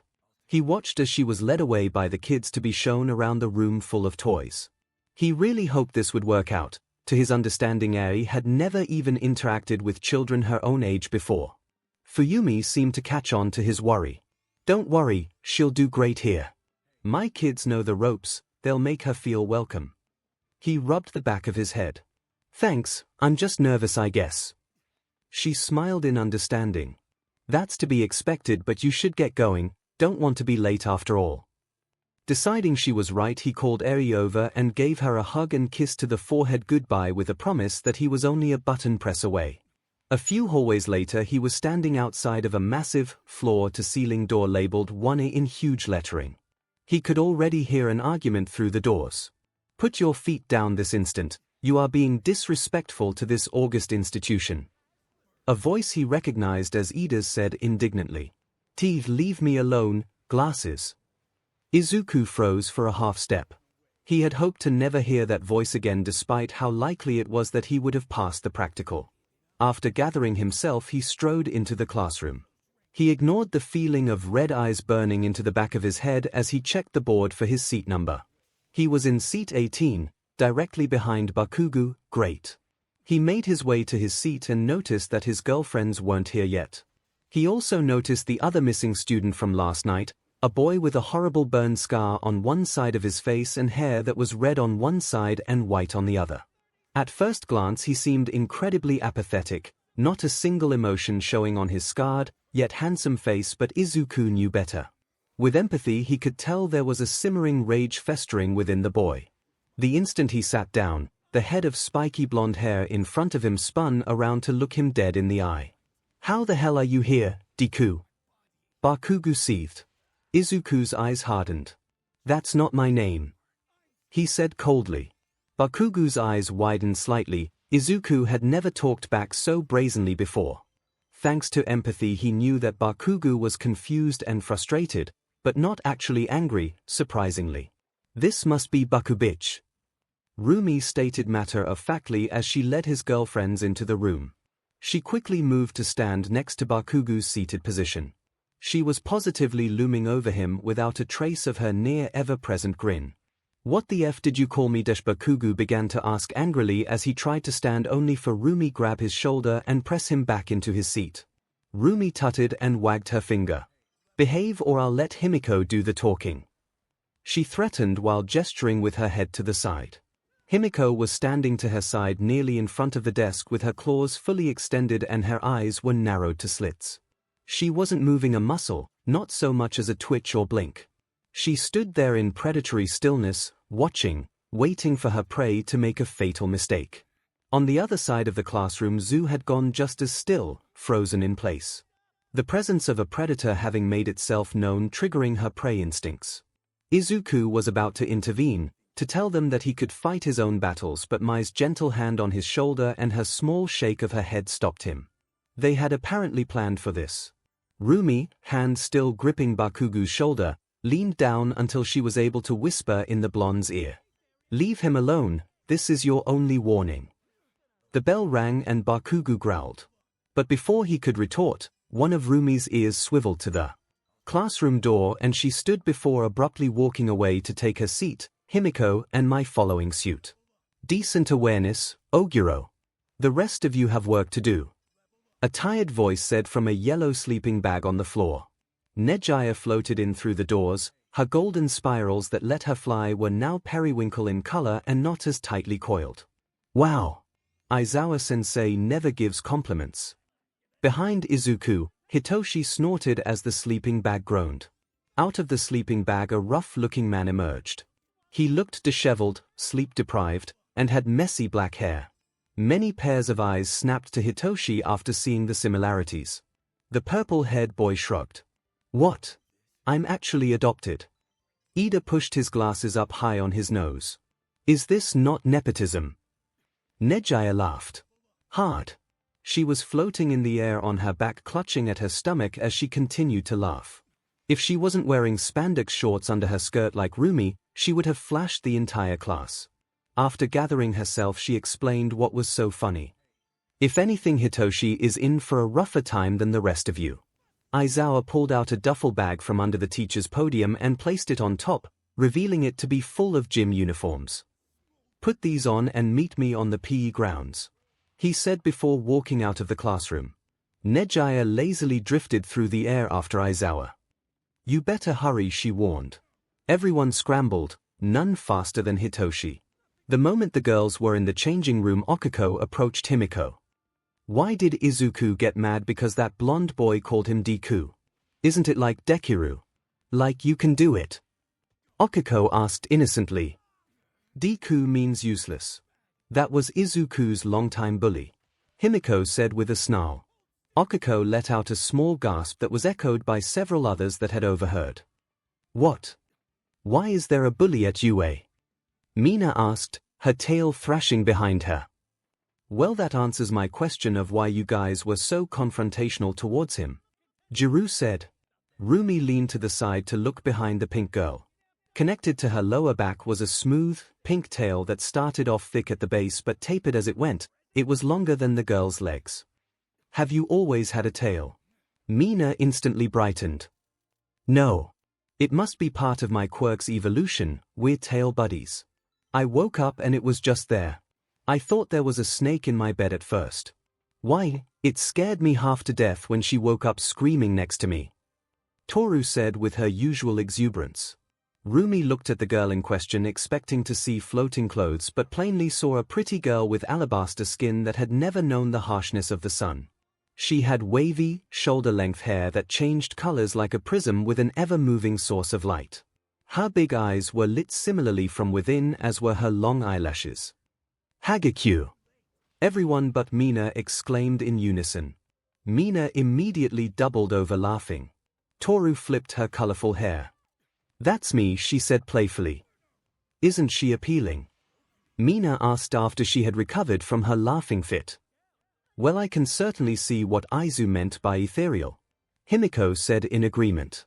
Everyone mumbled their agreement, causing Toru's facade of confidence to crack and her to blush before turning invisible again. "Being seen is going to take some getting used to," Toru said bashfully. "We should probably hurry up," Momo suggested. The boys' locker room had been a bit tense, but Izuku was now standing with the rest of the boys on the grounds waiting for the girls. They were taking longer than he thought they would. Ida turned to him and chopped at the air with his arm, the exhaust pipe protruding from his elbow adding to the effect. "What was that about in class?" he tried to whisper. Izuku let out a sigh before answering. "Bakugo was my old bully." Ida gasped incredibly loud, gaining everyone's attention. "That rude blonde was your bully? And his at UA?" he all but screamed. Every one of the boys glared daggers at the blonde in question, even the scarred boy surprisingly. "What do you want?" Bakugo roared in defiance. "Unmanly," Kirishima said, shaking his head. "That's not very plus ultra," Kaminari said. Aizawa was raising an eyebrow at the whole exchange and listening carefully. Izuku scratched the back of his head. "Guys, just leave it. Oh, wait a minute. Ida, are those exhausts on your elbows new?" Ida looked down at his elbows, then to Izuku and smiled. "They are. I assume it is my quirk's evolution. They're exactly like the ones my brother has. I can't thank you enough." Izuku whipped out a notebook and began scribbling. "That's so cool. That will probably add a lot of maneuverability and verticality to your mobility." The girls approached from the locker rooms while Izuku was mid-mutter storm, Mina scooching close. "What's cool, Midori?" she asked casually, her tail tapping on her chin in an inquisitive manner. "You have a tail now. It's so cool," Izuku yelled. She immediately dropped the casual act and began bouncing in place. "I know. Thank you," she said before glomping onto him in a hug, her tail joining in. They both bounced in excitement together before realizing their position and pulling away, Izuku resembling a strawberry and Mina blushing violet. "Just hugging my girlfriend right in front of me here?" Toru asked. Izuku turned to see Toru with her hands on her hips and tapping her foot like Rumi did when she was upset or impatient. "Wait." He could see her. "I can see you without thermal vision," he exclaimed yet again. Toru smiled and did a little twirl, giving him a hug as well. "I've wanted to see myself for so long and now I finally can, thank you so much. And look at this." She stepped back and turned back invisible, but this time her clothes were also invisible. "You can extend the field of light refraction," Izuku said excitedly as he began scribbling in a notebook. "Alright, what the hell is going on?" The tired voice of their teacher droned. "He evolved everyone's quirk, Dad," Hitoshi said simply. "Yu-gi-ga, problem child," Aizawa said as he ran a hand over his face. "Well, not the blonde bully or the red and white-haired boy, Ribbit," Zu supplied, a finger on her chin. Aizawa unceremoniously threw a baseball to Izuku, which he caught easily. "Enough chit-chat. You broke All Might's record on the entrance exam, so you're up first. What was your throwing distance in high school?" "You broke All Might's record?" Kamimari asked dumbfounded. "What? How?" Bakugo screeched, his palms popping with miniature explosions. "Enough!" Aizawa snapped before continuing, "Answer the question, Midoriya." "About 75 meters, sir," Izuku replied quickly, his back going ramrod straight. His mama and mom had not exaggerated when they told him that Eraserhead was a bit of a hardass. "See how far you can throw it using your quirk. The only rule is stay within the circle, anything else goes," Aizawa instructed. "Rumi and Jiru, you should cover your ears," Izuku warned. Izuku took his place in the center of the chalk circle. He tossed the high-tech ball in his palm experimentally. Deciding that brawn was the best move here, Black Whip snaked under his gym uniform to form a layer of extra muscle, His uniform was now straining at the seams. A single black tendril wrapped around the ball and extended from his palm as he took a pitch stance. Viridian lightning arced across his body as he powered up full cowl to 25%. He was about to snap forward, but he suddenly felt hollow and the sound of the ball dropping to the dirt behind him could be heard.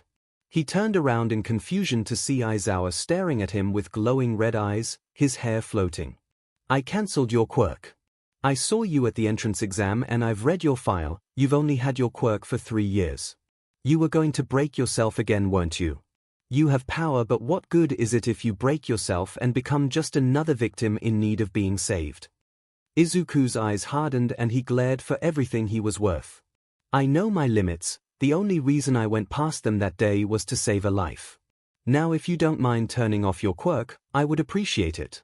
I don't take kindly to people arbitrarily using their quirk on me just to prove a point." He growled. 𝐈𝐧𝐻 quickly glanced at Bakugo and back before turning off his quirk. "I'm sorry," he said simply but sincerely. Izuku stood there dumbfounded and slack-jawed. He had never had a teacher apologize to him, and certainly not so easily. Thanks," he said dumbly before picking up the discarded ball and retaking his previous stance. He stomped 1 foot forward as he snapped into motion, the sudden movement shredding his already straining shirt and kicking up a dust cloud. The black whip tendril released the ball. A deafening boom sounded, then another, and another. Silence reigned for what felt like an eternity until 𝐈𝐧𝐻 faced his phone forward, its display reading 4705. 4 meters. Everyone either cheered or wolf whistled with the exception of a few. Bakugo stomped forward as he roared, "Deku! You had a quirk this entire time. You owe me an explanation." "I don't owe you SHT, and I told you before, that isn't my name." Izuku seethed. "Bakugo, see me after class in my office," 𝐈𝐧𝐻 said dangerously. 𝐈𝐧𝐻 turned to the rest of the class. "You'll be doing the fitness assessments you did in high school, but this time you'll be using your quirk so that I can get a baseline for each of you even if your quirk isn't applicable. What about orientation? Ooh, this is going to be fun. Maybe we can figure out how our quirks evolved." 𝐈𝐧𝐻's glare silenced any further questions. Normally this is where I would lie and threaten expulsion for whoever comes in last in order to make you try your hardest, but according to your files both Jiru and Midoriya can sense lies, not to mention Heido would likely ruin the surprise," he said, throwing a glare at his TA who was doing her best to look offended at the accusation. "The truth is, I only have 3 short years to get you ready for the real world. The life of a hero is dangerous, heroes die or are maimed all the time. I refuse to read your obituaries before you read my own. I understand that you want to have fun, but if I decide you aren't taking this seriously enough, I will not hesitate to move you to Gen Ed. Am I clear?" "Yes," everyone shouted at the same time. That speech had certainly sobered everyone up to the reality of being a hero. 𝐈𝐧𝐻 tossed a new ball to Bakugo. "Let's see if your bite is as bad as your bark." After Bakugo yelled obscenities and blasted the ball, Izuku approached 𝐈𝐧𝐻. "Thank you for apologizing, it means a lot. I was in the wrong, it's only logical that I admit it. I know what happened at Aldera and what the nature of your relationship with Bakugo was. I refuse to be another teacher that's wronged you. Nemurai would murder me," he said with a shudder. "I know you two are friends, so I thought it was weird that I've never met you before." Izuku said. "I don't get out much," 𝐈𝐧𝐻 said simply, and boy did Izuku believe him. "Would you like an energy boost, sensei?" Izuku asked, his outstretched hand glowing. "Hitoshi texted me about this, I've been hoping you'd ask." He reached forward and took Izuku's offered hand. Several seconds passed before 𝐈𝐧𝐻 let go. "You're officially my favorite problem child," he said with a semi-manic grin. Izuku ruffled his fluffy hair. "You've always been one of my favorite heroes actually, would you sign my notebook? Also, do you want me to evolve your quirk?" he asked while producing a notebook and flipping it to 𝐈𝐧𝐻's dedicated page complete with a lifelike drawing. 𝐈𝐧𝐻 laughed before taking the notebook and signing. "I'm glad to see you have this coded with a cipher, the rats taught you well. As for the evolution, it would be illogical to turn down such an opportunity." Izuku reached forward with a glowing hand once more, 𝐈𝐧𝐻 taking it again, his eyes glowing with power as his quirk evolved. Aizawa blinked several times. "Do you mind if I test it on you?" Aizawa asked. "Go ahead." Izuku answered. Izuku summoned a tendril of Black Whip that was subsequently cancelled out by Aizawa's quirk. Aizawa blinked, his red eyes returning to normal as his hair settled back into place. Izuku tried to summon Black Whip again but found he couldn't for several seconds. "It seems to have added a lingering effect. I can finally blink in combat. You are definitely my favorite," Aizawa said with a sigh of relief. "I don't want to be treated any differently," Izuku said seriously. Aizawa grinned maliciously. "Being my favorite isn't a good thing, just ask Hitoshi." Izuku shuddered before he moved away to watch the rest of his class perform the ball throw. They were all impressive in their own right. Kyoka, Zu, Mina, and Mizo had emulated him. Kyoka threw the ball with a jack, Zu with her tongue, Mina with her new tail, and Mizo with an incredibly long arm. Todoroki, as he learned was the scarred boy's name, created a glacier that launched the ball. Okako had simply removed the ball's gravity and let go, the ball drifting upwards until it left the atmosphere. Aomar blasted the ball with his naval laser before he moved his hands forward and lasers shot from them too, launching the ball even further. The boy seemed as surprised as everyone else. He rushed up to Izuku and showed him his palms. There were small diamonds embedded into the center of his palms. "I can shoot magnifique lasers from my palms now and my tummy does not hurt." He hugged him before he got on his tiptoes and began kissing him on both of his cheeks. Thank you, monsieur." Izuku blinked as Aomar sauntered away, throwing him a wink over his shoulder. He looked at his girlfriends who only shrugged in response. Momo took her place in the circle and lifted her shirt as she activated her quirk. Out of curiosity, Izuku swayed to infrared, and could see intense heat emanating from in front of the girl until a massive, antique cannon plopped to the ground. What was really interesting was the pocket of super cooled air in front of Momo. According to the emotions coming off of her, she was surprised and nearly taken aback. She quickly gathered herself and blasted the ball even further than he had. She wheeled the cannon out of the way as Izuku approached her. "You were surprised, why?" he asked. Momo looked at him in surprise before understanding crossed her features. "Empath, right. Well, it was just too easy to remember, and it seemed to barely dent my fat reserves when something that large should have been draining. In fact, my memory seems impossibly sharp today. I can recall things with such ease that it feels like I'm reading the information at will. I can recall what breakfast tasted like as if the food was still in my mouth." Izuku hummed in thought. "I have a theory. I think your impressive memory might be your quirk's adaptation, and now that it evolved you essentially have a photographic memory. As for how easy it was to make such a large object, I was watching with thermal vision and there was a pocket of super cold air in front of you after you made the cannon. I'm guessing that your quirk now pulls in nearby molecules, in this case oxygen, and breaks them down to supplement your creation process, effectively lowering the strain on your personal resources." Momo's eyes sparkled as she clapped excitedly before enveloping him in a crushing hug, her massive assets squished against his chest. "I have to tell Kyoka," she said before rushing off to her girlfriend and leaving him blushing as Himiko sidled up to him. Himiko leaned her head on his massive arm. "I'm kind of jealous. What did they feel like?" "Soft and warm," he answered quickly. She hummed wistfully. Mai and Rumi would often describe him and Himiko as touch-starved, considering how much they both valued positive physical contact. They had never disagreed, they weren't liars after all. Next up was the 50-meter dash. Izuku was paired alongside Ida. The buzzer sounded and both students blasted forward, a boom resounding from the displacement of air. Izuku launched forward with a combination of Black Whip muscles, float, and full cowl. Ida rocketed forward in a blur, his legs and arms leaving trails in the air. Izuku won with a score of 1:08 seconds, Ida scoring 2:01 seconds. They both congratulated each other while the rest of their classmates looked on in shock. The only other notable matchup was between Zu and Rumi. Rumi bounded forward, her feet only touching the ground twice. Zu pounced forward frog-like at incredible speed.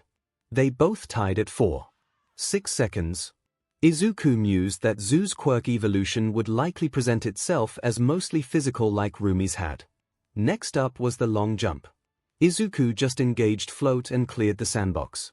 Rumi leaped across as easily as 𝐂. 𝐒𝐭𝐴 simply floated across. 𝐼𝐼𝐺 blasted his way across, much like Bakugo. Todoroki just created a bridge of ice and casually walked across.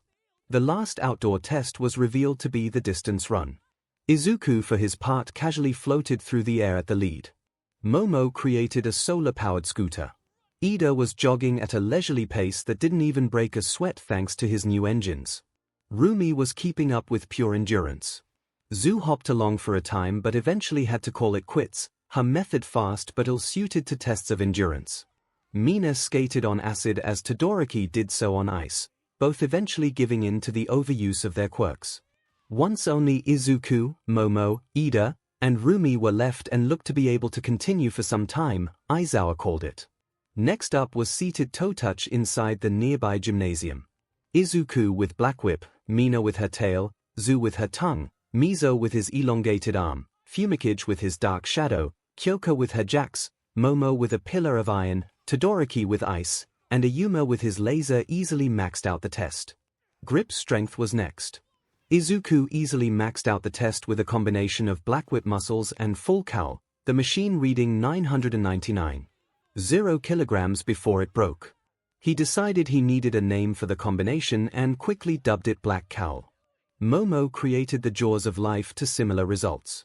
What was most impressive, at least to 𝐒𝐿, was Rumi's and 𝐵𝐻𝑜's tied score of 540.0 kilograms with nothing but pure, unadulterated strength. Next was sit-ups. Rumi took off her shirt so that she was only wearing a black sports bra and settled in next to 𝐒𝐿. Both were mostly shirtless as they egged each other on in competition. They were both sweating profusely and in their own little world when someone said 1000 and Aizawa called a stop to the test. Unbeknownst to them, they were the only two still going at the time and they had attracted a drooling crowd. Aizawa displayed a holographic leaderboard of the class stating those in the lower ranks needed to pick it up even if their quirks weren't applicable. 𝐒𝐿 had placed first with Momo in second, and Rumi close behind in third. Hanta, Denki, and Toru all looked at each other warily. They were the three trailing behind the rest of the class. Todoroki and Bakugo had placed in the middle of the pack. 𝐒𝐿 could hear Bakugo's jaw grinding from where he stood. Aizawa dismissed the class before walking off. Aizawa rounded the corner of the building where he knew the big oaf was attempting to hide. "You could have just come watch," he said once All Might's atrocious yellow suit came into view. All Might deflated into his skinnier form. "I didn't want to distract anyone." Aizawa eyed the man carefully. "I know there's some kind of connection between you and Midoriya. If it pertains to his frankly ludicrous quirk, it would help me teach him better if I knew everything." All Might was silent in uncharacteristic contemplation before his face grew serious. "You're quite observant. There is indeed a connection, but I cannot tell you the exact nature of that connection yet. It's not my secret to tell. I will talk to Midoriya about bringing you in on it though." Back in his school uniform, 𝐒𝐿 walked to Eri's class to pick her up, and for some reason Nejiya was walking with him. He wasn't going to complain, however. He enjoyed Nejiya's company. 𝐒𝐿's phone pinged with a text message. He pulled it out and quickly read it. All three of his moms were busy today and couldn't watch Eri. "Something wrong?" Nejiya asked, having noticed his frown. "No, not really. Babysitting plans fell through, is all." He said, "Well, if you and Eri are okay with it, I could watch her." Nejiya suggested with a smile. 𝐒𝐿 hummed. "I'm okay with it, but Eri is a little slow to trust new people. I'll ask her though." "How do you know she won't just agree because that's what she thinks you want to hear?" Nejiya asked in concern. He tapped his temple. "Empath. I never imagined it would be so handy with raising a child." Nejiya raised both of her eyebrows in surprise. "Oh, I didn't think about that. I'm kind of jealous. I noticed that your spirals changed color," 𝐒𝐿 said as he pulled out his notebook to edit her page. Nejiya beamed up at him. "Why, they match my hair now. It must be my quirk evolution. They aren't as coiled as they used to be and it takes less energy to fly now." If they are less coiled, does that mean they travel faster? He wondered aloud. 𝐒𝐲𝐻𝐽 hummed in thought before she looked up and down the hallway quickly for anyone and shot off a small spiral down it. The small spiral blasted down the hallway quickly and impacted on the far wall harmlessly. It does, she exclaimed with a little bounce. You could have hit someone, Izuku said worriedly. She waved his concern off. PSH, that was only a 1% charge. It would only tickle. They arrived at Eri's classroom and looked in through the window. A miniature red dragon chased a miniature white dragon through the air of the large classroom. Below them the little snow leopard girl, Yuki, was holding Eri's hand as they laughed and scampered after the dragons. Seeing Eri so carefree with children her own age changed something in him. At first his motivations for being a hero had been because he simply wanted to help people. He still wanted to help people of course, but now his goals were a little more clear-cut. He wanted to create a world where Eri and other children didn't have to grow up afraid, where they were safe, where they could be happy and carefree. He wasn't entirely sure how to accomplish that yet, but it lit a fire in him nonetheless. 𝐒𝐲𝐻𝐽 opened the classroom doors, catching the attention of the kids inside. Yuki's ears swiveled to her location. The little snow leopard girl let go of Eri's hand and got down on all fours before bounding at 𝐒𝐲𝐻𝐽 while excitedly shouting, "Mommy!" The little girl slammed into 𝐒𝐲𝐻𝐽's chest, earning her an oof. She began rambling and purring like a truck. "I made a new friend, Mommy. Her name's Eri. She smells like you. She's really nice. She has white hair like me." 𝐒𝐲𝐻𝐽 just smiled with maternal affection as she ran a hand through the girl's mane and listened intently to Yuki's excited rambling. "Did you have fun staying with your uncles, baby?" 𝐒𝐲𝐽 asked Yuki once the little girl's rambling had slowed. "Why, Uncle 𝐒𝐼𝐼 and Uncle Tamaki took me to the park," Yuki said, her large tail whipping about in excitement. Eri caught up, slightly winded from playing so hard. She jumped into Izuku's open arms readily. "Papa, I missed you," she said as she pressed her head against his chest and closed her eyes. He ran a hand through her hair. "I missed you too. Did you have fun?" he asked. She looked up at him, her ruby eyes sparkling. "Why, I made friends and they're nice. Yuki says she lives in the dorms like us. Can I play with her more please?" He looked to 𝐒𝐲𝐻𝐽 and back. "I was actually going to ask if you were okay with 𝐒𝐲𝐻𝐽 watching you tonight. It looks like Yuki will be there too." Eri lit up with excitement, her smile bright. "Yay," she said in way of an answer. "I suppose that settles that," 𝐒𝐲𝐻𝐽 said. They began their trek back to the dorms, both children falling asleep in their arms quickly. "I didn't know you had a kid too," Izuku said, careful to keep his voice low. "You didn't think you were the only guardians at UA, did you?" 𝐒𝐲𝐻𝐽 asked with a mirthful lilt. "She's a ward, same as Eri," he said in shocked realization. If Yuki was a ward and in that special class, then she too was affected by villains in some way. He naively hoped that what happened to Eri wasn't something that happened often. It broke his heart to know that Yuki had potentially been through something horrible as well. 𝐒𝐲𝐽 nodded before looking at the purring girl in her arms with a somber look. "Last year, at my internship, we were tracking a creature rejection clan cell for nearly the entire year. They had murdered a family that all had mutation quirks. The daughter was missing. The cell was slippery and moved constantly. When we finally caught up to them, we discovered Yuki locked in a cage and muzzled like an animal. They were trying to secure a buyer overseas to sell her like an exotic pet." She seethed quietly. It was so odd to see the bubbly girl so murderous. "That's horrible. She seems so happy now. A mentor of mine always says that a hero saving a person's life isn't enough, they have to save their heart as well. You, 𝐒𝐲𝐻𝐽, are a hero," he said with respect evident in his voice. Tears pricked at 𝐒𝐲𝐽's eyes. "Thank you. I could say the same for you. Since I'm the dorm advisor, I was told about Eri's situation. I wasn't sure if I was ready to become a mom, but I couldn't let someone else go through what I did in foster care. The decision to take her in is what broke up me and my girlfriend. You didn't want kids. I'm sorry to hear that. For what it's worth, I think you made the right decision. That child has a loving mother and a bright future thanks to you." If you don't mind me asking, what did you mean by what you said about your experiences in foster care? He asked carefully, trying to convey that she didn't have to tell him if it was too personal. It's okay, it's not much of a sob story. A side effect of my quirk makes it so I have really high energy, and when I was a kid it was really bad. I was too much for most families, so I never got adopted and bounced between different foster homes until I aged out. Yuki had already been through so much. I didn't want her to have to wonder if a house would turn into a home or if a guardian would turn into a parent. Nezu gave me the option of just becoming her guardian, but I refused and adopted her straight away. 𝐒𝐻𝐈 said, smiling warmly at her now drooling daughter. He smiled at the pair. That's incredibly admirable, 𝐒𝐻𝐈. I can see why Yuki loves you so much. She turned her warm smile to him. And I can see why 𝐸i loves you so much. Izuku and 𝐒𝐻𝐈 arrived at the dorms with their respective children still conked out in their arms. When they walked through the doors, he saw Mina eating some midday cereal at the breakfast bar, her long, pink tail lazily swishing side to side behind her. His girlfriends were all sitting on the couch together as they talked animatedly with Zu and Okiko, who were on the love seat adjacent to them. Mina turned to see who had entered and froze, her spoon clattering to the counter.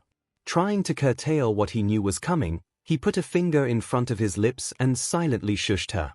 Mina slapped both of her hands over mouth and screamed silently into them as her golden eyes sparkled. Mina removed her hands from her mouth and whisper-shouted, "Oh God, now there are two of them." Hearing this, the girls on the couches stopped talking and finally noticed them. Mai was nudging Himiko with her elbow as she pointed at Yuki.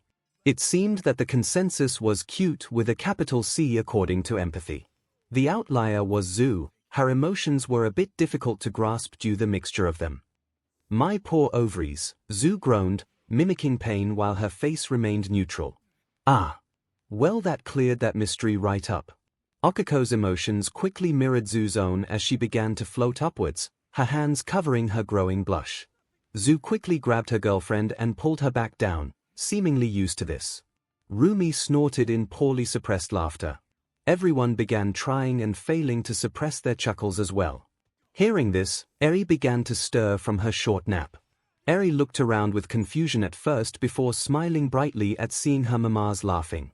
Himiko stood up and made her way closer. She tickled at 𝐸i's belly, causing the girl to giggle. "Mama?" 𝐸i whined. Yuki stirred then, and wiped away her drool with the fur on her arm. She looked around with her feline, bleary eyes before locking them onto Himiko. She let out a frightened mewl before going stock still in 𝐻𝐈's arms, the fur on her arms and legs raising as her long tail puffed in alarm. Her and Himiko's eyes were locked, neither moving a muscle or even blinking. Izuku and 𝐻𝐈 shared a nervous glance, unsure of what was happening. Then, Himiko made a sound he had never heard her make before. She trilled. Himiko put a hand to her throat, her face screwed up in confusion. The effect was instantaneous. Yuki's fur smoothed out as she trilled in response, one of her rounded ears twitching as she did so. She looked up at 𝐻𝐈 with a beaming smile. "Mommy, Mommy. Who's that?" she asked excitedly as she pointed at Himiko. 𝐻𝐈 blinked at the suddenness of the mood shift before answering. "That's Himiko, she's one of 𝐸i's mamas." Yuki gasped in surprise before whipping her head to 𝐸i. "Your mama's like me. She purrs like you too." 𝐸i exclaimed excitedly. Yuki began purring audibly, Himiko mirroring her almost as if in response. Izuku could sense her confusion growing with the action.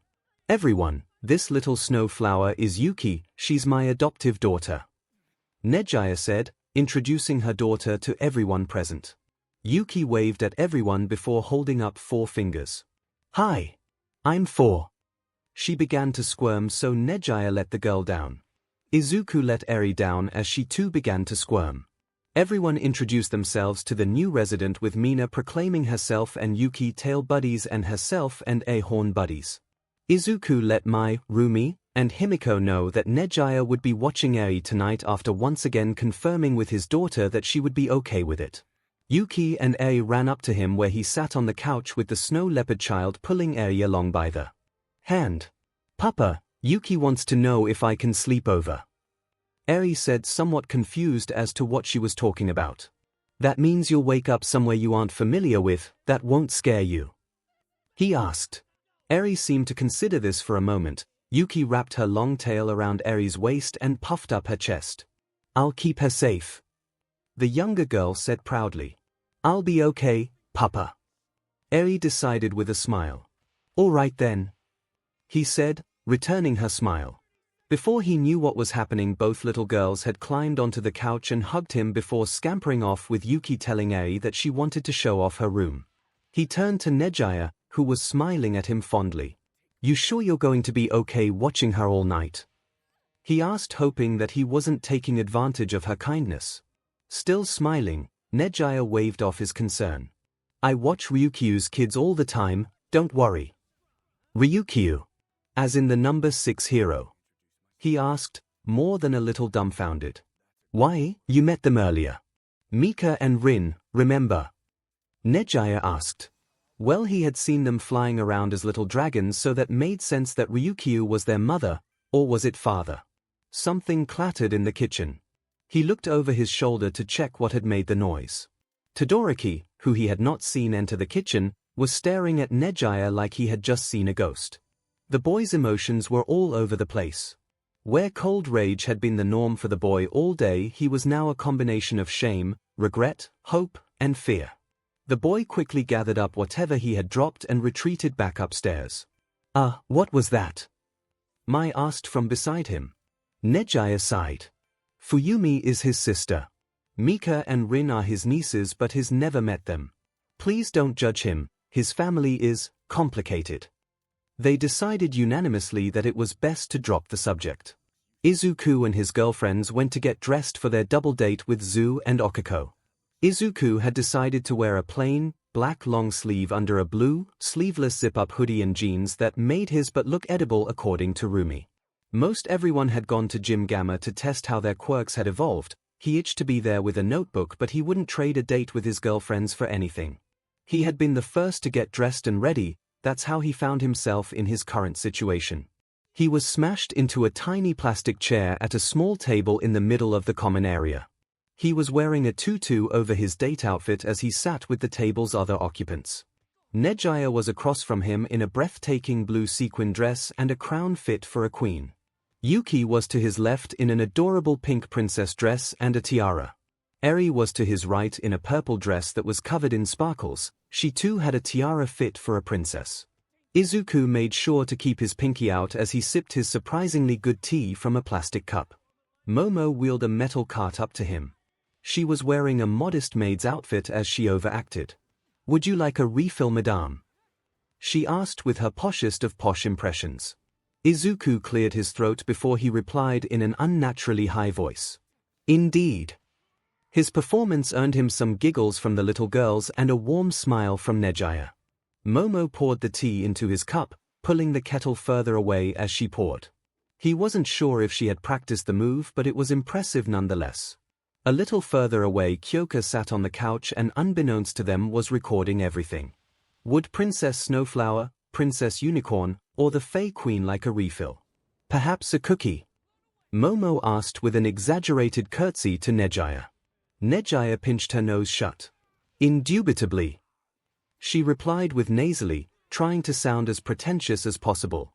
"Lily," Yuki said, attempting to mimic her mom in vocabulary and tone.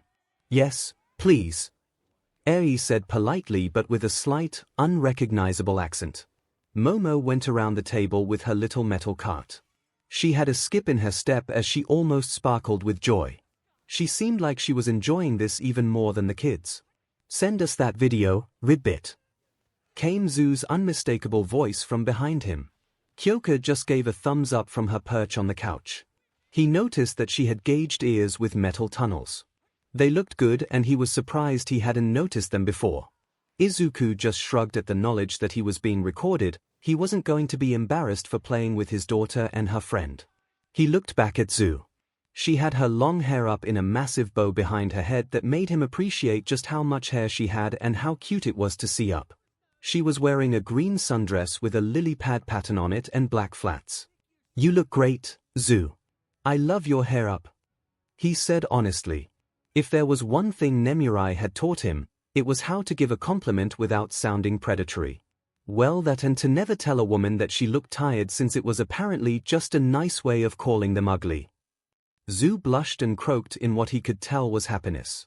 "You look good too, though I'm not sure about the tutu," she said, putting a finger to her chin. "Tutu?" 𝐒𝐭𝐽𝐲 asked as she came into view.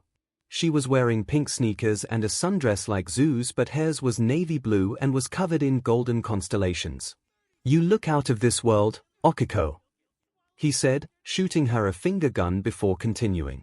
"But seriously though, you do." 𝐒𝐭𝐽𝐲 sputtered and blushed as 𝐒𝐭𝐽𝐲 snorted. "Nice dad joke." Izuku puffed up his chest in pride. "Thanks, I've been working on them."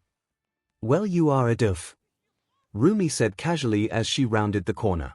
She was wearing low-cut black jeans that looked like they were painted on and a red leather jacket over a plain white muscle shirt that strained against her six-pack. She also had black combat boots on her larger-than-average feet. She looked like she could kick his butt and he would just thank her for it. "That's the nicest thing anyone's ever said to me, even if you didn't mean to mumble that," Rumi teased with a smirk. He nervously glanced back to his tea party. 𝐒𝐠 was visibly straining to hold back tears of laughter as she clasped her hands over her mouth. Momo looked absolutely scandalized. Yuki and Eri were just confused. "Papa, what's a doof?" Eri asked innocently. "Why would you thank her for kicking you?"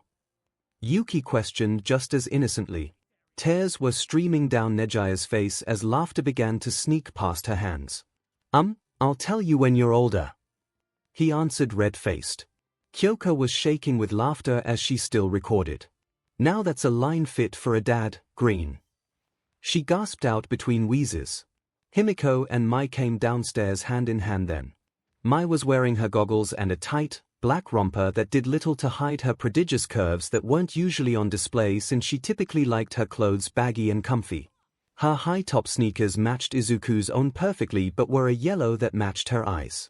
He wondered what it would be like to run his hands over every square centimeter of Mai's body like she often did for measuring them. His manic inventor girlfriend might be onto something with that technique. Himiko was wearing high-waisted jean shorts that were short enough that he could tell that the bottom of her butt would be peeking out all night. She had a tight, black tee tucked into her shorts that read "Crazy in Love" in a red font that made it look like it had been written in BLD. She wore combat boots similar to Rumi's but were unlaced and had a steel cap over the toes. He was very careful not to mumble aloud as he thought that getting stabbed suddenly didn't seem so bad. "You both look amazing. I don't have the vocabulary to do you justice." "Mai, are you sure you're comfortable enough?" he asked once he finally gathered his thoughts and picked up his jaw. Himiko's eyes were predatory as she looked at him with a hunger that had nothing to do with food. Mai's smile was manic but loving as her eyes zoomed and unzoomed on him rapidly. "I'm comfy, it's stretchy, see?" Mai answered, and to demonstrate she pulled on her romper, the material stretching easily and revealing a healthy amount of side melons in the process. Mai had never been one for bras and he had never been more thankful for that.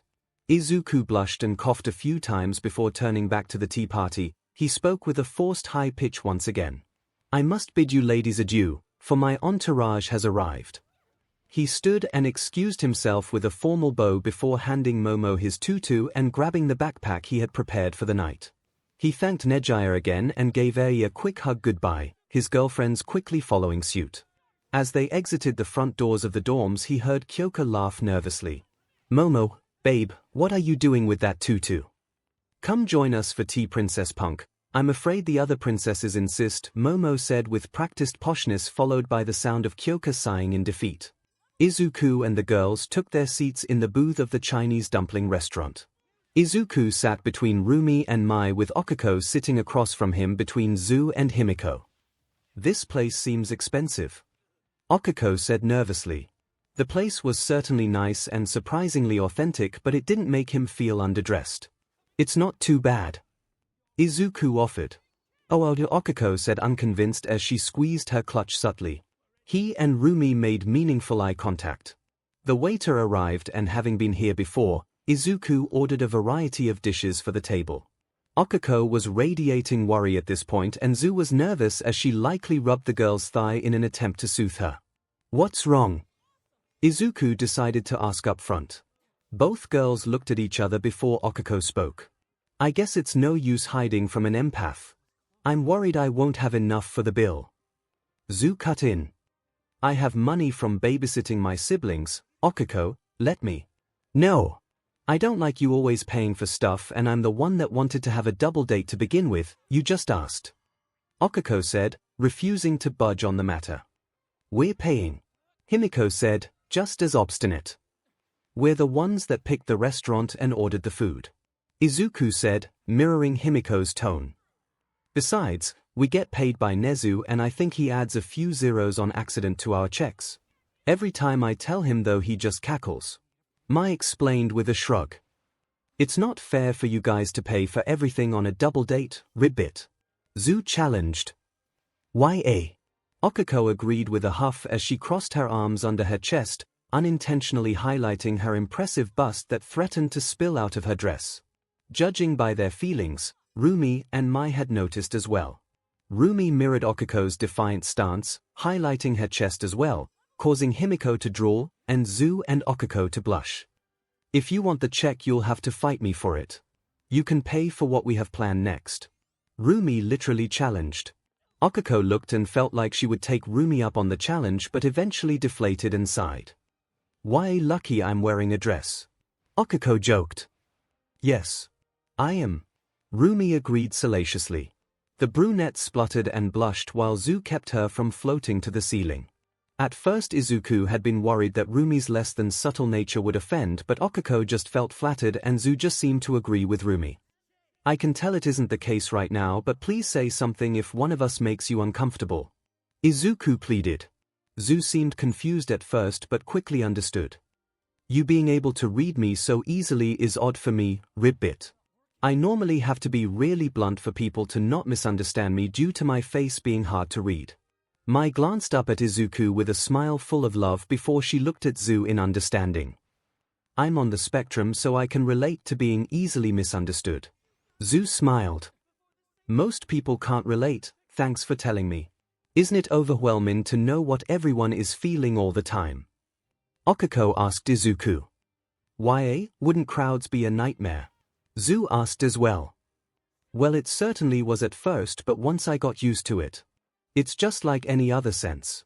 The best way I can describe empathy is that it's like a sixth sense. Have you ever been somewhere and not noticed a smell until someone points it out? It's kind of like that. I don't get overwhelmed, or sometimes even notice other people's emotions unless they're really strong.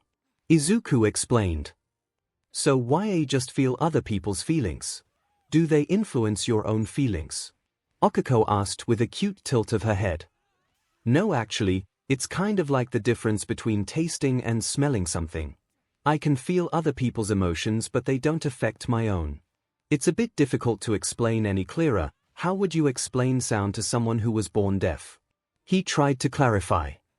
That actually makes a lot of sense, Ribbit. Zu said before the waiter showed up with their food.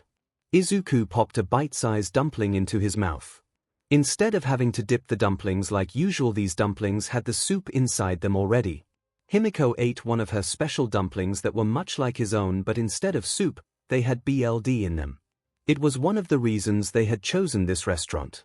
She hummed in satisfaction and ran her long tongue over her fangs.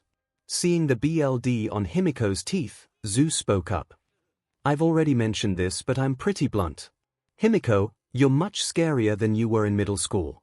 At first Himiko was filled with worry but quickly calmed when she didn't notice any ill intent in Zu's eyes. I'm not sure how much Okiko has told you, but I was forced to hide my quirk and who I was then. The mask I wore to appear normal eventually broke. I'm sorry if I scared you. Himiko said almost dejectedly. I didn't say that I didn't like it, Ribbit. Zu said deadpan as ever. Himiko's jaw went slack for a second before giving a fang-filled smile that was stained red. Don't worry, I get it. Part of my quirk lets me know how dangerous someone is in comparison to me, and Himiko scared the CRP out of me when I first saw her. It was the first thing that attracted me to her.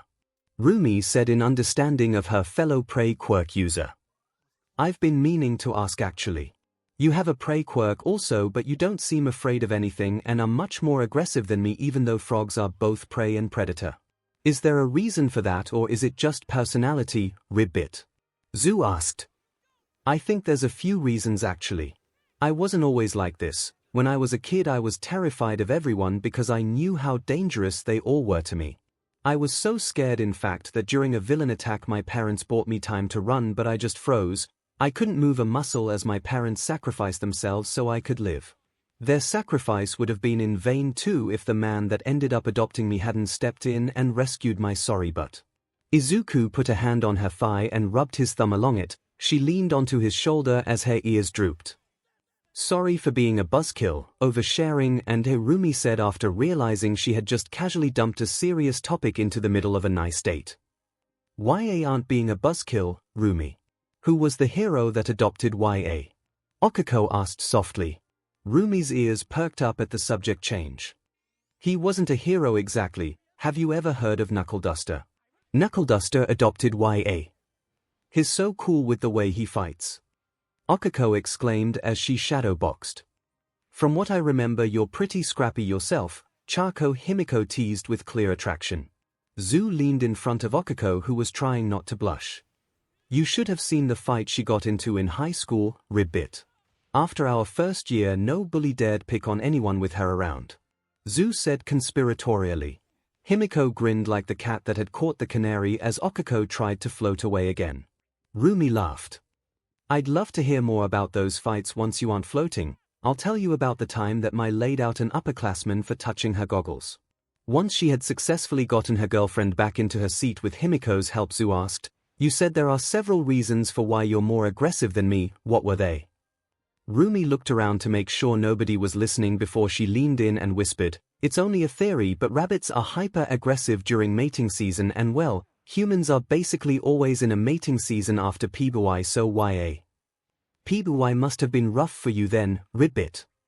Zhu wondered aloud. Rumi's grin was vicious.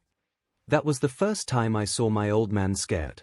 Izuku remembered the day Mr. Oguro had pulled him, Himiko, and Mai aside after sending Rumi to the store for something. They all had assumed it would be a shovel talk to end all shovel talks, but he just had this faraway look in his eyes as he told them the story of Rumi's PBY days like he was recalling a first-person account of a war. He warned them that if they had kids with Rumi to be prepared for the fight of their lives once the child reached PBRTY. Needless to say, they had all been a bit scared to see the gruff man so shaken by something. To his side, Mai brightened and began vibrating in her seat. She pulled out her notebook from who knows where before asking, Do you two know how your quirks evolved? Upon hearing her question, Izuku immediately mirrored her excitement and pulled out his own notebook. Where did you two pull those out from? The waistband is the only thing that makes sense, but I would have noticed them when I was never mind, Ribbit. Zhu cut herself off as she began to blush and emit both embarrassment and attraction. Himiko leaned forward and wiggled her eyebrows at the frog girl. Aren't their buttes amazing? Okiko nodded absent-mindedly to Himiko's question before realizing what she had done and blushed hard enough to give Izuku a run for his money. Okiko sputtered and tried to course-correct the conversation. Anyways, my quirk used to require all 5 of my finger pads to touch whatever I wanted to remove the gravity from. It wasn't voluntary and I had to touch all 10 of my pads together for the effect to cancel. But now I only need 1 finger to touch. It's voluntary unless I'm sleeping or flustered. I can control how much gravity I remove, and I can cancel the effect with a thought. More fingers touching does increase the conductivity though. She demonstrated by touching her dress with a single finger, the tip glowing pink momentarily. Her dress began to float weightlessly, but she did not. The dress stopped fluttering suddenly before she demonstrated again, but this time with all 5 fingers. She and her dress began to float from her seat for a second before landing back in it with a plop that caused her biases to bounce almost out of her dress. Himiko's eyes went wide at the sight, pink dusting her cheeks. Zhu's tongue lolled out of her mouth before she quickly snapped it back in. He didn't see Rumi's or Mai's faces, but he could feel their lust as well as his own. There's one more thing that changed, Okiko said with a mischievous grin. She poked a dumpling on her plate, her finger tip glowing with the activation of her quirk. 𝐒𝐬𝐽 had expected the dumpling to begin floating, but instead it collapsed in on itself as if under a great weight. 𝐒𝐬𝐽 and Mai gasped in unison and began writing furiously. I'm not as smart as them. What just happened? Rumi asked. I can increase gravity. I tested it on a scale in the dorm bathrooms. I can increase something's gravity by up to 5 times. 𝐒𝐽𝐽 said excitedly. Whoa. YA would only need one touch to disable almost anyone. We should definitely train together sometime. I want to know what it's like to try and fight with 5 times my weight. Rumi said. That's amazing, Charco. What about you, Zhu? Figure anything out? Himiko asked. Mine is mostly an overall physical strength increase, but there is one more thing. I can secrete a paralytic toxin on my skin like a blue poison dart frog, but I'm immune to it and I can control where and how much I secrete. Zhu explained. Himiko raised a questioning eyebrow. If you're immune to it, how did you figure it out?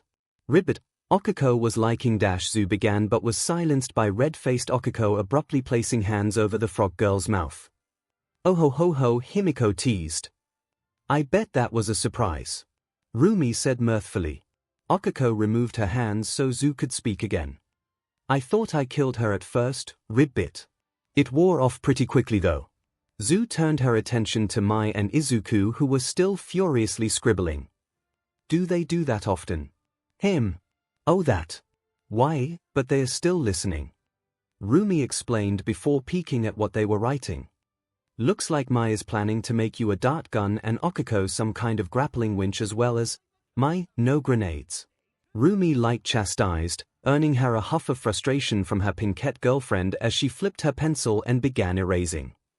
Looks like 𝐒𝐽𝐽 is curious about how much stronger you are and if your muscle density increased like mine did. He's also curious if 𝐒𝐽𝐽 can decrease something's gravity then increase it without having to touch it again. I don't need to touch it again. 𝐒𝐽𝐽 clarified quickly with a fond smile at the three's dynamic. I'm heavier now so I think so. Zhu offered with a shrug. 𝐒𝐽𝐽's frantic pace quickened.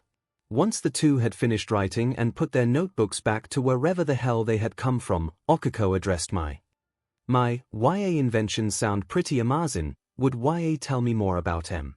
Mai's eyes were wild as they snapped to 𝐒𝐽𝐽's. You wanna hear about my babies? I've been waiting years for someone new to ask me about my babies.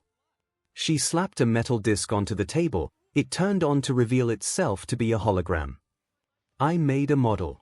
𝐒𝐽𝐽 watched Mai fondly as she frantically explained her babies with the same passion that had initially attracted him.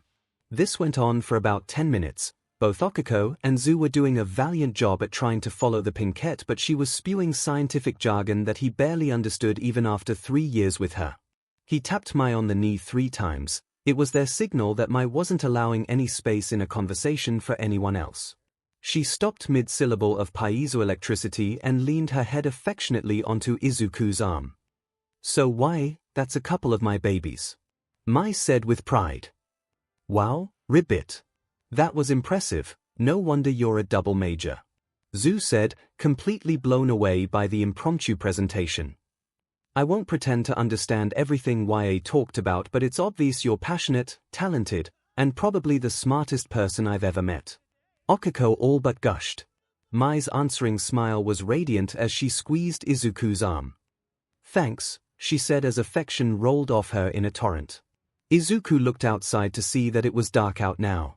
They had been talking for quite a while by this point and had finished eating and even paid a while ago. We should probably get going if we want to make it in time, he said, his girlfriends agreeing. You never said what else we're doing, Ribbit. Zhu questioned as they began to leave. Himiko bumped hips with the girl. It's a surprise, you'll just have to wait and see. After a short train ride they arrived at the outskirts of the city and all piled into a gondola after 𝐒𝐽𝐽 bought the tickets. That was super cheap. Was that all YA wanted us to pay for? 𝐒𝐽𝐽 asked in frustration as she stomped her pink shoe. It was difficult to be afraid of her wrath when 𝐒𝐽𝐽 could tell she was relieved at being somewhat tricked and being able to pay for something at the very least. It didn't help that she was adorable when she was trying to act mad. We didn't know it would be so cheap, Rumi said with a SHT eating grin that begged to differ. 𝐒𝐽𝐽 pouted but relented.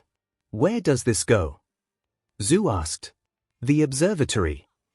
Izuku said simply. Okiko lit up, her faked anger forgotten. I've always wanted to go but couldn't find the time, she exclaimed in excitement with a small bounce. A short time later they got off the gondola and walked up a short path to the observatory.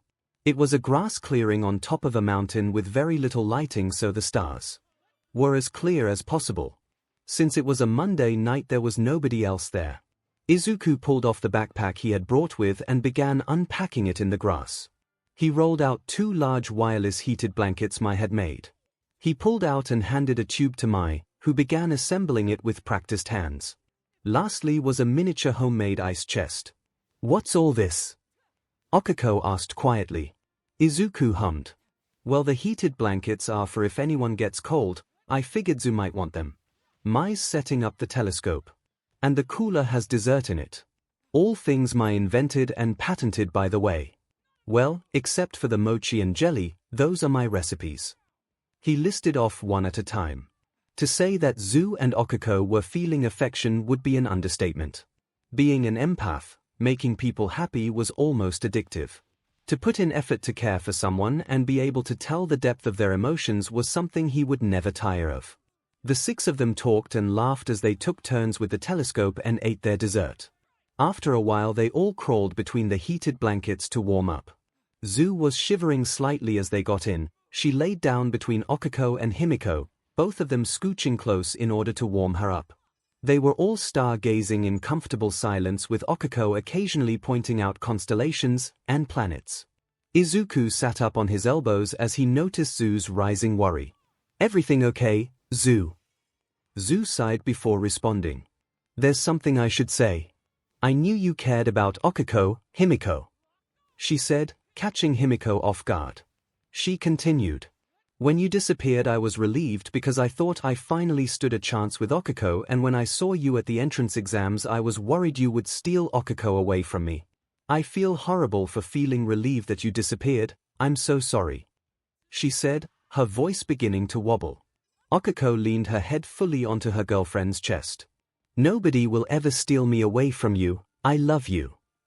Himiko leaned her head against Zhu's shoulder slightly. It's okay, Zhu. Why would YA worry about me stealing her away? Because I knew she cared about you too, and why wouldn't she? You're amazing. She never gave up hope that she would see you again. I could see it written in her eyes and I don't blame her. But then I found out you were poly and had 3 partners, each as amazing as you. I was relieved, but at the same time I worried that you 4 would pursue only Okiko and leave me alone, but now I know you would never do that, Zhu said, her voice threatening to break. Okiko ignored her embarrassment and propped herself up so she could look Zhu in the eyes. I'm never leaving YA, hear me? Ever, she said with conviction before leaning down and kissing Zhu passionately. You're seriously underestimating how great you are, Zhu. Okiko wouldn't be who I know she is if she ever left you for anyone, Himiko said once Okiko came up for air. Breaking people up to date someone is for weaklings, Rumi said, annoyed at even the implication. Why the hell would we do that? Okiko is bubbly, fun, and has a cute accent, but you're funny, blunt, and adorable, Mai exclaimed, confused at the prospect of anyone not liking Zhu. It's true that we did agree to consider others joining our polycule, but we would never do so at the expense of someone's relationship. We wouldn't invite only one person from a couple, and we would only invite them if we loved both of them. Besides, you and Okiko are both amazing, caring people. Izuku tried to clarify their intentions without saying that they were already considering them specifically. After a moment of silence, Zhu croaked happily. Thank you, that makes me feel better. Ribbit. Now that they were past that, Okiko allowed herself to blush as she slapped Zhu's arm. Did YA have to tell Himi that I liked her in middle school? Zhu hunched her shoulders. Sorry, Ribbit. Okiko sighed. It's fine. She turned her blushing face to Himiko, who was still resting her head against Zhu's shoulder. Did you really like me too? Himiko looked up into her warm brown eyes. It's why I had to leave. My cravings were reaching a boiling point and I didn't want to hurt you. Okiko frowned. I'm the reason YA disappeared, she asked softly. No. My mother is the reason. If she hadn't forced me to suppress my quirk, then I never would have reached that point, so don't you dare blame yourself. Himiko desperately rushed out. Alright, if you're sure. Okako hesitantly agreed. I am. Himiko resolutely said. Izuku sat up. It's starting to get pretty late, we should probably get back. They all agreed and began packing up. Himiko pulled Zu in for a hug. I'm sorry I made you worry, Zu. Zu nuzzled into Himiko's warmth and closed her eyes. It's okay, Ribbit. I was just being self-conscious. When they got back to the dorms, they found 𝐒𝐲 asleep on one of the recliners in her button-up pajamas. A children's book lay forgotten on her knee. Her periwinkle hair was cozily curled around her shoulders. She had her arms around Yuki and 𝐸. Both were dead asleep in her lap with their heads resting against her shoulders. After taking a picture to frame later, he whispered to girls who were doing their best to not squeal at the sight, I'll take them to bed, you guys go ahead. After a few whispered goodnights and thank yous for the nice night, the girls went to get ready for bed. With Blackwhip's help to make sure nobody tumbled off, he gently picked up 𝐒𝐲 in a princess carry with Yuki and 𝐸 still in her arms. He carried the three with little effort to 𝐒𝐲's door and opened it with a tendril. He gently laid the three down into her bed with Blackwhip pulling the covers over them. 𝐒𝐲 opened one eye and smiled at him lovingly. She mouthed the words thank you before closing her eye again, her smile remaining. He smiled at the girl's antics and quietly left the room and closed the door. Smut time. Izuku approached his room assuming the girls were still changing into pajamas in their rooms. It was really the only thing they used them for anymore, well, that and storing their clothes. He entered to see his girlfriends all sitting on the edge of the bed, each in one of his shirts. It appeared as if they were waiting for him. They all stood up as he approached. His shirts were long enough on Mai and Himiko to completely cover them. Rumi being 6 feet 2 inches 188 centimeters on the other hand. He froze as he actually saw Rumi's PP for the first time. She had no tan lines on her naturally dark skin, and just above her glistening lips was a well-manicured tuft of white hair. See something you like? She teased as her hands began pulling at his clothes, Mai and Himiko joining in to strp him. They quickly and deftly stripped him down to his boxers with his PP threatening to rip free of its confines. As one, Mai, Himiko, and Rumi pulled their shirts off to reveal that none of them had anything underneath. He took in the sight of his three appealing girlfriends in their full splendor for the first time. Himiko bit her lip and trailed a claw along her porcelain skin that was crisscrossed in places with old scars from 3 years ago. Her BRSs were the smallest of the three but were firm and perky, her bright pink nipples pebbled with RLL. Her toned stomach had the faint outlines of a six-pack. Her PP was clean-shaven and puffy with the promise he had made to go down on her. Mai's smile was manic as she cupped her heavy BRSTS in each hand. She might have been the same height as Himiko at 5 feet 2 inches 157 centimeters, but she had the largest BRSTS of all three.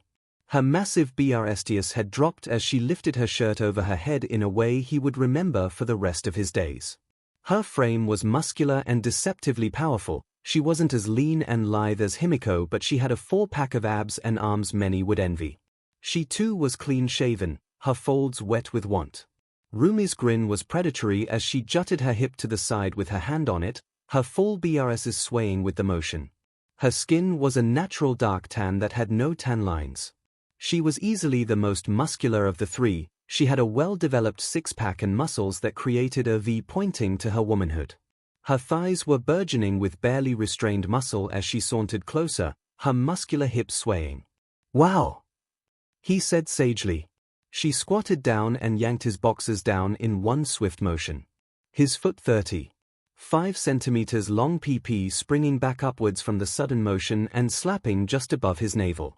Rumi looked up at him as his PP rested against her face, only causing her grin to widen. She shook her tail as well as her bubble oven, but as she liked the full length of him.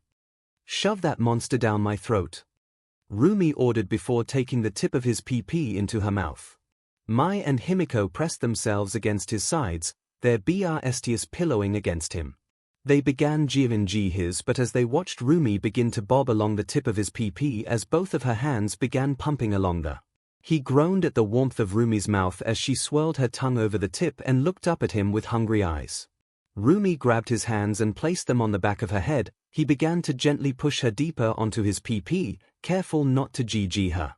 He stopped when could feel himself hit the back of her throat with about half of his throbbing 𝐿𝐼𝐺 still outside.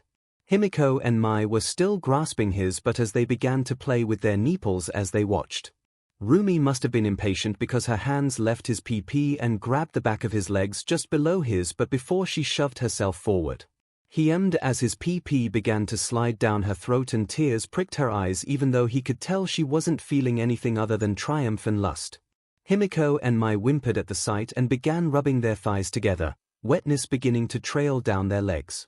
Rumi kept shoving his massive PP down her throat until she was finally at the base and he could feel her tongue licking at his ball. "Guff, you're amazing, Rumi." He groaned at the feeling of his entire length buried in his Amazon of a girlfriend's throat. "God, she took the entire thing." Mai whispered in awe. "Now F her throat 𝐒𝐿𝐼-kun." 𝐼𝐺𝐻𝐼 ordered huskily. She began pulling herself off of him only to slam herself all the way back down before she reached halfway. He began aiding her in the motion until he was well and truly throat-fing her unaided. The muscles in her throat bulged with each move as an outline of his PP could be seen traveling downwards. Tears leaked from her eyes as the pace quickened until his legs began to shake with the beginnings of an orgasm. His PP twitched hard. "Phew, Rumi, here it comes." He leaned forward and pressed her head all the way until her nose was against his skin as his orgasm broke. He could feel her throat working to take his load with each shot of cum, only making his orgasm even more intense as her throat tried to milk him dry. After 10 long seconds he released her head and she slid herself off his pulsing PP. She gasped for air before licking her lips and opening her mouth to show him that nothing remained. She had swallowed every drop. "Thanks for the meal," Rumi said scratchily as she stood. He pulled her in by the waist for a deep kiss, their tongues intertwined as he wiped away her tears with one hand and used cell activation on her throat with the other. They pulled away, both gasping for air. She rubbed her throat. "That feels better. Thanks, babe," she said in appreciation, voice no longer scratchy. Mai and 𝐼𝐺𝐻𝐼 pulled her in for a three-way kiss as their hands roved over each other's bodies. "That was so fing hot." 𝐼𝐺𝐻𝐼 whispered into Rumi's ear, causing it to twitch. "Why it was. Let's move on though, I'm dying here." Mai yelled as she grasped 𝐒𝐿𝐼's still rock-solid PP and began to lead him to the bed by it. "Lay down on your back," 𝐼𝐺𝐻𝐼 ordered. He didn't need to be told twice as he laid down. 𝐼𝐺𝐻𝐼 hopped onto the bed and walked atop it until she was standing above him with her feet to the sides of his head. He watched with lust in his eyes as she lowered herself onto his awaiting face, his hands moving to grip her toned, supple butt. As 𝐼𝐺𝐻𝐼 ran her hands through his hair and began riding his face, he felt something on both sides of his PP. Rumi and Mai sat on his lap and pressed their now dripping pussies together with his PP sandwiched between their lips, his PP reaching halfway between Mai's belly button and the underside of her breasts. They began grinding as Rumi held the much shorter girl's head in her hands as she kissed her softly, both of them smiling and humming into the kiss. Her tongue slid along Mai's lips, seeking entrance. Mai granted entry and Rumi's tongue began to explore her mouth. They 𝐵'd into each other's mouths as they began to pick up the pace of their grinding with 𝐒𝐿𝐼's PP sandwiched between their bodies. 𝐒𝐿𝐼's tongue was deep inside 𝐼𝐺𝐻𝐼 as his nose grinded against her CLT as she rode his face. She began to loudly as she began picking up her pace. 𝐒𝐿𝐼's PP began to twitch as the wetness on it began to increase. 𝐼𝐺𝐻𝐼's body began to spasm with small tremors as her began to grow in volume. Her shaking only increased until she was spasming atop him, unable to continue rocking. She came so hard that she squirted. He could see her eyes dilate and roll back as her long tongue lolled out of her mouth to rest on her chin. He latched his mouth onto her quivering PP and greedily drank her juices as he kept her in place with his hands. Mai broke from the kiss and took one of Rumi's nipples into her mouth as they both came together. Their bodies shook with joy as Mai 𝐵'd, the vibrations causing Rumi's orgasm to intensify. She screamed so loud that the entire dorm would have heard if the room wasn't soundproofed. Rumi and Mai's body-shaking orgasm quickly caused his own to break. Thick cum shot out and drenched both Rumi and Mai. The two began to immediately like each other clean before moving down to clean off the mixture of the three's cum off his PP. 𝐼𝐭 all but flopped bonelessly to the side. He propped himself up onto his elbows as he watched Rumi and Mai like him clean. When they finished, they turned their attention to him and crawled towards him, their breasts swinging with each movement. He was nearly hypnotized by the time they reached him and began to like his face free of 𝐼𝐭's orgasm. Rumi and Mai laid their head on his chest with each of his legs between theirs. Still in a daze, 𝐼𝐭 crawled between his legs and laid directly on top of his torso with his still irked PP nestled between her butt cheeks. That was amazing. Mai breathed out. 𝐼𝐭 mumbled. I still feel full. Rumi noted with a shaky voice. I love you three so much. Izuku said as he pulled Rumi and Mai closer. The three girls mumbled out a chorus love yous in response. 𝐼𝐭 sobered up a bit from her cum drunk and knitted her eyebrows together as she flexed her butt cheeks around Izuku's PP. But Izuku's still hard. She protested. Don't worry about me, I think cell activation makes it so I can basically go until I want to stop. I like you cock warming me anyways. He said as he moved his slick PP between her cheeks once. 𝐼𝐭 wiggled her butt in response and closed her eyes. If you say so, this is surprisingly comfy actually. Wake us up if you can't sleep because of it. Mai said sleepily as her eyes fluttered close. YA. Rumi agreed as she too closed her eyes. He hummed in agreement before using Black Whip to pull the blankets of them and closing his own eyes. Izuku woke to the sensation of a finger trailing along his bare chest. He opened his eyes to see 𝐼𝐭, Mai, and Rumi all still naked and pressed against him, their breasts pillowing against his frame. 𝐼𝐭 was purring as she traced the barely there starburst scars on his chest from the day he had met her. Good morning Aizu, 𝐼𝐭 purred. Rumi and Mai both looked up at him with love in their eyes and he could feel all their love combining, resonating to the point that it felt like the warmth of a campfire on a chilly evening. I love all of you so much, he said as he basked in the warmth of their emotions. They returned the sentiment and the sensation grew like it was building to something. They laid there basking in each other's presences until their alarm went off and they went about their morning rituals. 𝐒𝐩𝐢𝐽 and Mai had taken Eri and Yuki to their class, all of them holding hands in a chain that went, 𝐒𝐩𝐢𝐽, Yuki, Eri, and finally Mai. As the four left, Eri and Yuki were babbling excitedly about their sleepover and what they wanted to do next time, while 𝐒𝐩𝐢𝐽 and Mai were asking and answering questions in such a frantic pace he almost had to activate full cowl to be able to follow it. Izuku made 2 cups of coffee in travel mugs before heading to class with Rumi and 𝐼𝐭. Once he was at homeroom, he gave the coffees to Aizawa-sensei and Hitoshi at the same time offering them a hand glowing with cell activation. Hitoshi actually hugged him, proclaiming he would hide a body for him if asked. Aizawa-sensei tried to hide his gratitude behind nonchalance, but he could tell that the gruff man felt like a kid on Christmas. Homeroom had been much more conventional this time around. Aizawa went over everything they had missed not attending the assembly in the 10 short minutes they had as opposed to the hours it would have been. He went on to explain that the rat thought it was funny to bore students at the assembly into unconsciousness with his droning. After a short homeroom there was English with present MIC, math with ectoplasm, literature with cementos, and history with snipe. Mai and Momo left to the support lab during literature and history since they counted as electives and they had been waived for the 2 double majors. The 2 returned for the last class before lunch, Quirk history and law taught by midnight, or his mama. Nemurai entered the room and immediately hugged Izuku. I'm so excited to have you and the girls in my class, Izuku. As everyone took their seats, he noticed the confusion everyone was feeling and realized, to his horror, that he had never told his classmates that Midnight was one of his moms. He prayed she wouldn't try to embarrass him. Midnight sat on her desk with her legs crossed as she introduced herself. I'm the R-rated hero, Midnight, and I'll be your teacher. She held out her left hand to show off her appealing wedding ring. But you can call me Mrs. Midoriya, Izuku groaned and slammed his head onto the desk as his classmates' heads all swiveled to look at him with mouths agape.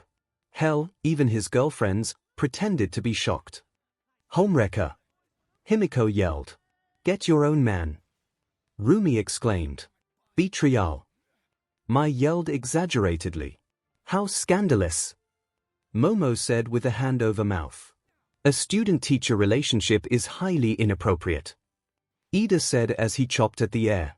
The class devolved into more shouts of recriminations as his mema sat there smiling like she had just created her greatest work of art. She let this go on for a few more seconds before snapping her WHP, resulting in everyone immediately quieting. I'm his mema, not his wife. Nemirai said before bursting into laughter, his girlfriends roaring with laughter as well. Midnight's your Kaminari screeched. I'm surprised you didn't tell them about me, Izuku. Have you told them about Ainen? His mema asked once she calmed down enough to talk. Who's Ainen? Okiko asked. 13, they're my mom. Izuku answered. Okiko stood from her seat. What? Why didn't you bring it up when I was talking about my dads being heroes? Hitoshi asked. That was a good question, why hadn't he? Before he could think up an answer, Rumi answered for him. Izuku has a bad habit of removing himself from any equation. It just doesn't occur to him to think of himself. Rumi berated lightly. Hey, I've gotten better.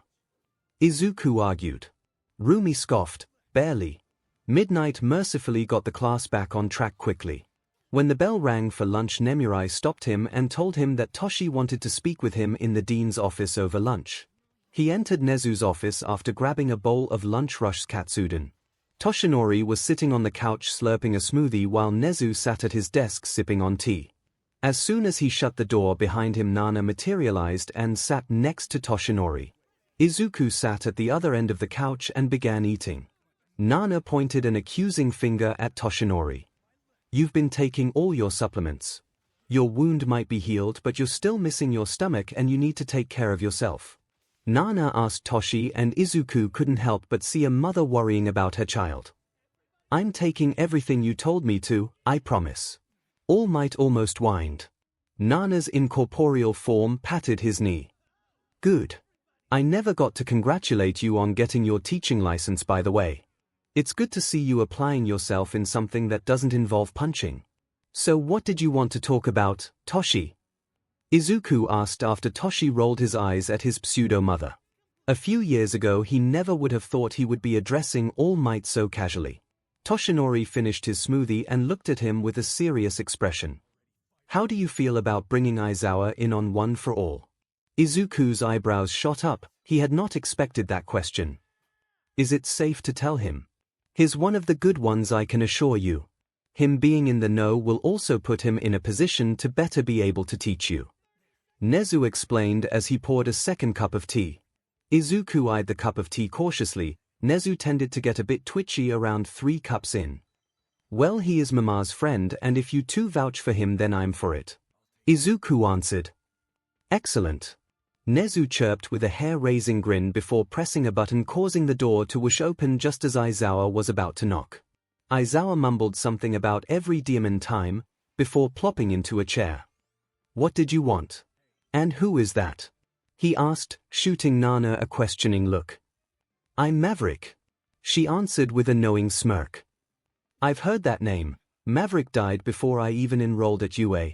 Aizawa said slowly, now fully suspicious. Nana waved her hand through Tosh's head. Still dead. Aizawa looked at Izuku accusingly. What the hell did you put in that coffee, problem child?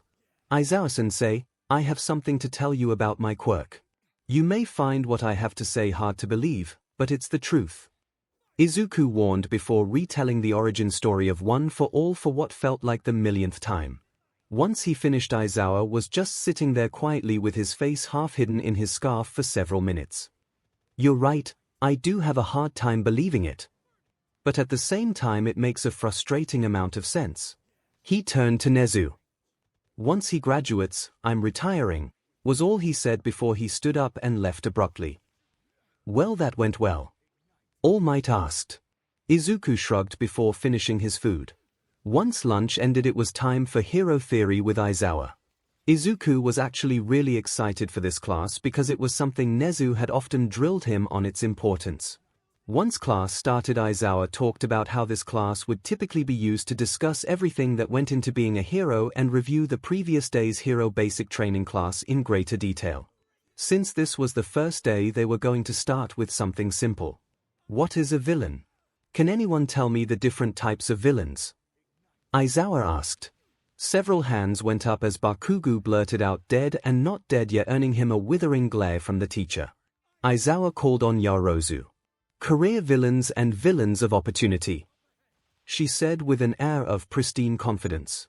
Close, but not the entire answer I'm looking for. Anyone else? Aizawa asked. Only Ida and Izuku raised their hands this time. Momo deflated slightly at being incorrect but perked back up when Kyoka turned in her seat to give the girl a reassuring smile. Go ahead, Midoriya, Aizawa said with a gesture of his hand to the boy. I should preface my answer. There is a difference between a villain and a criminal. A villain is inherently a criminal, yes, but a criminal is not necessarily a villain. A villain uses their quirk to aid them while breaking the law. A criminal could just be someone shoplifting food to eat. In many cases, the criminal is unfairly judged as a villain, especially if they have a mutation quirk they can't just turn off. My mentor told me that someone becomes a villain for 5 main reasons. Some turn to villainy out of desperation, a last resort to meet their needs. An example would be someone stealing to feed their family.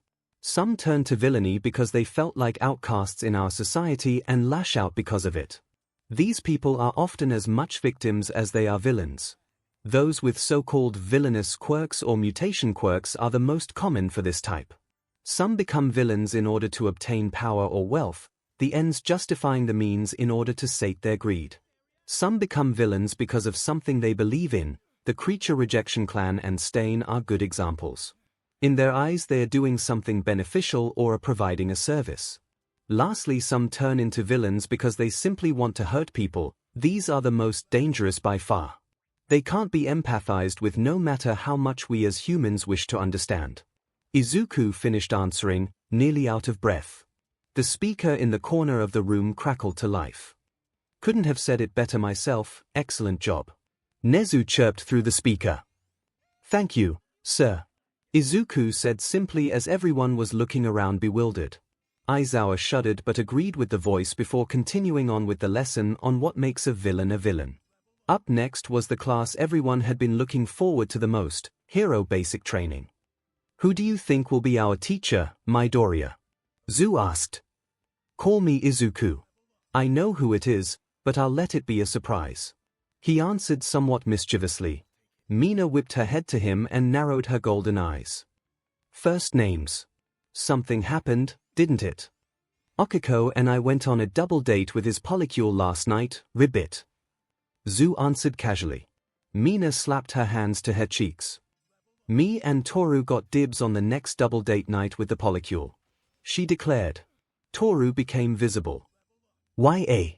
We can go on a shopping date. They began to converse about ideas of where to go until Kyoka snapped to attention and looked at the door. That laugh, no Fing Wei, the punk girl said. Language. Ida instantly reprimanded.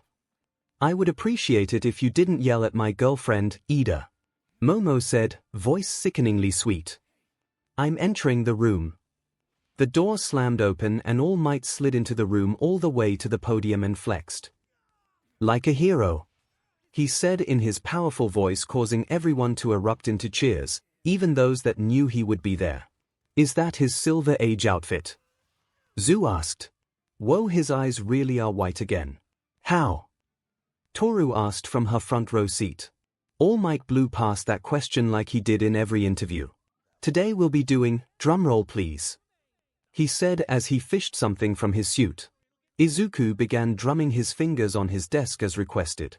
Combat training, he said with gusto as he held out a card that said battle on it. Bakugo grinned like a madman while Rumi and Himiko grinned like sharks that smelled billy. For that you'll need these, he said while gesturing to the wall as it began to open. Large metal briefcases were on racks with their seat numbers on them. Young Hatsune, your costume is waiting for you in the locker room, he added as an afterthought. Well, don't just sit there. Get changed and meet me at Ground Beta. he said before disappearing in a gust of wind. Mai nearly tripped as she took off for the locker rooms in a dead sprint. Mama's coming, baby. Izuku was walking into ground beta looking down at the worn knuckle dusters he had on. He was surprised to see them resting on a letter when he first opened his costume case. The letter was handwritten and barely legible. It read, "Congratulations kid, you're an official graduate of Ogre's Gym. These are your graduation gifts. They've taken down more villains than any hero outside of the top 10. I would say to make me proud, but I already know you will. Look out for my little girl will YA. P.S. Don't worry about breaking them, they're made out of some bullshit alloy and are practically indestructible. P.P.S. If you're reading this, Rumi, don't scoff, you'll always be my little girl." Izuku smiled to himself. For all of his appearances, Mr. Oguro was nothing if not a loving father. Izuku wouldn't let the man down. "You look good," Hitoshi said, snapping Izuku out of his thoughts. Izuku looked up from the letter at Hitoshi. The purple-haired boy was wearing what looked like a ninja costume with kunai strapped to his chest, a black metal half-mask, and a scarf exactly like Eraserhead's but black. He looked back down at his own costume. He had gone with something akin to his very first costume design but a tighter fit and minus the hood and bunny ears as Rumi had put it. His mother had wanted to sew it for him but All Might had offered his resources. Instead of simple cloth, his suit was made of the same nigh indestructible material as All Might's were. The majority was black instead of the original lime green, and the sides had a thick stripe of green running down them that matched his hair. He had armored knee and elbow pads to pack some extra punch. On his waist was a utility belt with red pouches hanging off of it, each pouch with a different colored circle on the top to distinguish what was inside. Mai had packed his belt with all kinds of goodies. She had also modified a pair of his red high tops to be armored and reinforced strong enough to kick through steel. A metal half-mask lay against his collarbones with a built-in air filtration system. In the area of the mask that covered his ears was a dampener that would lower any noise over a dangerous decibel to a tolerable one, something Rumi had as well but were earbuds. When equipped, the mask would secure itself tight to his face. If he didn't know that making things for people was Mai's love language, he would feel like he was taking advantage of her with how much she contributed to his costume. All the equipment she had made had to be approved by UA since she wasn't licensed or a student when she made them, but the process was well worth it. "Thanks, Hitoshi. Yours looks great too. The capture scarf in particular." Izuku returned the compliment in turn. He looked around to check out everyone's costumes, well, everyone but the girls since they weren't out yet. Aima looked like a cross between a knight and a disco ball. Kaminari looked like he was just wearing some rocker-style clothing. Ida, or at least who he assumed was Ida, looked like a knight crossed with a cyborg. Mai was going to love it. Mizo was wearing a pretty standard blue costume with no sleeves. Tokoyami was wearing all black clothes, utility belt, and cloak. Todoroki was wearing a white jumpsuit with fake eyes covering one entire side with a red eye. It was a bit odd to say the least. Hanta was wearing a black and white suit with tape dispensers for shoulder guards and a full helmet. Bakugo was wearing a design he had drawn. The blonde must have kept a page from the notebook he all but destroyed. He was about to lose his cool when Kirishima came up to him in his costume. It consisted of black breathes, a tight black shirt, a red torn-up cloth around his waist, a mask framing his face, and gear-like shoulder pads. "Nice costume, bro. Hey, does this look gay?" The redhead suddenly asked him while gesturing to his shirt. To say Izuku was taken aback would be putting it lightly. "Thanks, yours looks great too, but what do you mean by looks gay?" Izuku questioned. He was going to be upset if by gay he meant stupid.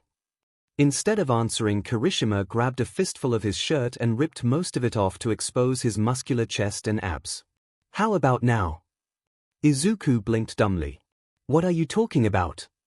Kirishima just hummed before ripping his shirt completely to ribbons. "Now." "Yes."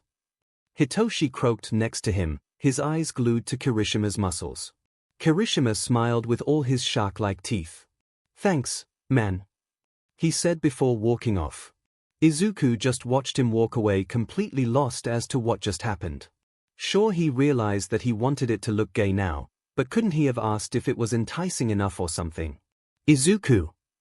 Mai's voice yelled from behind him. He turned to see all the girls walking his way, and he could have sworn time slowed as he tried to take in every detail.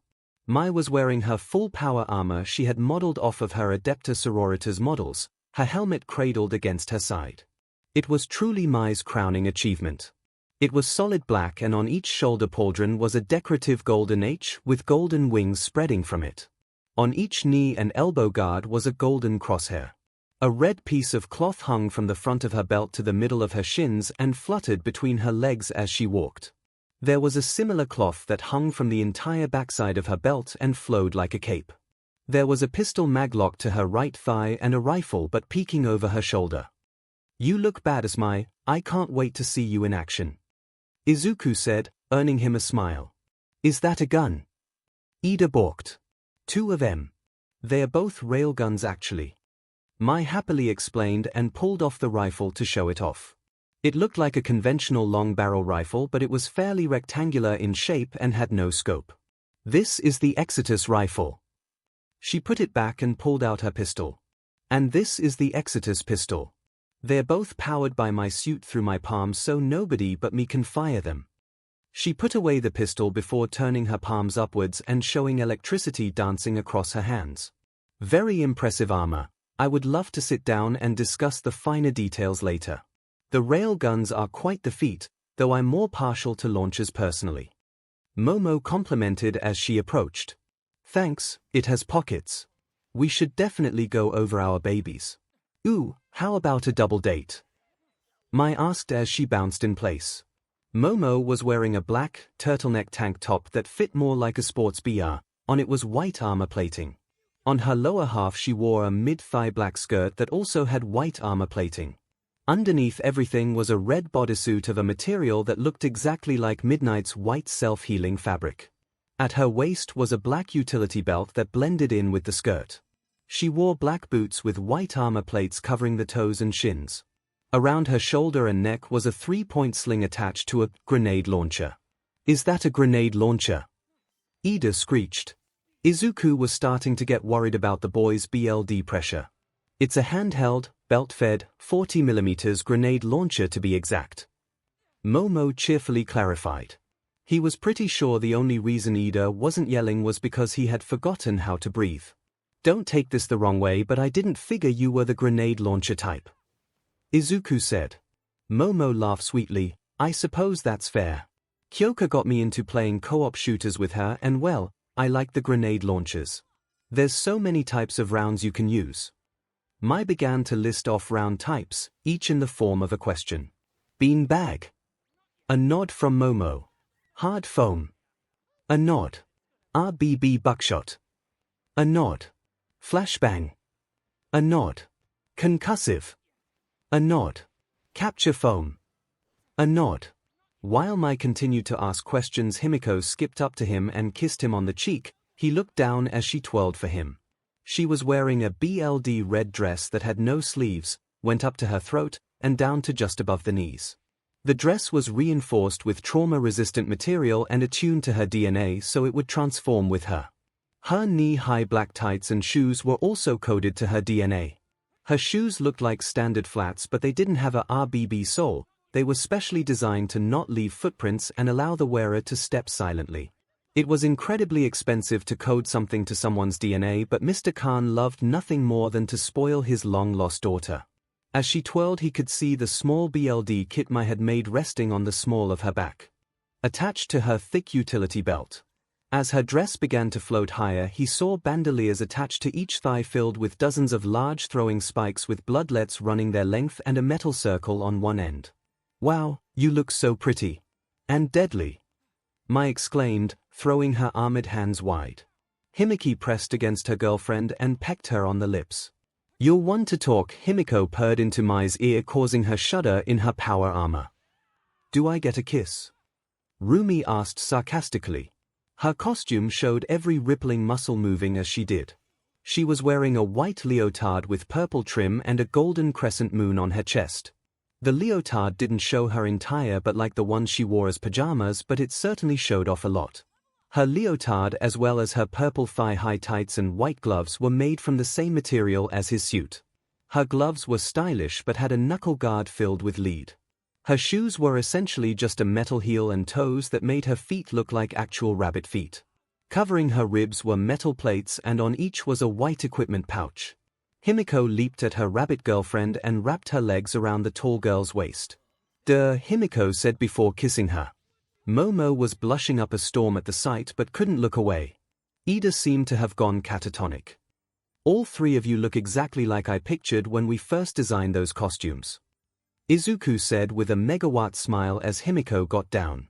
Rumi ran a hand over his abs and smirked up at him. "Same," she looked at the letters still in his hand. "Are those my old man's? And what's that paper?" He just handed her the letter and watched her as she read. Her smile was small and warm at first, but she scoffed in indignation partway through, then laughed as her warm smile returned larger than before. "Mind if I keep this?" Rumi asked, almost embarrassed and definitely sentimental.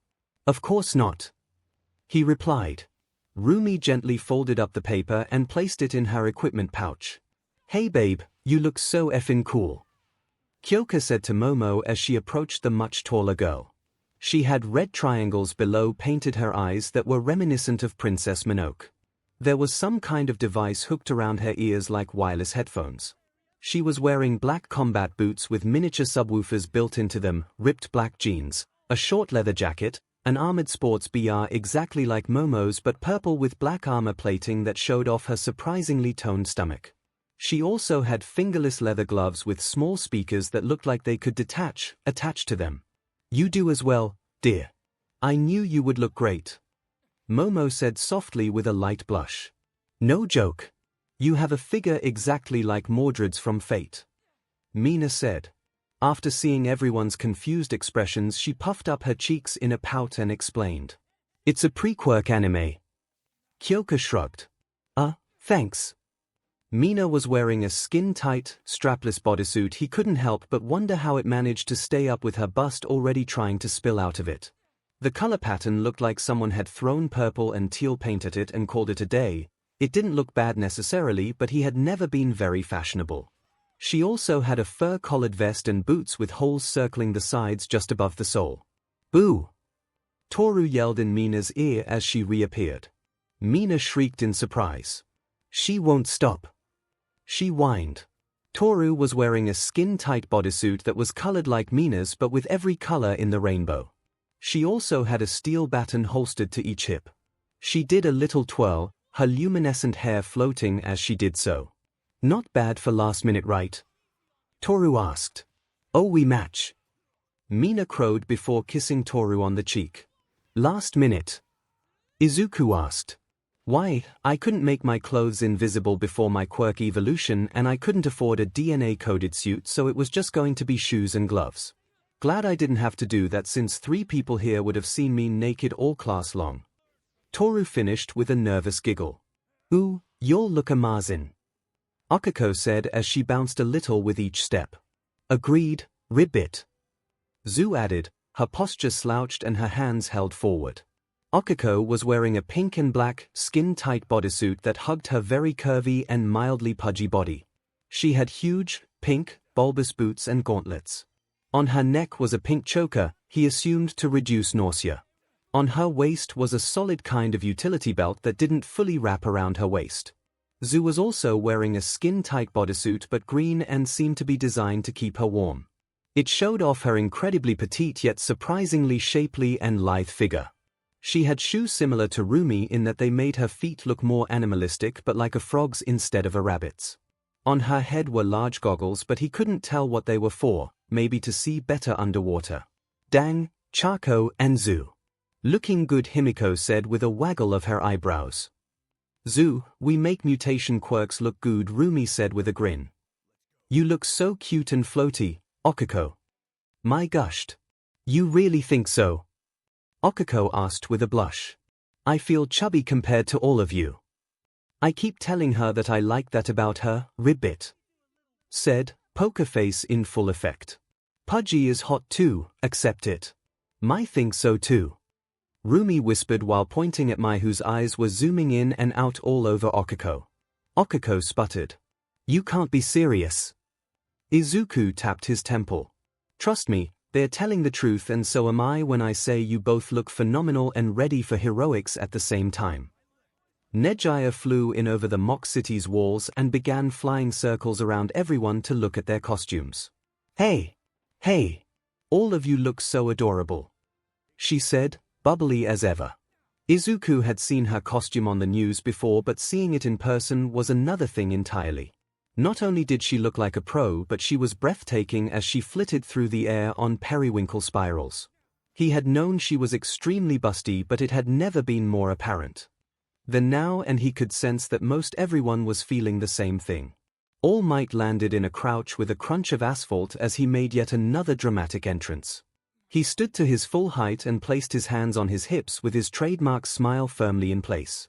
They say the costume makes the hero, and all of you certainly look the part, he bellowed proudly with a lingering look at Izuku. Today's exercise will be objective-based. I've placed a fake bomb in a building that one team will be defending while the other attacks. Offense will win by touching the bomb and defense will win by running out the timer. Either team can win by incapacitating the opposing team by means of immobilization, knockout, or if I call them out for any reason. I want each team to picture yourselves as heroes and the opposing team as villains. Offense should picture it as trying to invade a villain hideout and defusing a bomb, while defense should view it as defending a bomb from villains trying to set it off while it's being defused. Destruction of the fake bomb will count as a loss for both teams, so watch your collateral. This has the potential to get dangerous, so here my word is law. If I say stop, you freeze. If I say spin, you twirl. Is that understood? All Might asked with a no-nonsense tone that had nearly everyone snapping out a yes while some just nodded. Shouldn't we do basic combat training first? Zu asked worriedly. How will teams be selected? Ida asked now that he had finally snapped out of his stupor. Young Asui, this is to get a baseline of where everyone is at, as well as a way to see how you handle a new situation that you might not be prepared for. Young Ida, the only rules are the ones I've already stated and teams have already been randomized. All Might answered before anyone else could pile on more questions. Is random really the best way? Ida questioned, but not rudely. 𝐒𝐲 was somehow bouncing midair and raising her land like her life depended on it. Me. I know. It's because heroes do random team-ups all the time. Right. All Might's booming laugh echoed through the empty city. My trusty TA is exactly right. Now, here are your teams and who you'll be facing in what order. He pressed a button on his phone like Aizawa had done the day before, and a hologram popped up to display the teams. Offense vs Defense: Oguro, Ashido vs Tokoyami, Kirishima Uraraka, Orozu vs Asui Aizawa, Todoroki vs Hatsume, Ida Shoji, Kaminari vs Jiru, Hagekyu Zero, Baku vs Midoriya. Kan Bakugu's glare was one that promised violence, but Izuku and Himiko each shot back one their own. Himiko's ear-to-ear crocodile smile promised more than violence, it promised bloodshed. Izuku shot back a look that was a combination of Mai's manic smile, Himiko's bloodlust, and Rumi's audacious grin. Stop it, I can only get so turned on before I drag you both away. Rumi warned, frighteningly serious. I'll help, Mai said conspiratorially and just as seriously. While the first two teams took their positions in the city, Izuku and the rest of the class gathered in a nearby observation room. Inside was a massive screen for viewing the fight from dozens of camera angles. Recovery Girl was sitting in a small chair watching the monitor with a steaming cup of warm tea in her hands. Hi Ms. Chiyo. What are you doing here? Izuku said in greeting. Hi Izuku. I'm here because All Might wanted me here for when someone inevitably got injured. She answered tiredly. He offered her a glowing hand. Want something stronger than tea? He asked, knowing that she was running on fumes now that it was the last class of the day. Recovery Girl placed her small hand in his palm and smiled. It's good to know there are still some gentlemen left in the world. Is he always such a cinnamon roll? Kyoka asked no one in particular. Yep, Mai answered easily. On the screen both teams had taken up their positions, one inside the building and one outside across the street. All Might keyed his MIC, both teams will have 5 minutes to prepare followed by 10 minutes to complete your objective. Your 5-minute prep time begins, now. The monitor split into 2 feeds with one watching Rumi and Mina while other watched Kirishima and Tokoyami. Who do YA think'll win, Izuku? Okiko asked. It's hard to say, but I think Kirishima is a very straightforward fighter like Rumi. I have a feeling this will end up as a match between an unstoppable force versus an immovable object. Izuku pondered aloud. Speakers came to life and the audio from the cameras began to stream into the room. Everyone's focus was solely on the monitors. Tokoyami placed a shadowed hand onto Kirishima's shoulder and whispered, "New move, Umbral Doppelganger." The shadow on his hand moved and slithered onto Kirishima's back. Dark shadow popped out of Tokoyami's back and slung an arm around him. "They grow up so fast," he said while pretending to wipe away a tear. Kirishima gave a thumbs up and headed off to meet the attackers head-on. The feed swayed to the attacking team. "So what should we do, Rumi?" Mina asked, her eyes darting all over the rabbit girl's muscular form. "Kirishima will probably come straight for us. I'll keep him and hopefully Tokoyami busy. While I'm doing that, you can look for the bomb. If you need help, radio me and I'll break away. I'm way faster than them, so it shouldn't be a problem." Rumi answered confidently with a grin. The buzzer sounded and Rumi blasted forward low to the ground and into the building with such force that she left rabbit footprints in the asphalt. Mina approached the side of the building and used acid to create handholds in the concrete to climb the face of the building to the top floor. Almost immediately upon entering, Rumi came across Kirishima in a boxing stance in the middle of a dark hallway. He was alone. The hallway lights had been smashed out until only enough to see were left. In the darkness, Izuku could have sworn he saw Kirishima's shadow blink. Kirishima pounded his hardened fists together. "I knew you wouldn't let me down. Let's do this," he challenged. Kirishima's shadow moved then. It lifted itself off the ground and floated behind him, attached to his back. The shadow looked much like Tokoyami's dark shadow, but this one was a shadowy specter of Kirishima's upper body. It even had the same sharp teeth. Then it spoke. "Let's do this." It parroted its host. "Now we're talking." Rumi roared as she charged. She jumped with her left heel high in the air. "Lunar Arc," she yelled as she brought her metal-encased heel down. Kirishima's shadow blocked the attack with crossed forearms as Kirishima himself lashed out with a jab at Rumi's stomach. The hardened fist met flesh, but Rumi didn't even grunt in pain. He might as well have punched a brick wall. Izuku might have worried that Rumi would overdo it and kill the poor boy, but he knew that since she could gauge an opponent's strength so well, she could also tailor her incredible strength to match each opponent flawlessly. Rumi began trading rapid-fire blows with the shadow and its host. The redhead was mostly defending against the white-haired girl's onslaught, but the shadow loosed a barrage of punches with no care for its own well-being. After dodging a haymaker, Rumi cracked the boy's hardening with a solid push kick to the stomach. Kirishima slid backwards as he clutched his abdomen before straightening to his full height with a defiant gleam in his eyes. His hardening reformed and creaking could be heard as the sharp angles created by his quirk began to multiply. "You won't get past me," he challenged as his quirk went into overdrive and he began to look like he was made entirely from jagged stone. "Unbreakable," he bellowed as he dove back into the fray, Rumi meeting him head-on with her grin shining in the low light. Rumi began wailing on the now seemingly indestructible boy while taking hits from the shadow as it rained blows, shouting, "Each time. Now this is a fight." Rumi cheered with near-manic glee. Izuku knew that Rumi's options were limited in this situation. She couldn't grapple without losing most of her skin in the process, and she couldn't build up enough speed in the hallway to blow through Kirishima's defenses in a single blow.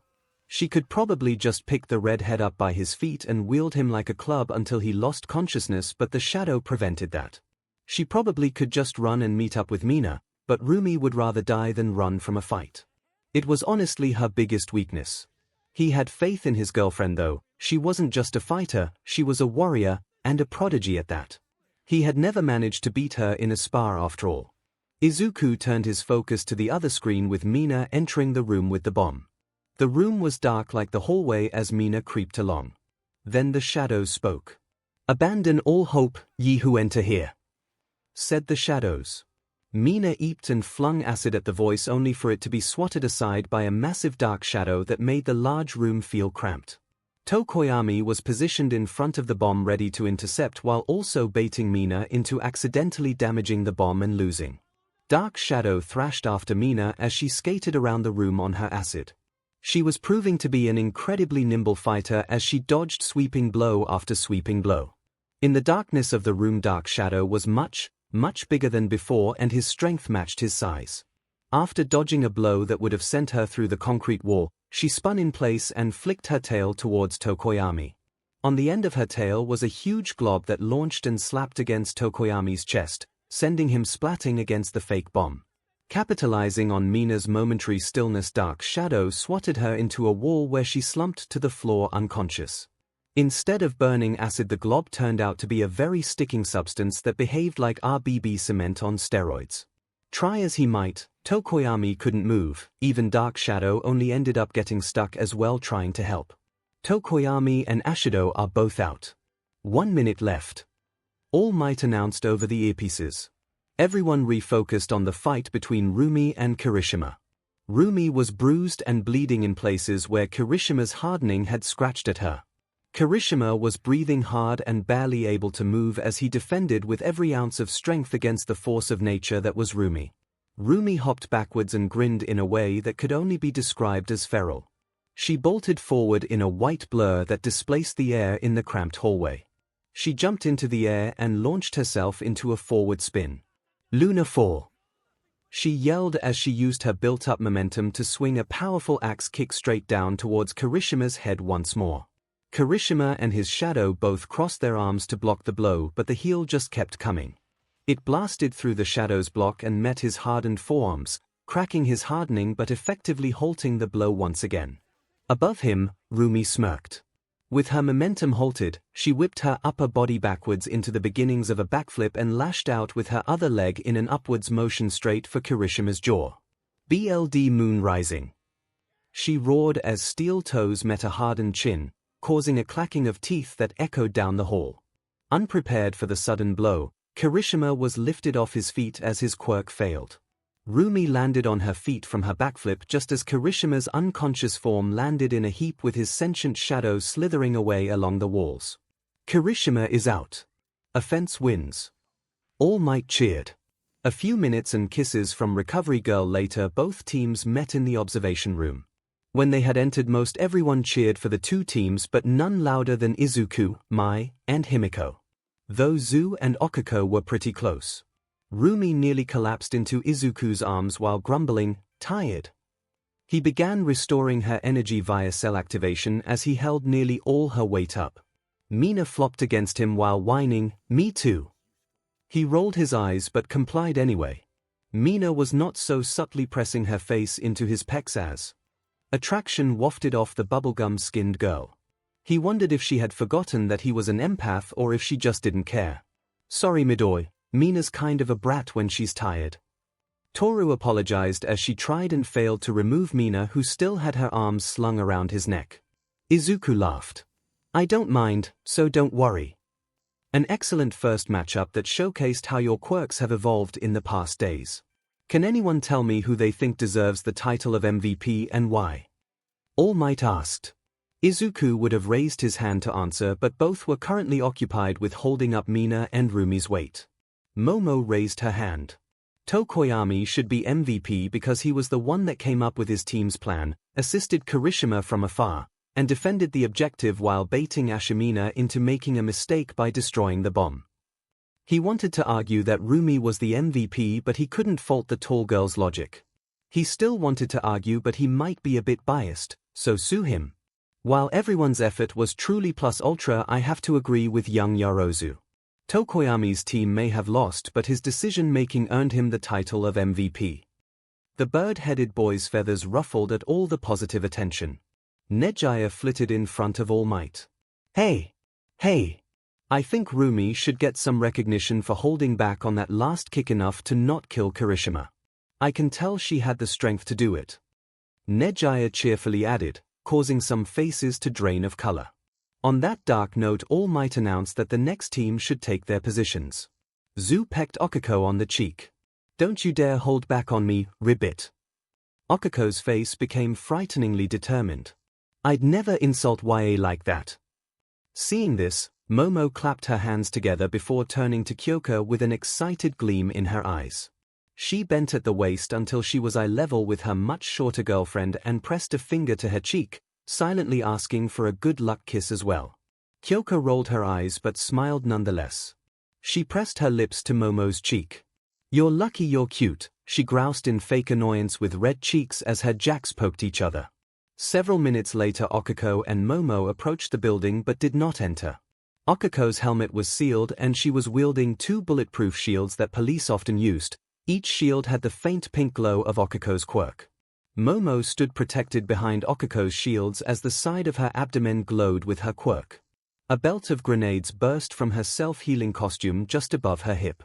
She fed the belt into her grenade launcher and took aim at the windows. She began launching a barrage of tear gas canisters through the windows of the building. There were more than was probably necessary, but there was also more than someone could just pick up and throw back out the window. Gas was pouring out from every window and door when 𝐼𝐺𝐻 appeared in a window coughing and fired 2 lasers from his palms at the girls. Barely able to see, one laser went wide but the other struck 𝐒𝐿𝐼's shield. The laser reflected off of the shield and struck a nearby building. Momo had mirrored the surface of the shield. Before the Ravenet could retaliate, 𝐂's tongue launched out from a window and snatched one of 𝐒𝐿𝐼's shields from her grip. The gravity wielder must have increased the shield's gravity at the last moment because it crashed into the face of the building and stuck there like a shuriken. 5 minutes left.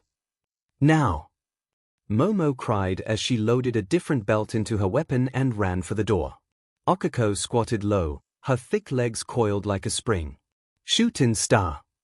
She slapped her thigh as her legs unfurled in a burst of strength. She weightlessly careened at the window where 𝐼𝐺𝐻 was still trying to aim his lasers. She held the shield in front of her and increased her weight to the maximum as she collided with the wall next to the window. She crashed through the face of the building and directly into 𝐼𝐺𝐻 as he attempted to take cover, sending him sprawling. 𝐂 was almost on her too fast for her to move the shield in time to block a roundhouse kick that dented the shield and sent her sliding backwards despite her increased weight.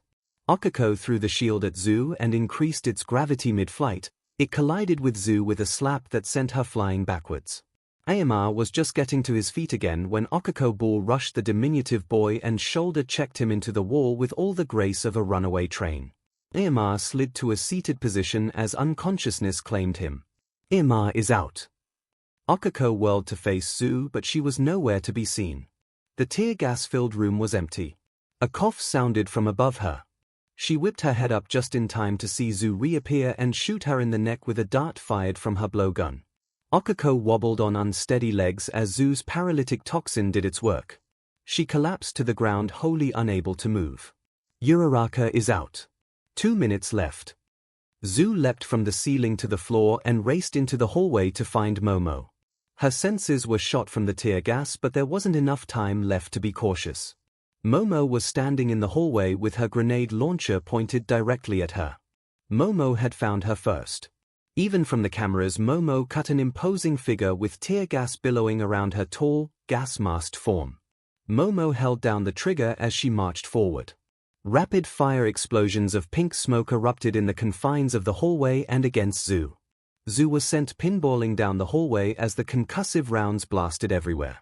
She finally came to a stop against the end of the hallway in a crumpled heap, unconscious. Asui is out. Offense wins. Izuku made a mental note to never let Mai and Momo team up in the future.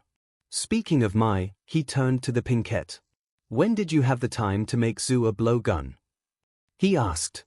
While I was drinking my morning coffee, why? Mai responded as if it was no big deal. Just curious. Izuku said while laughing at himself internally for underestimating his inventing prodigy. Of a girlfriend.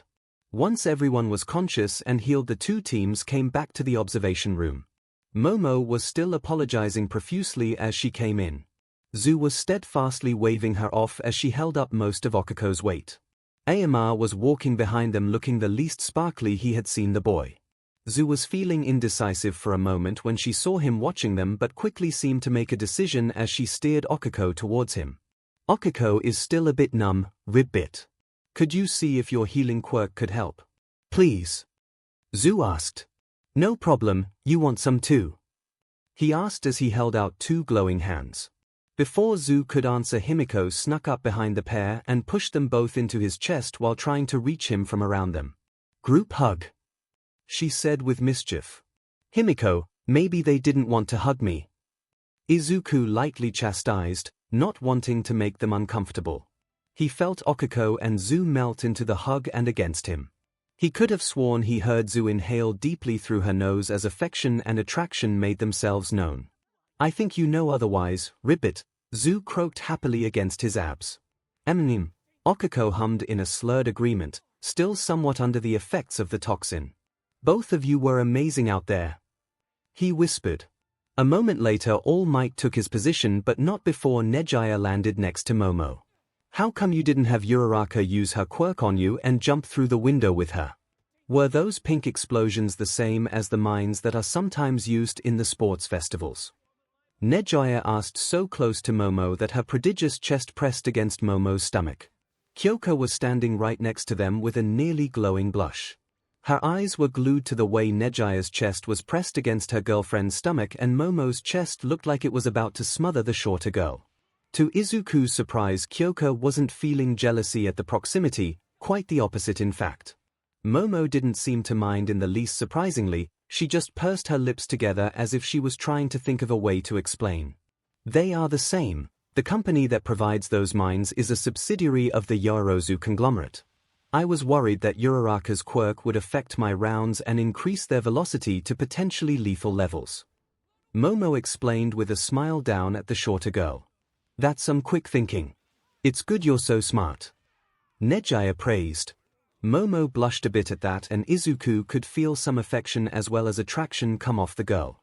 In fact, all three were feeling something similar. Wait, you're a Yorozu of Yorozus? Zero asked in bafflement. Momo blushed even harder. Yes, but please don't treat me differently due to who my parents are, she pleaded. All Might clapped his hands together to gain everyone's scattered attention. Now that was some siege by the offense. The defenders also adapted admirably. Who wants to tell me who the MVP is this time? 𝐒𝐿, because she kicked butt, Rumi blurted out without raising her hand. Izuku raised his hand away from 𝐒𝐿's back, making the girl grumble at the loss of contact before returning it quickly. I think Momo should be the MVP.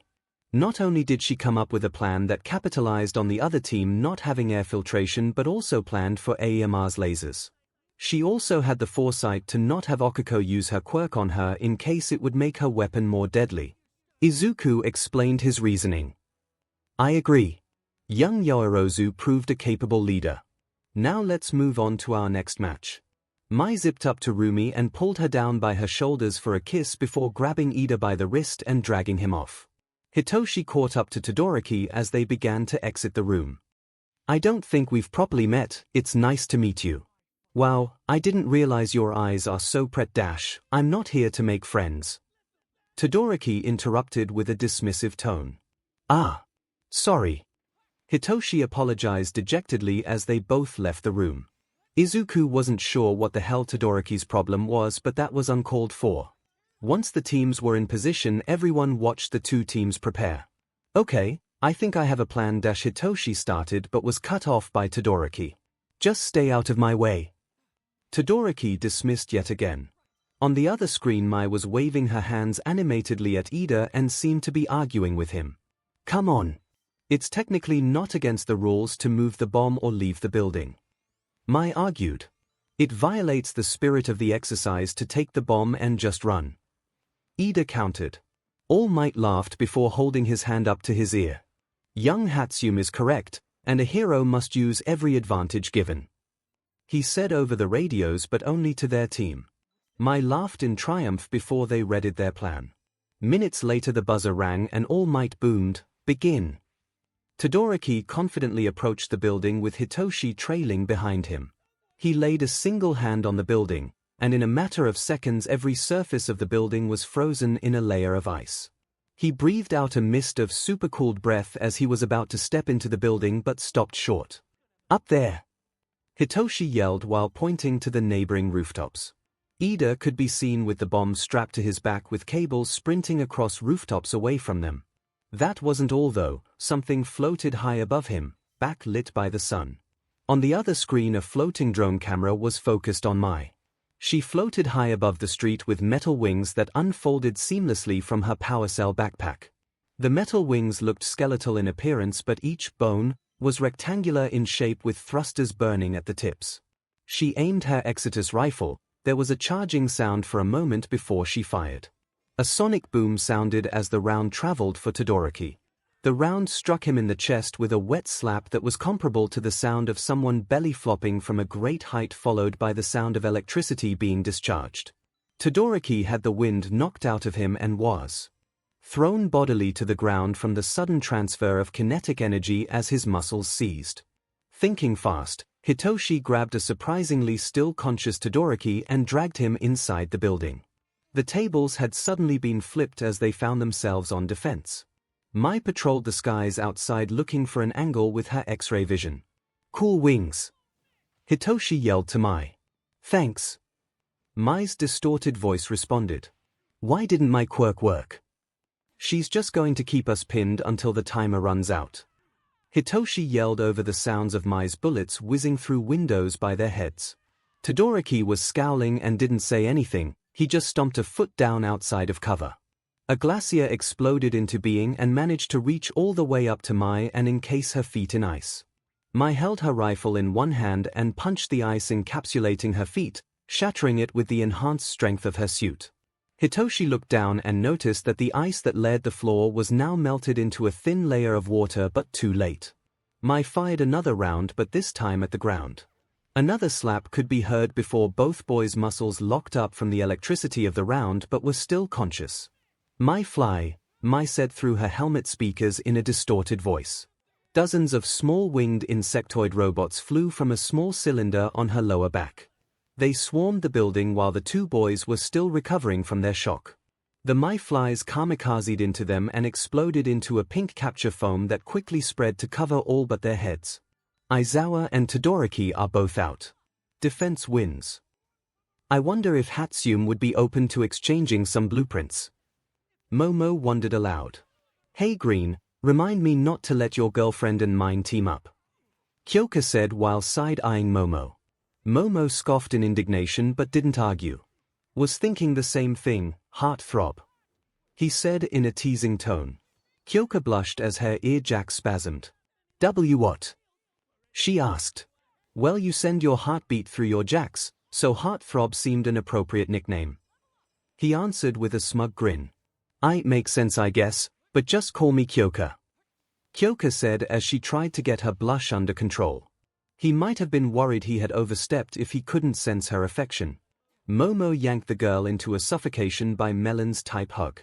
That's a perfect nickname for you, dear. Maybe as a hero name." Kyoka gasped for breath once she managed to free herself. "I'll think about it," she mumbled, still red-faced. A couple minutes later Mai flew into the room with her helmet open and scooped Rumi off her feet. "My babies worked perfectly. Did you see? Did you see?" she frantically asked as she twirled Rumi in the air. Rumi laughed heartily. "Of course I did, and of course your babies worked. You're the one that made them after all." Mai beamed and kissed Rumi deeply as she descended to the ground. Todoroki had a hollow look as he trudged over to a corner and stared down at his feet unseeing. Hitoshi approached Izuku. "That scared? I'm not a pretty girl, but can I have a hug too?" he asked. "Of course," Izuku said as opened his arms to the boy. Hitoshi all but collapsed against him. Izuku rubbed a few circles into his back. "It's a shame you're not into guys," he said with a muffled voice. Izuku laughed and tightened his hug. "So I'm told. I think it might be a bit obvious who deserves it, but who can tell me why young Hatsune deserves MVP?" All Might asked. Momo immediately raised her hand. She came up with a plan that was not only creative given the rules of the exercise, but also gave little to no chance for the opposing team to succeed. Even if she was taken down, the offense team would have been hard-pressed to catch up to Ida with the head start she gave him. "An excellent takeaway, young Yorozu. But it should be noted that young Aizawa prioritized the safety of his teammate when he could have just saved himself. Young Hatsune used every advantage she was given and to great effect.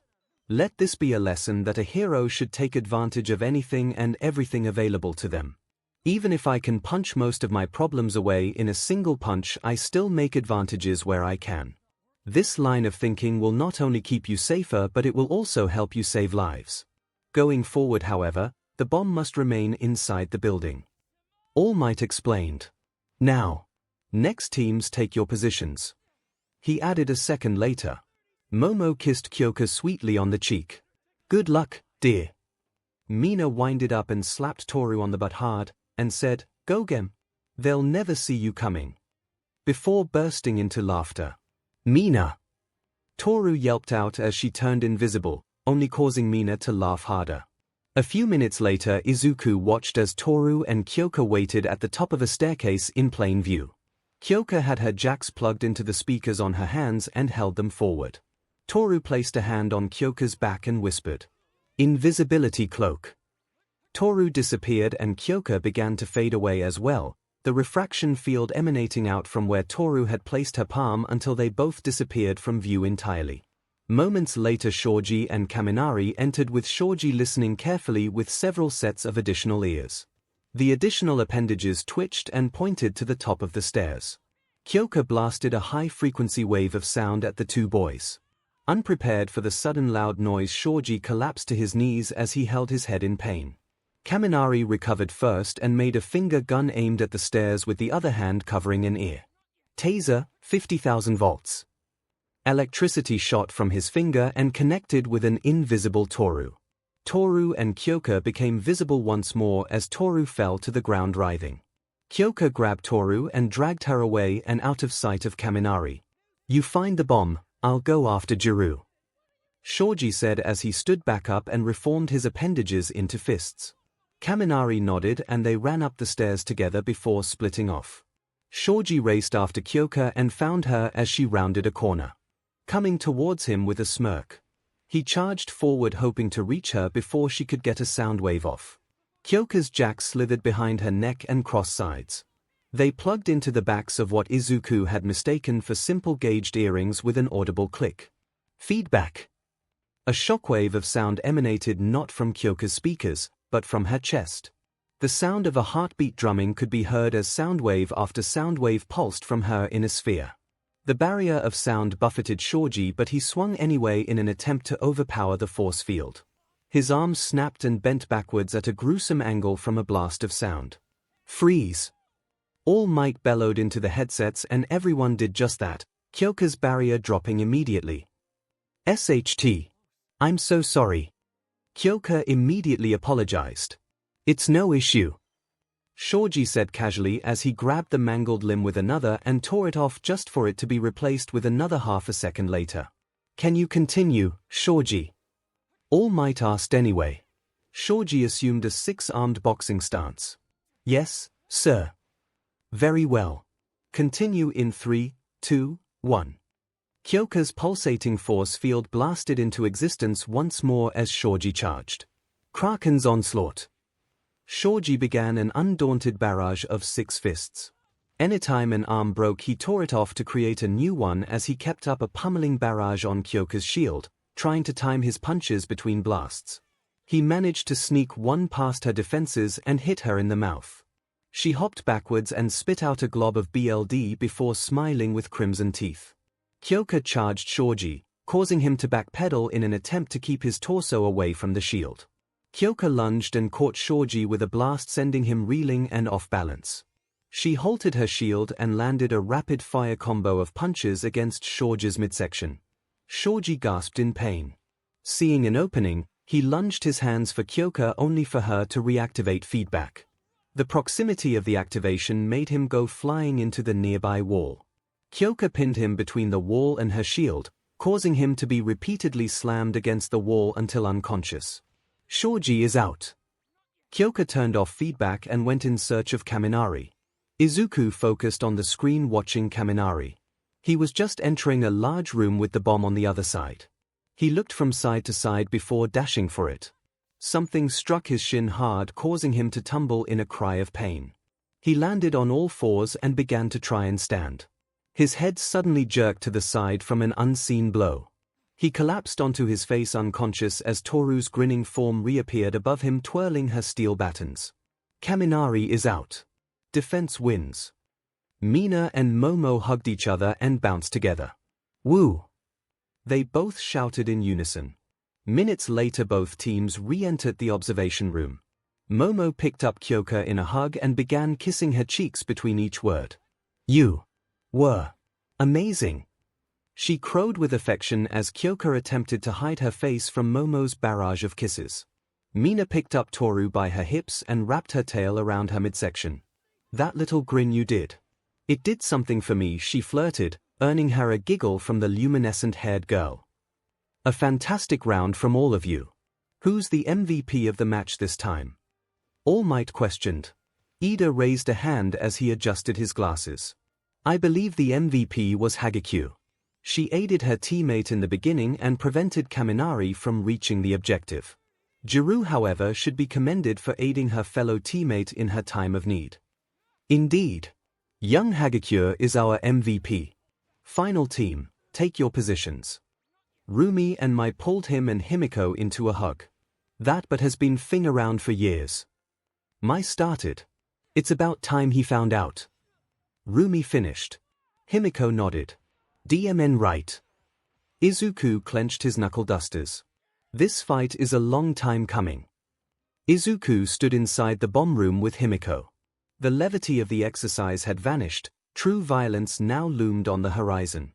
You should hang back and take down 𝐒𝐿 when Bakugo inevitably ditches him to go for me. He told Himiko. I'm not letting you fight him alone. Himiko argued with a scowl. He placed a hand on her shoulder. I'm not that child you met on that playground anymore, I feel like I have to do this myself. Fine, but radio me if you need help. Himiko begrudgingly agreed. I will. He said. Promise me. She countered. I promise. He said before heading towards the entrance. Start. All Might announced that Izuku entered the hallway that led outside. He watched as Bakugo came sailing in with 𝐒𝐿 trying to keep up. Both stopped short at seeing Izuku waiting for them. We can take him together. 𝐒𝐿 pleaded. F off, he's mine. Bakugo snapped. 𝐒𝐿 made one last look at the two before heading off in a different direction. Izuku activated Black Cowl at 25%. Bakugo's scowl deepened at seeing his quirk activate, disbelief and betrayal raged within him. Bakugo blasted forward and swung with a right hook, but Izuku saw it coming from a mile away even without danger sense. Instead of grabbing the outstretched wrist, he ducked under it and slammed his knuckle-duster-clad fist into Bakugo's stomach. If Izuku didn't know to pull his punches, Bakugo's insides would have painted the hallway. Bakugo was sent careening backwards along the floor. He pushed himself to his feet and retched. He wiped his mouth. So it's true, I didn't want to believe it, but you really were looking down on me. Or this time. He gritted out between clenched teeth. Something long dormant within Izuku yawned awake. Rage. What the hell are you barking about now? Izuku fumed. Bakugo let out a war cry as he launched forward again. He let loose a blast of his quirk just outside of Izuku's range. When the smoke cleared, Izuku was unharmed as he raised his forearms to guard against the explosion. My turn, Izuku said before blasting forward with float and backhanded Bakugo through a concrete wall. Bakugo slowly stood amongst the debris. Izuku had to give it to the butt, he was durable. His quirk's adaptation had essentially given him a minor shock absorption. Izuku floated through the hole in the wall with his eyes glowing from empathy's active ability. He didn't just suggest an emotion, he forcibly hammered fear into Bakugo. Bakugo put on a good show, but it was futile. He could sense his fear as well as see him trembling. You feel that? That's what you made me experience. Every single day. Izuku seethed. Bakugo lunged like a cornered animal. Explosions rocked the building as Himiko hunted her prey. She just needed to find 𝐒𝐿 and snuff him out so she could get back to Aizu. She was currently wearing Mai's form and loving every second of it. Other people could never understand the level of closeness actually being your loved ones brings. She panned through walls with Mai's X-ray vision in search of her target. There. A few rooms away, 𝐂𝐿 was trying to creep along silently. She would have to show the boy what a real predator was like. She dropped Mai's form and stalked forward on silent feet. She drew a spike from under her dress and ran her long tongue along it. If she accidentally hit flesh, at least it wouldn't hurt. 𝐂𝐿 entered the room she was in. A spike flew from the shadows and nailed his shoe to the concrete. The spike had passed harmlessly between his toes. SHT, he yelled in alarm. 𝐒𝐭𝐚𝐲 sprang from the shadows with teeth bared. 𝐂𝐿 shot out tape at her in a panic only for her to easily dodge. Tape tornado! 𝐂𝐿 shouted as he spun around the foot nailed to the floor while spewing double-sided tape everywhere, wrapping himself in the process but with none of it actually sticking to him. 𝐒𝐭𝐚𝐲, now wrapped in tape, screamed in desperation, "You're keeping me from him." She extended her claws and raged against her bonds, shredding them but some still clinging to her. She threw spikes in quick succession until 𝐂𝐿 was pinned to the doorway with only a few nicking him. 𝐒𝐭𝐚𝐲 threw one last spike and simply disappeared from view.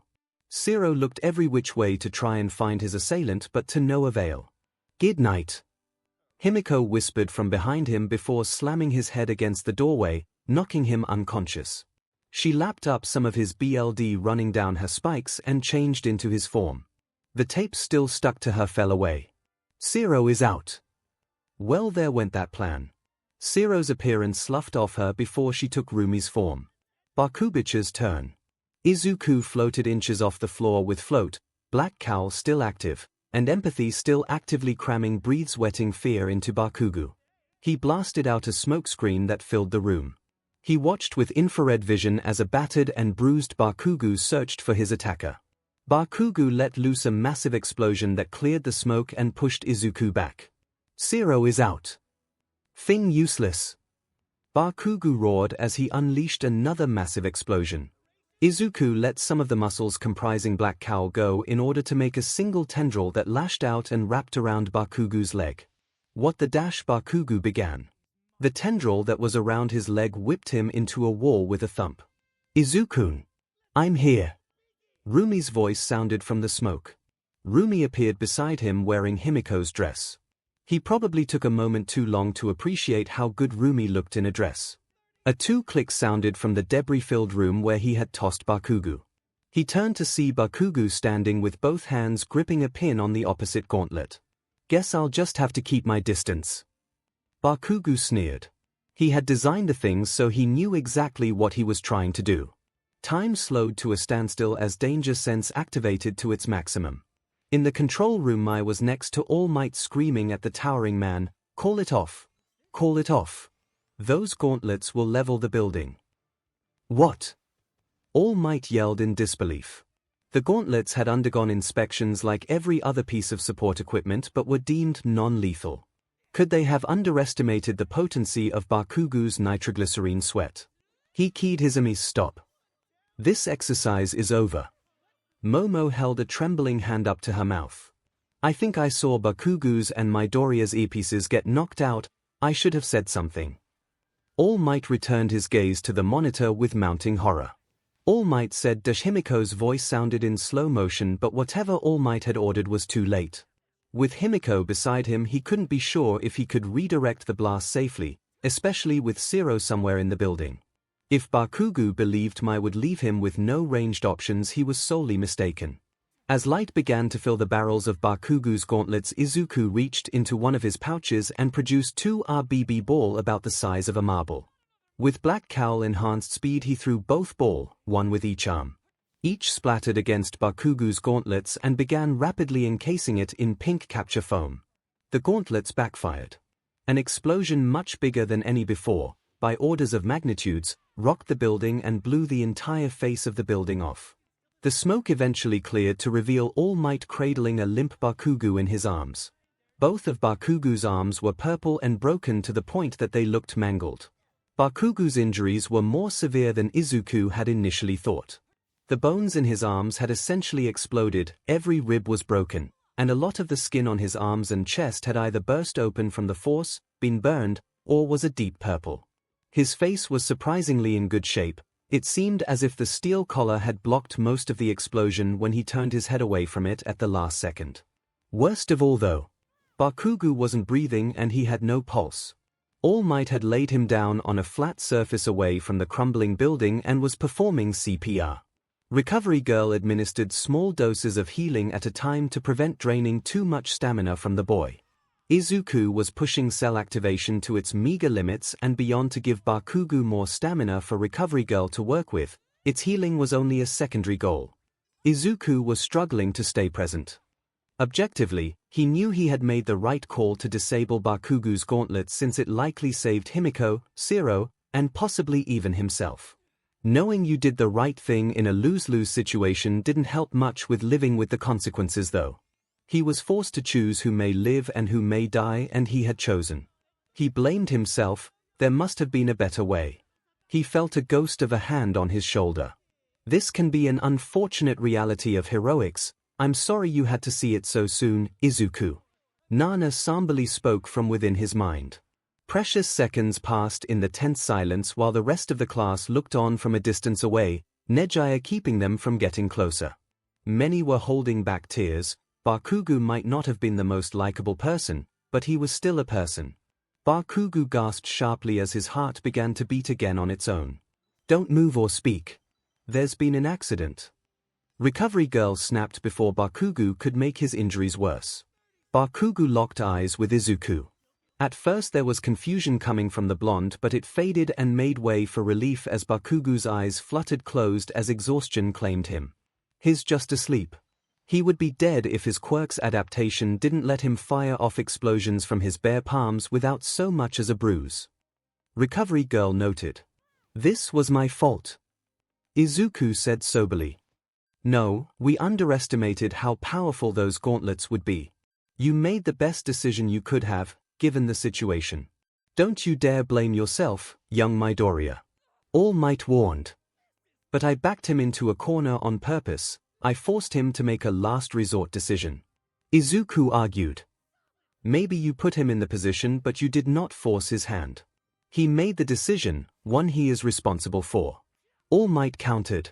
Izuku could only nod as he continued to heal Bakugo. All Might's words had helped, but still, someone almost died as a result of one of his decisions. Izuku and Recovery Girl continued to administer healing until Bakugo was safe to move. He told his girlfriends to go back to the dorms without him and to tell Eri that he would be back later tonight. Once in the nurse's office they continued their work until the door slammed open. Bakugo Mitsuki rushed into the room and for the first time she actually looked her age. Her normally spiky blonde hair that matched Katsuki so much was limp and frazzled. There were dark bags under her eyes even though her skin was flawless as always. She covered her mouth with a hand as she spotted her son. My boy. She choked out as tears began to fall. Luckily, Bakugo's wounds were closed at this point and he was beginning to look better. Hi, Auntie. Izuku greeted quietly, still channeling cell activation. He had always felt somewhat guilty about inadvertently souring the friendship between Mitsuki and his mother. When he and Katsuki had actually been friends, their mothers had immediately hit it off.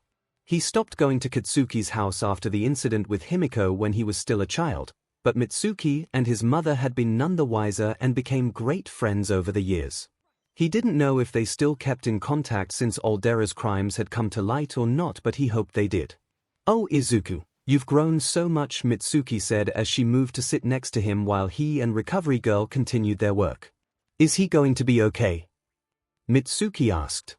He'll have a lot of scarring and he may have issues with the recoil from his quirk now, but yes, he'll be okay. Though I doubt that would still be the case if Izuku wasn't here. Chiyo answered. Mitsuki bowed her head to both of them. I can't begin to thank you both enough for saving my boy. It was partially my fault, I'm sore. Mitsuki slapped the back of Izuku's head lightly, interrupting him. Don't you dare apologize. Your teacher told me everything on my way over here. My son made a stupid decision that almost got himself and others killed. You're right, but it's hard to not feel guilty anyways. Izuku relented.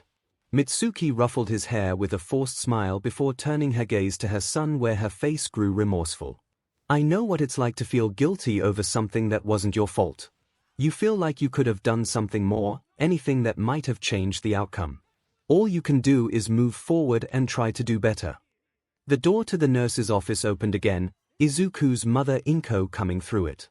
I got your text, Mitsuki, and I came as fast as I could. Izuku. Why are you here? Are you hurt too? His mother screeched in alarm. Shish. Chio warned with a wave of her cane. I'm not hurt, I'm helping. Izuku whispered quickly to dissuade his mother's fears. Mitsuki got up and hugged Inko, her shoulders shaking as they whispered to each other. Hours passed while he and Chio continued to heal Bakugo, and Inko comforted Mitsuki. It was nearly 11 at night. Izuku was starving and exhausted. He's well out of danger. You should get back to your dorm and get some rest, Izuku. Chio said, breaking the silence of the room. Okay, call me if you need me, he said as he stood and stretched his aching back. He gave his mother a hug goodnight before giving Mitsuki one as well. He activated cell activation as he hugged her tight, hoping to lighten the bags under her eyes. Thanks, Izuku. I've missed you, Mitsuki said with a sniffle as her head was pressed into his shoulder. I've missed you too, Auntie, he said before breaking from the hug. As he walked back to the dorms, he idly wondered where Bakugo's father, Masaru, was. Izuku got back to the dorms to find the common room empty but a light on in the kitchen. He went to switch it off but found a bowl of katsudon being kept warm on a warming plate. There was a note beside it on top of some pajama shorts and a shirt. The note read, "We would have waited for you but we didn't want Eri or Yuki to see any BLD you might have on you. We're waiting for you in our room, so eat up, shower, and change." He looked down and realized he did have BLD still on his costume even if he had already scrubbed it from his hands. We wolfed down the katsudon like a dying man. After such a stressful day it was absolutely divine. He showered and changed just as ordered before trekking up to bed. Papa! Eri greeted as he entered the room. To his surprise, Nejiya and Yuki were also in his room wearing pajamas. Eri and Yuki both rushed up to him. Eri threw her arms up for a hug and he scooped her up. What he wasn't expecting, however, was for Yuki to just jump at him to join in on the hug. Did you find Mommy's food she made you? Did you? Did you? Yuki excitedly asked as he barely caught her in time. I sure did, it was delicious, he said truthfully but with forced cheer as he held up each girl with an arm. Are you okay, Papa? Mamas wouldn't tell me what happened, Eri asked with worry in her ruby eyes. There was an accident and someone got hurt. I was just helping to make sure he was okay, he answered partially. Yuki sniffed at him, her ears twitching. You smell sad, Yuki whispered. Papa? Eri asked, now fully worried. I'm feeling a little down, YA. I think I just need some cuddles to make me feel better, he confessed with a smile and hugged them both a little tighter. I'm great at snuggles, Yuki cheered as her huge fluffy tail wrapped around Eri and behind his back. She began purring as her and Eri threw an arm around each other and squeezed him and each other. A few moments later Nejiya approached. Yuki, we should go, Izuku has had a long day. No, I wanna stay, Yuki whined cutely. He looked at his girlfriends and had a silent conversation before turning to Nejiya. If you want to, you're welcome to stay the night here, there's definitely enough room, Izuku offered. I don't know, I don't want us to intrude, Nejiya hummed. Please, Yuki begged before giving Eri a pointed look. Pretty please, Eri asked sweetly, so sweet in fact that it was suspicious. Oh, all right. It's not fair if you both do that. Nejiya huffed and puffed up her cheeks. Both girls let out a victory cheer, Eri's being much more subdued. Izuku turned his back to the bed and activated float. He rotated in the air until he was floating on his back with Yuki and Eri still holding on and giggling. He floated over the bed and lowered himself into it. Nejiya got into bed and laid on her side with Yuki between her and Izuku. Yuki was still snuggled into Izuku's chest as he held her close. Nejiya placed a hand on the girl's back, her hand laying atop Izuku's. Mai climbed in behind 𝐂𝐲𝐻 and pressed herself against her back. He could feel both Mai and 𝐂𝐲𝐻's longing as they snuggled into each other. Himiko wiggled closer and did the same with Ai while Rumi big spooned Himiko. "Are you alright, Aizu?" Himiko asked. "I am now, good night girls." Izuku said sleepily as he closed his eyes and fell asleep nearly instantly. Izuku woke up with Yuki's face shoved into his neck and her mane of white hair in his face. Eri had flipped over and was snuggled into Himiko, the blonde purring and holding her close in her sleep. 𝐂𝐲𝐻's arm was now fully draped over him and Yuki. He subtly adjusted himself so he was no longer choking on Yuki's mane and saw that 𝐂𝐲𝐻 was watching him. Her periwinkle eyes were soft and he picked up on both her affection and attraction. "Being a dad looks good on you," 𝐂𝐲𝐻 whispered. "You too, I mean being a mom looks good on you," Izuku said with a slight blush at his mishap. 𝐂𝐲𝐻 giggled adorably before her face took on a teasing quality. "Are you calling me a 𝐿𝐿F?" Izuku suppressed a cough as he choked on his spit. He rallied and did his best to mimic her teasing expression. "It depends, are you calling me a 𝐿𝐿F?" 𝐂𝐲𝐻's face became a shade more serious. "I think the answer to both questions is yes." "Knew it," Rumi groggily whispered. 𝐿𝐿F. Himiko agreed. Motion carried, council adjourned. Mai said in her sleep. Yuki mewled as she woke. "Were you flirting with mommy?" she asked sleepily. "I think so. Does that mean we're sisters yet?" Eri whispered excitedly. Izuku and 𝐂𝐲𝐻 shared a wide-eyed look before they both began to laugh. "Come here you." 𝐂𝐲𝐻 pulled Yuki off of him and began tickling the girl. Yuki was flailing as she laughed uncontrollably, her tail going wild. "I'm gonna get those toe beans," 𝐂𝐲𝐻 threatened playfully. "Oh." Yuki screeched as her flailing increased. Eri shot up to standing, her hands on her hips in a dramatic pose. "I'll save you," Ai yelled, even if it barely could count as a raised voice. She swan-dived into the tickle fight. "Did YA hear about them reporters harassing people at the front gate?" Okiko asked as they got to homeroom. "Why, I'm glad we didn't have to deal with that since we have dorms," Izuku responded as he sat at his desk. Okiko leaned back onto his desk until she was half sitting on it, the edge of the desk pressing into her thighs just below her butt. He was pretty sure she was talking but he couldn't hear a word she was saying, he was too focused on the way her plump butt had essentially been placed on a shelf before him. It was pressed against her skirt so much that he could make out each large cheek. Before his mind could spiral further he was made aware of Okiko saying his name repeatedly. Her voice became higher towards the end, indicating it was a question. "Ku." He jerked his head up and met her eyes. She was looking over her shoulder at him innocently. She was completely unaware of the hypnosis she had just put him in. "Sorry, what were you saying?" Izuku asked as he ruffled his hair. "I was asking if YA wanted to watch a movie tonight in your room with Zu, me, and YA girlfriends." Okiko asked with a light blush as her longing made itself known to him. "Oh. YA. That sounds fun."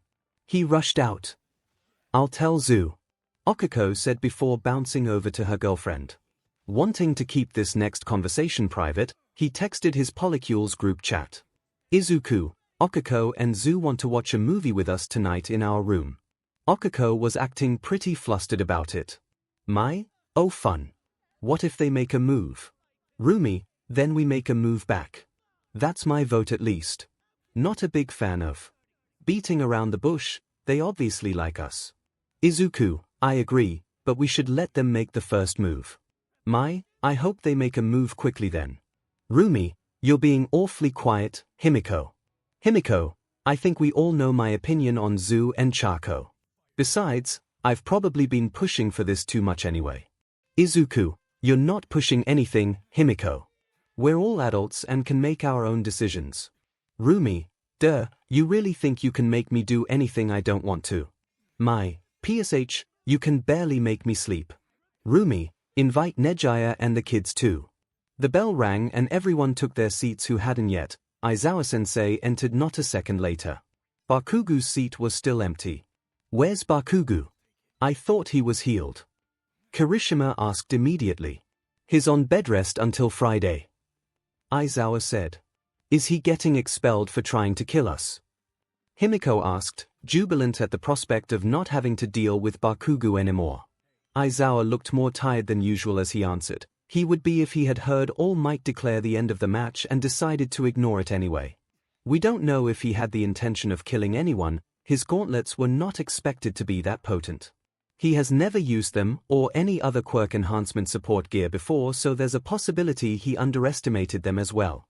I at least hope he underestimated them. I can't imagine he would strap bombs that large to his forearms otherwise. Due to the extenuating circumstances, it was decided that he wouldn't be expelled, but rest assured he is on thin ice.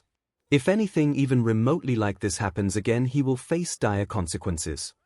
The answering bloodlust that rolled off of 𝐒𝐴 was enough to make Zhu go still and croak in fear. 𝐒𝐴's ire ended as fast as it began. Sorry, Zhu, she apologized once she noticed the response Zhu had. It's okay, Ribbit, Zhu said quickly, too quickly. Now that she wasn't afraid, the receding fear and adrenaline had transformed into lust. It was peculiar to be able to sense the transition of two emotions that seemingly had nothing to do with each other. Izuku had heard theories that experiencing danger could trigger the survival instincts in both humans and animals to reproduce as quickly as possible in an effort to preserve their genes. Curious, he focused on Rumi's emotions. What she was feeling could only be described as violent alo. He was almost worried she would throw 𝐒𝐴 over her shoulder and take her to a broom closet like a modern-day caveman taking a mate to his cave. You need to pick a class president. Some of you might not have known each other long, but you've already fought together. You should be able to make an informed decision. Vote, draw straws, cage fight. Either way, I don't care how you decide, just do. 𝐈𝐧𝐻-sensei told them with no fanfare before crawling into his sleeping bag. Cage fight. Rumi suggested way too excitedly as she eyed-fed 𝐒𝐴. 𝐒𝐴 didn't seem to mind in the least as she wiggled her eyebrows and ran her tongue along her teeth. Rumi's grin was unhinged and he could practically see her internally debating whether or not to just take 𝐒𝐴 right here and now. Fearing what would happen next, Izuku shot up and quickly suggested with a small amount of panic in his voice, we should vote. I agree, Midoriya. This should be settled democratically, Ida said while side-eyeing Rumi. Won't everyone just vote for themselves, Ribbit? Zhu asked with a finger to her chin and a tilt of her head. Izuku was quickly coming to love that particular mannerism of hers, and he wasn't the only one if empath was anything to go by. Perhaps, but those that have stood out will doubtlessly receive at least one more, Momo reasoned. What about Bakugo? Shouldn't he be here for this? Kirishima asked. Raise your hand if you would vote for Bakugo, Mai said. When nobody, not even Kirishima, raised their hand, she continued, see. I don't think him not being here will make much of a difference. Crisis averted, Izuku sighed with relief and sat back down as Ida began passing out slips of paper to vote with. A scant few minutes later, the votes had been tallied and written on the board. His jaw slackened when his name was written with the number 15 next to it. Momo was in second place with 3 votes, one of which he knew to be his. Someone had abstained from voting. Before he knew what was happening, he was in front of the class standing next to Momo as 𝐈𝐧𝐻 announced them as president and vice president. It was lunchtime as he sat down with his bowl of katsudon at a large table in the cafeteria. He was joined by everyone in his class but Nejiya. It made sense that she would want to hang out with her other friends, but her presence was missed nonetheless. Mai plopped down beside him with her lunch that consisted of chocolate chip waffles, chocolate pudding, and chocolate milk. He idly wondered where all those sweets went. Mai pulled him by his arm and squeezed between her breasts. He no longer wondered where all those sweets went. Lunch rush chocolate pancakes are almost as good as yours. Mai chirped. Short stacks. Good. Izuku responded dumbly as he struggled to focus on anything but Mai's chest. Mai kept his arm sandwiched between her melons as she happily ate her chocolate-infused lunch. Izuku, I understand, but who voted for me? Momo questioned with a hint of self-doubt lacing her words, effectively snapping him out of his reverence. Izuku was quick to quash her self-doubt. I did, you're hyper-intelligent, a natural leader, and a caring person. Momo's reaction was obvious, at least it was to him. She looked him in the eyes with such gratefulness and affection in her onyx eyes that he didn't even need empath to know her feelings. I did too, for the same reasons. Well, them and because she's my girlfriend, 𝐂𝐽𝐽 said with a light blush. I voted for her as well. All Might himself said she showed leadership skills, Ida chimed in. Wait, did you vote for me too, Momo? I don't really get why everyone else did, Izuku said. You're kidding, right? You've been helping us succeed from the moment YA evolved. Everyone's Quirk. Okiko nearly chided. That, and I'm pretty sure you saved my life, dude. 𝐒𝐿 added. I voted for you because you have demonstrated an analytical mind, a great longing to help others at no benefit to yourself, and the ability to make hard choices. You shouldn't be so quick to wonder why everyone looks up to you, Momo said with fondness leaking into her words as he felt it wafting off her. I'll try, if you do the same. Izuku said with equal fondness. The moment was ruined when a klaxon blared and a monotonous robotic voice called out, Level 3 alert. Intruders have breached the campus. Please evacuate to designated shelters in an orderly dash, every man for himself. A random student screamed in panic as everyone in the cafeteria began to stampede for the exit. It was pandemonium. The flood of emotions threatened to overwhelm his senses just as much as the flood of people threatened to overwhelm his balance. The instant one his classmates tried to stand, they were swept away in the flood of screaming students. Rumi was shouldering and elbowing people aside as she fought to keep near Mai and Himiko. Toru! Mina yelled in panic and fear. He snapped his gaze to where Mina was desperately attempting to reach. Toru had been invisible as she usually was around large crowds, but in her panic she stayed invisible and was now being knocked to the ground by panicked students unable to notice the floating clothes. She cried out in pain as people began to step on her. He began to float upwards as his eyes blazed with the power of empath. Forced tranquility exploded out from him and into the hundreds of students.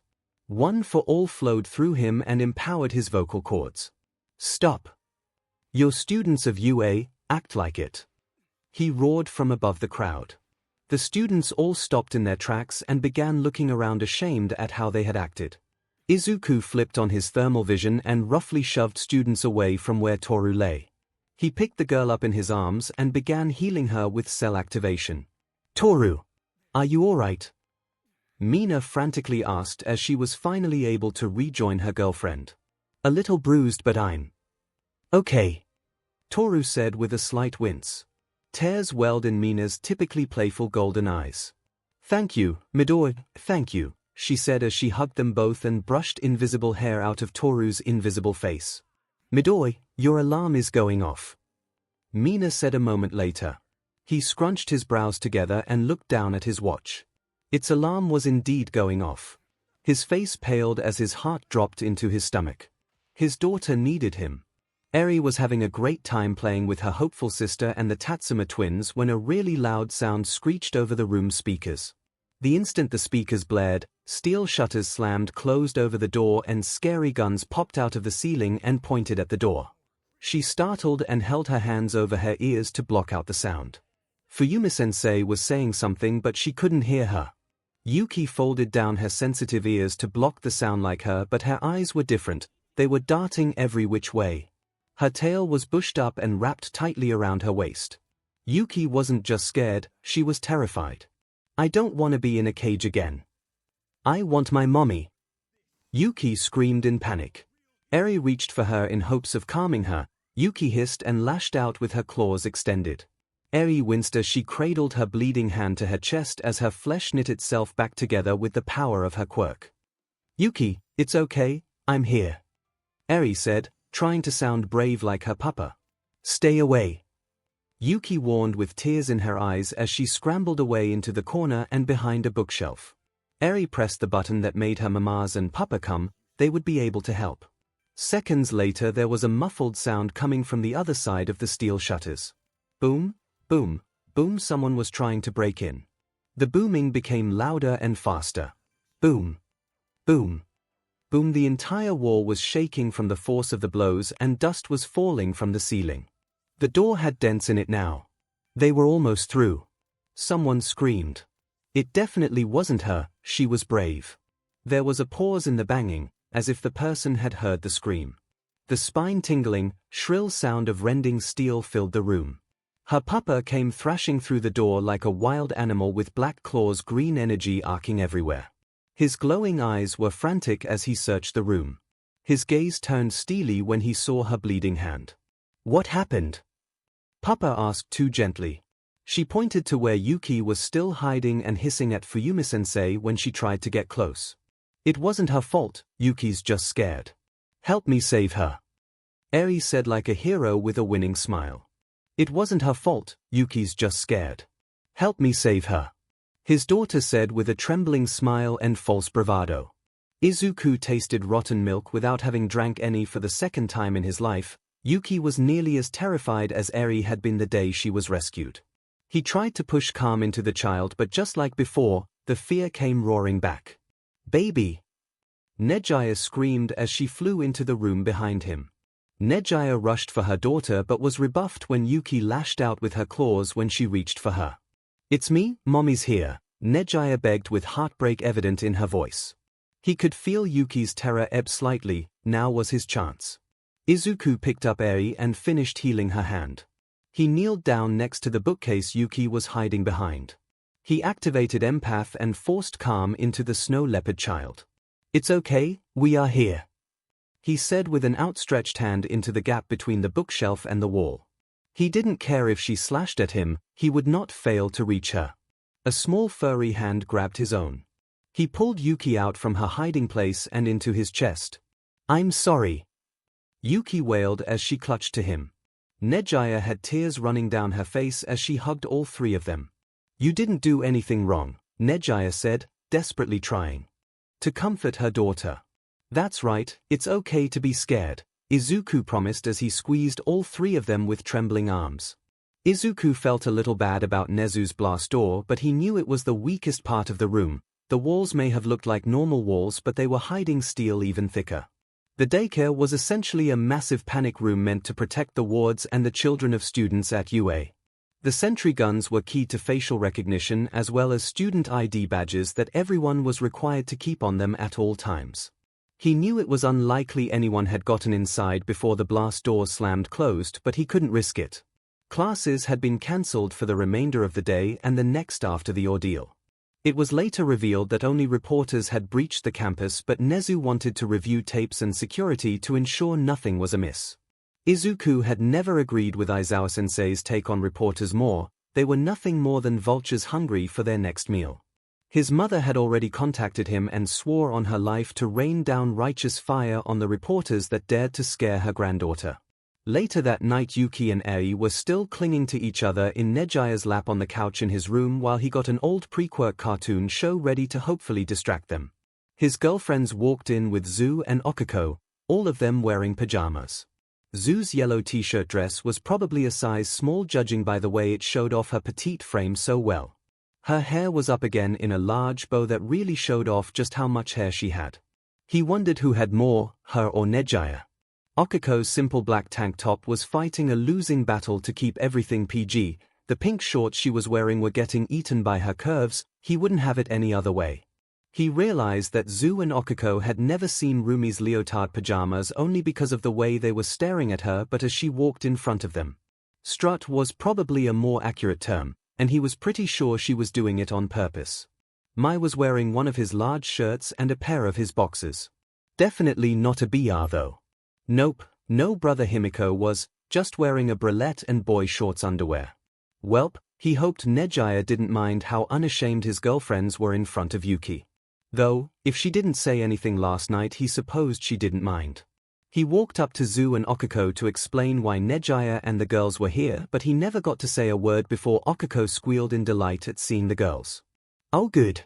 I was worried YA wouldn't bring the girls since I forgot to mention them," 𝐒𝐿 said before her, and 𝐒 rushed over and knelt in front of 𝐻𝐈 and began talking to the little girls animatedly.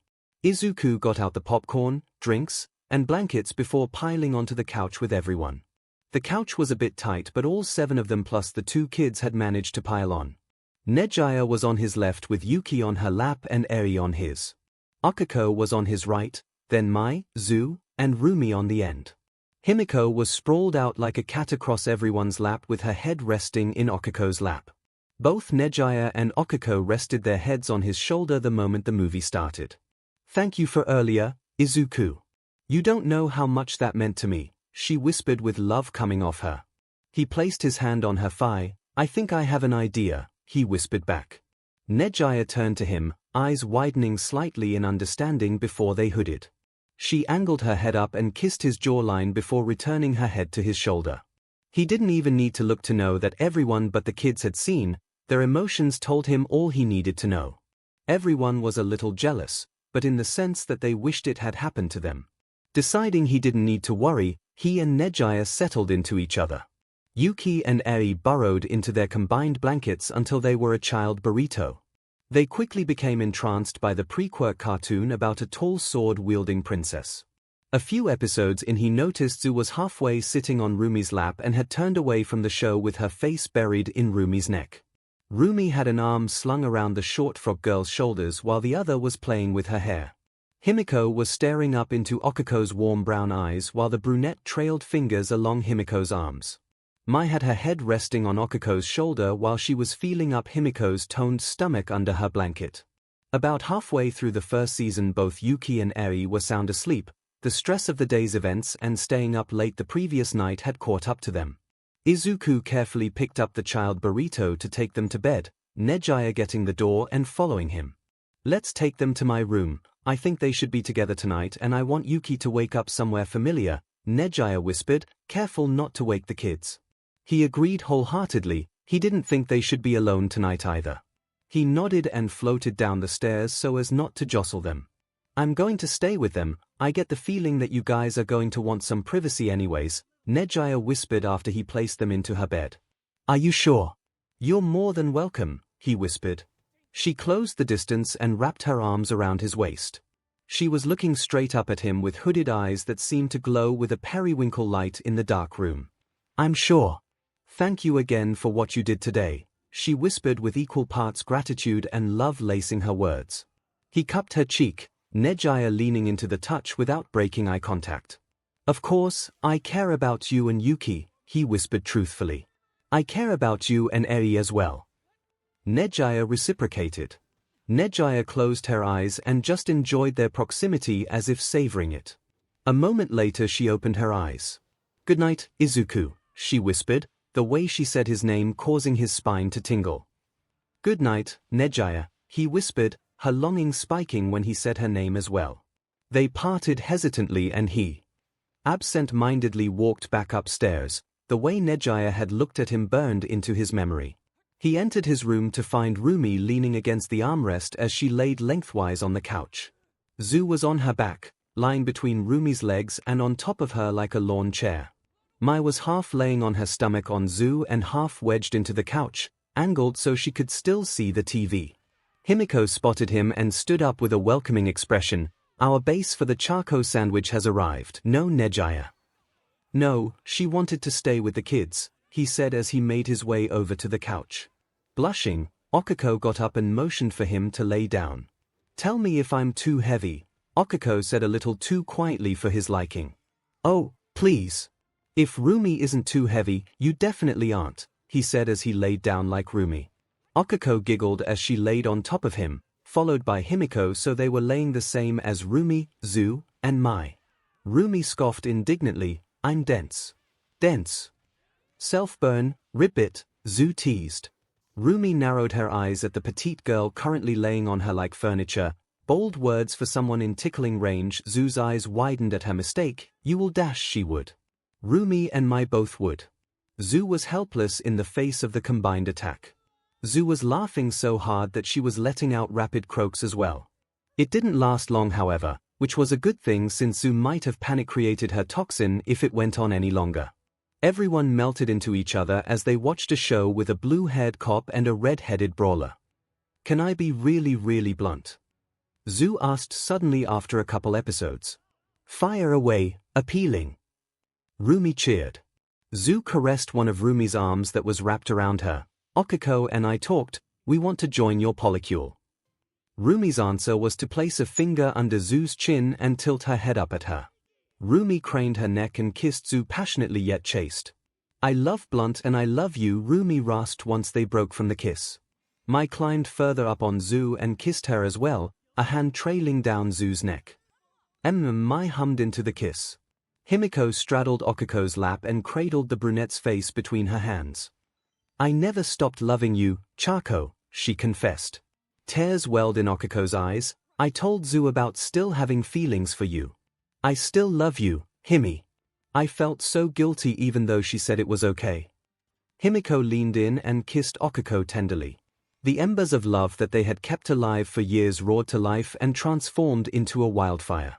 "You can't help who you love, ribbit," 𝐤 added wisely as she reached backwards to cup the back of Rumi's head with one large hand and forward with the other to run it through Mai's dreadlocks. After breaking from the kiss, Himiko moved back to where she was so 𝐒𝐭𝐽𝐲 could flip around.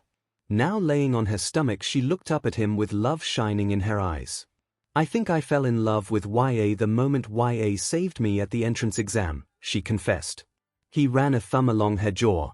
"I can't pinpoint when I fell in love with either of you because every memory is tinted with it." 𝐒𝐭𝐽𝐲's eyes misted with happy tears as she pulled herself closer, her full lips met his. He palmed the back of her head and deepened the kiss. He ran his tongue along her bottom lip, seeking entrance. She parted her lips, his tongue entered and intertwined with hers as she emmed into his mouth. "Holy F, that was hot," Himiko purred right next to them once they broke apart for air. Still flushed from the kiss, 𝐒𝐿 turned to Himiko. "Drink my BLD," she whispered sensually. Himiko's slitted pupils dilated until they were saucers. She gently cradled 𝐒𝐿's neck, careful not to scratch her with her sharp claws. Her long tongue lapped at the curve of 𝐒𝐿's neck, causing the brunette to once more. Himiko's teeth met her skin, she slowly bit down and began to feed. Izuku put a glowing hand to 𝐒𝐿's lower back in order to keep her BLD replenished. 𝐒𝐿 reached back and grabbed his wrist, guiding it lower until his hand rested on her butt. Her shorts had ridden up so high that his hand met bare skin. He squeezed experimentally. She obviously had trained and built up muscle, but her butt was also jiggly with a decent layer of fat. In short, it was perfect. He squeezed again, her plump butt squishing through his fingers like dough. 𝐒𝐿 tried and failed to stifle a as he poured at her and Himiko drank of her. He looked up to see Mai kissing 𝐤's neck. The frog girl's eyes were half closed in bliss, her face flushed. Even with her back to Rumi, 𝐤's long tongue was able to reach inside Rumi's mouth. Rumi's eyes were closed as 𝐤's tongue explored every depth of her mouth. Rumi had her hand on 𝐤's BST that wasn't covered by Mai and was gently squeezing the perfect handful-sized mound. Well, 𝐤 hand-sized, anyway. He refocused on 𝐒𝐿 and Himiko. He attacked the side of 𝐒𝐿's neck that Himiko hadn't claimed as he continued to grope her plump butt. He wasn't sure how much time had passed, but 𝐤 and 𝐒𝐿 had swapped positions and the show had paused, the streaming service asking if they were still watching. They were not. He was currently trailing his hand along 𝐤's taut abdominal muscles, her t-shirt dress pulled up to expose her 8-pack and green compression shorts. Her abs weren't as muscular as Rumi's, however, she had the abs of a professional swimmer, not a fighter. Himiko was between the frog girl's legs making out with her, their long tongues coiled together. "Is that a Pringles can, ribbit?" 𝐤 asked as she palmed what was definitely not a Pringles can through his shorts, causing Himiko to giggle like she was in on an inside joke. Izuku failed to suppress a groan as 𝐤 palmed him again. "Nope," he answered, popping the pea.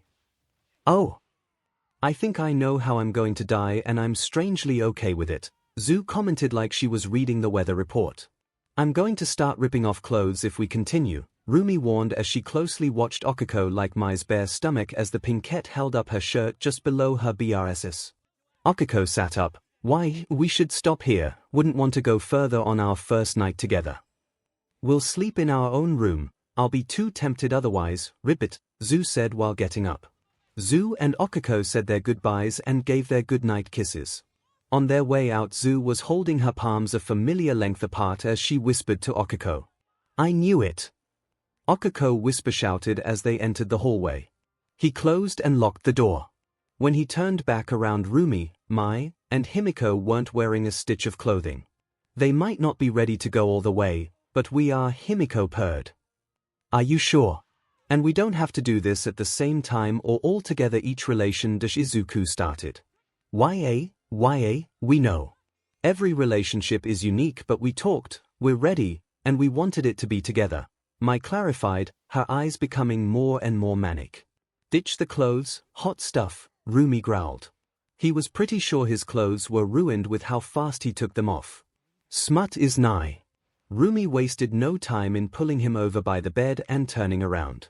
She threw a grin over her shoulder, her cotton tail wagging at him. Himiko and Mai had climbed onto the bed and were playing with each other as they watched. Rumi bent over with her hands on the bed and her butt in the air as she arched her back. Her butt was winking as her already puffy pee-pee leaked with want. FFOY, put it in me, Rumi ordered. Not needing to be told twice, he lined the head of his pee-pee up and pressed it against her wet entrance. He grabbed her by the hips and pressed the tip in, her glistening folds wrapping tightly around him. Before he could ask if Rumi was okay, she shoved herself backwards, impaling herself with all 12 inches of him at once. His eyes rolled back at the feeling of her warm pee-pee death gripping his. GH. Rumi grunted as her legs shook with pleasure and pain. Are you okay? He asked, worried she had bit off more than she could chew. Just give me sec, she half-ummed, half-groaned in pain. A few seconds later Rumi began to wiggle her hips. She slid forward on his pee-pee until just the tip was inside her before she slammed herself back to the base with a slap of flesh. Okay, now F me, pipsqueak, she said, throwing a challenging grin over her shoulder. He grinned and gripped her muscular thighs tightly. He began to move, pulling all but the tip out before fully hilting himself inside her. You feel so good, Rumi. Rumi began to come undone as he picked up his pace, screams, ms, and the slapping of skin filling the room. Each move sent ripples across her muscular bubble butt. Her pee-pee began to clamp down. Oh God, I'm already about to dash. He grabbed her small fluffy tail as he continued to P&D her. Rumi screamed in joy as her legs trembled, causing her butt to shake as she rose onto the tips of her toes as she came, wetness streaming down her muscular legs. He grabbed her by the shoulders and pulled her to standing. He had to bend his knees slightly even with her still on the tips of her toes. He placed one hand on her throat while the other reached around to massage her CLT. Rumi was tweaking her own nipples as her orgasm finally waned. Rumi's eyes were still glazed over from her orgasm as he began to move upwards, her butt pressed hard against his hips. Rumi was aiming in time with his moves, the combination of his fingers and pee-pee taking its toll. He plunged her depths in slow, measured strokes that nearly took Rumi off her feet each time. His pee-pee hardened impossibly as it pulsed. Ooh, I'm gonna come, he grunted into her hair. Umph. Me too, fill me up, put a litter in me, Rumi rasped. Her words hit a primal part of his brain. He lowered the hand on her throat to just below her bouncing BRSTS. With a final move upwards and a grunt he clenched, lifting her off her feet. She screamed as she came as well, her pee-pee clamping hard and dribbling down her inner thighs. Her legs were spasming as her feet tried and failed to reach the ground. His eyes fluttered half-closed, his pee-pee throbbed and throbbed as he filled her to the brim while holding her aloft. I love you, Rumi, he whispered directly into her ear as his mental faculties returned and his orgasm ended. I love you too, Izuku, Rumi whispered as she regained the ability to speak. He let her down and slid out of her with a hiss at how sensitive he was. Rumi climbed onto the bed and flopped onto her back, his cum beginning to ooze out of her. Dibs.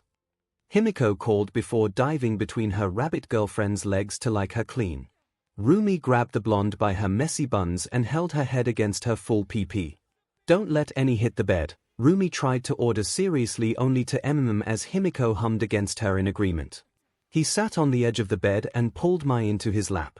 His sloppy pee-pee resting against her stomach, reaching halfway between her belly button and BRSTS. His eyes widened. Wait a minute, what about protection? Himiko and Rumi were too engrossed to hear. Mai laughed. Now you ask. Don't worry, we're all on souped-up BH control in case cell activation supercharged your swimmers too. He hadn't even thought about that. Oh, good, he said after the errant thought of a dozen or so little Rumis running around left his mind. As scary as that would be, he couldn't deny that he wanted it. Mai smiled mischievously and pecked him on the nose. It's almost a shame. I'd love to make actual babies with you. I can just picture you with a pink-haired infant strapped to your chest as you cook for us. Back, he corrected. Here. Mai asked, confused. I would strap them to my back, don't want grease or something hitting them, he explained seriously. Mai laughed again and it was like music to his ears. What did I do to deserve someone so kind-hearted? She asked rhetorically. You were yourself, he answered anyway before kissing her passionately. With mouths still locked, Mai lifted herself into a crouch and hovered just above his 𝐂𝐻𝐿. She ummed into his mouth as she began to take himself into her. She stopped partway as he felt resistance for just a second before dropping herself another inch or two. She hissed in pain at him being broken, her legs shaking and trying to hold herself in place. He placed his hands under her ample butt and held most of her weight for her. She visibly relaxed and pulled his head into her shoulder as she breathed heavily, Izuku pressing kisses to her neck. You're so big, Mai said huskily. You don't have to take all of it, he ummed in pleasure even with only being halfway inside her. Hatsune Mai doesn't do things halfway. After all, there's no kill like overkill. She yelled as she removed his hands and dropped fully into his lap with a wailing She threw her arms around his shoulders and squeezed him nearly as hard as her PP was squeezing his PP. He wrapped his arms around her and squeezed her as well as his eyes closed in pleasure. He felt her muscular upper back as he held her. She had always had a strong back and arms from beating metal into shape as well as holding up her BRSs that were nearly as large as her own head. After a minute of adjusting to his size, she began to roll her hips, grinding her CLT against his groin. He began to roll his hips as well, perfectly in time with her so that he didn't mess up her rhythm. He gripped her dreadlocks at the base of her skull and kissed her deeply, his tongue dancing with hers. She began to whimper into his mouth as their rhythm increased. With his free hand, he slapped her tight butt, eliciting a shuddering from the pinkette. The slap had evidently been the tipping point for Mai's orgasm, her entire body shuddering and tense as she broke from their kiss and let out a ragged scream. She leaned back, still in a crouch as she tried to regain her breath. There was a visible protrusion halfway up her torso. She palmed it and pushed it down. He felt the tip of his PP move. Is that Mai? Are you okay? He asked, worried he was literally rearranging her guts. Quirked bodies are more durable, so stop worrying, she hummed in answer, still a little breathless. If you say so, he said as he moved his arms under her knees to grab her butt. Supporting her weight, he stood from his seated position, Mai folding in half and umming at the increased tightness. Her massive BRSTs was squished between her knees, causing them to seem even larger. She wrapped her arms around his neck and held on as he began to move. He began swinging Mai like a pendulum along his entire length, a wet slap sounding each time her engorged CLT met his groin. Mai was crying out in euphoria with each slap and whimpering in bliss as she slid away. He picked up the pace as his orgasm neared. He was grunting in pleasure each time his balls slapped against her butt. Mai's took on a breathless quality as he rapidly pounded the breath from her.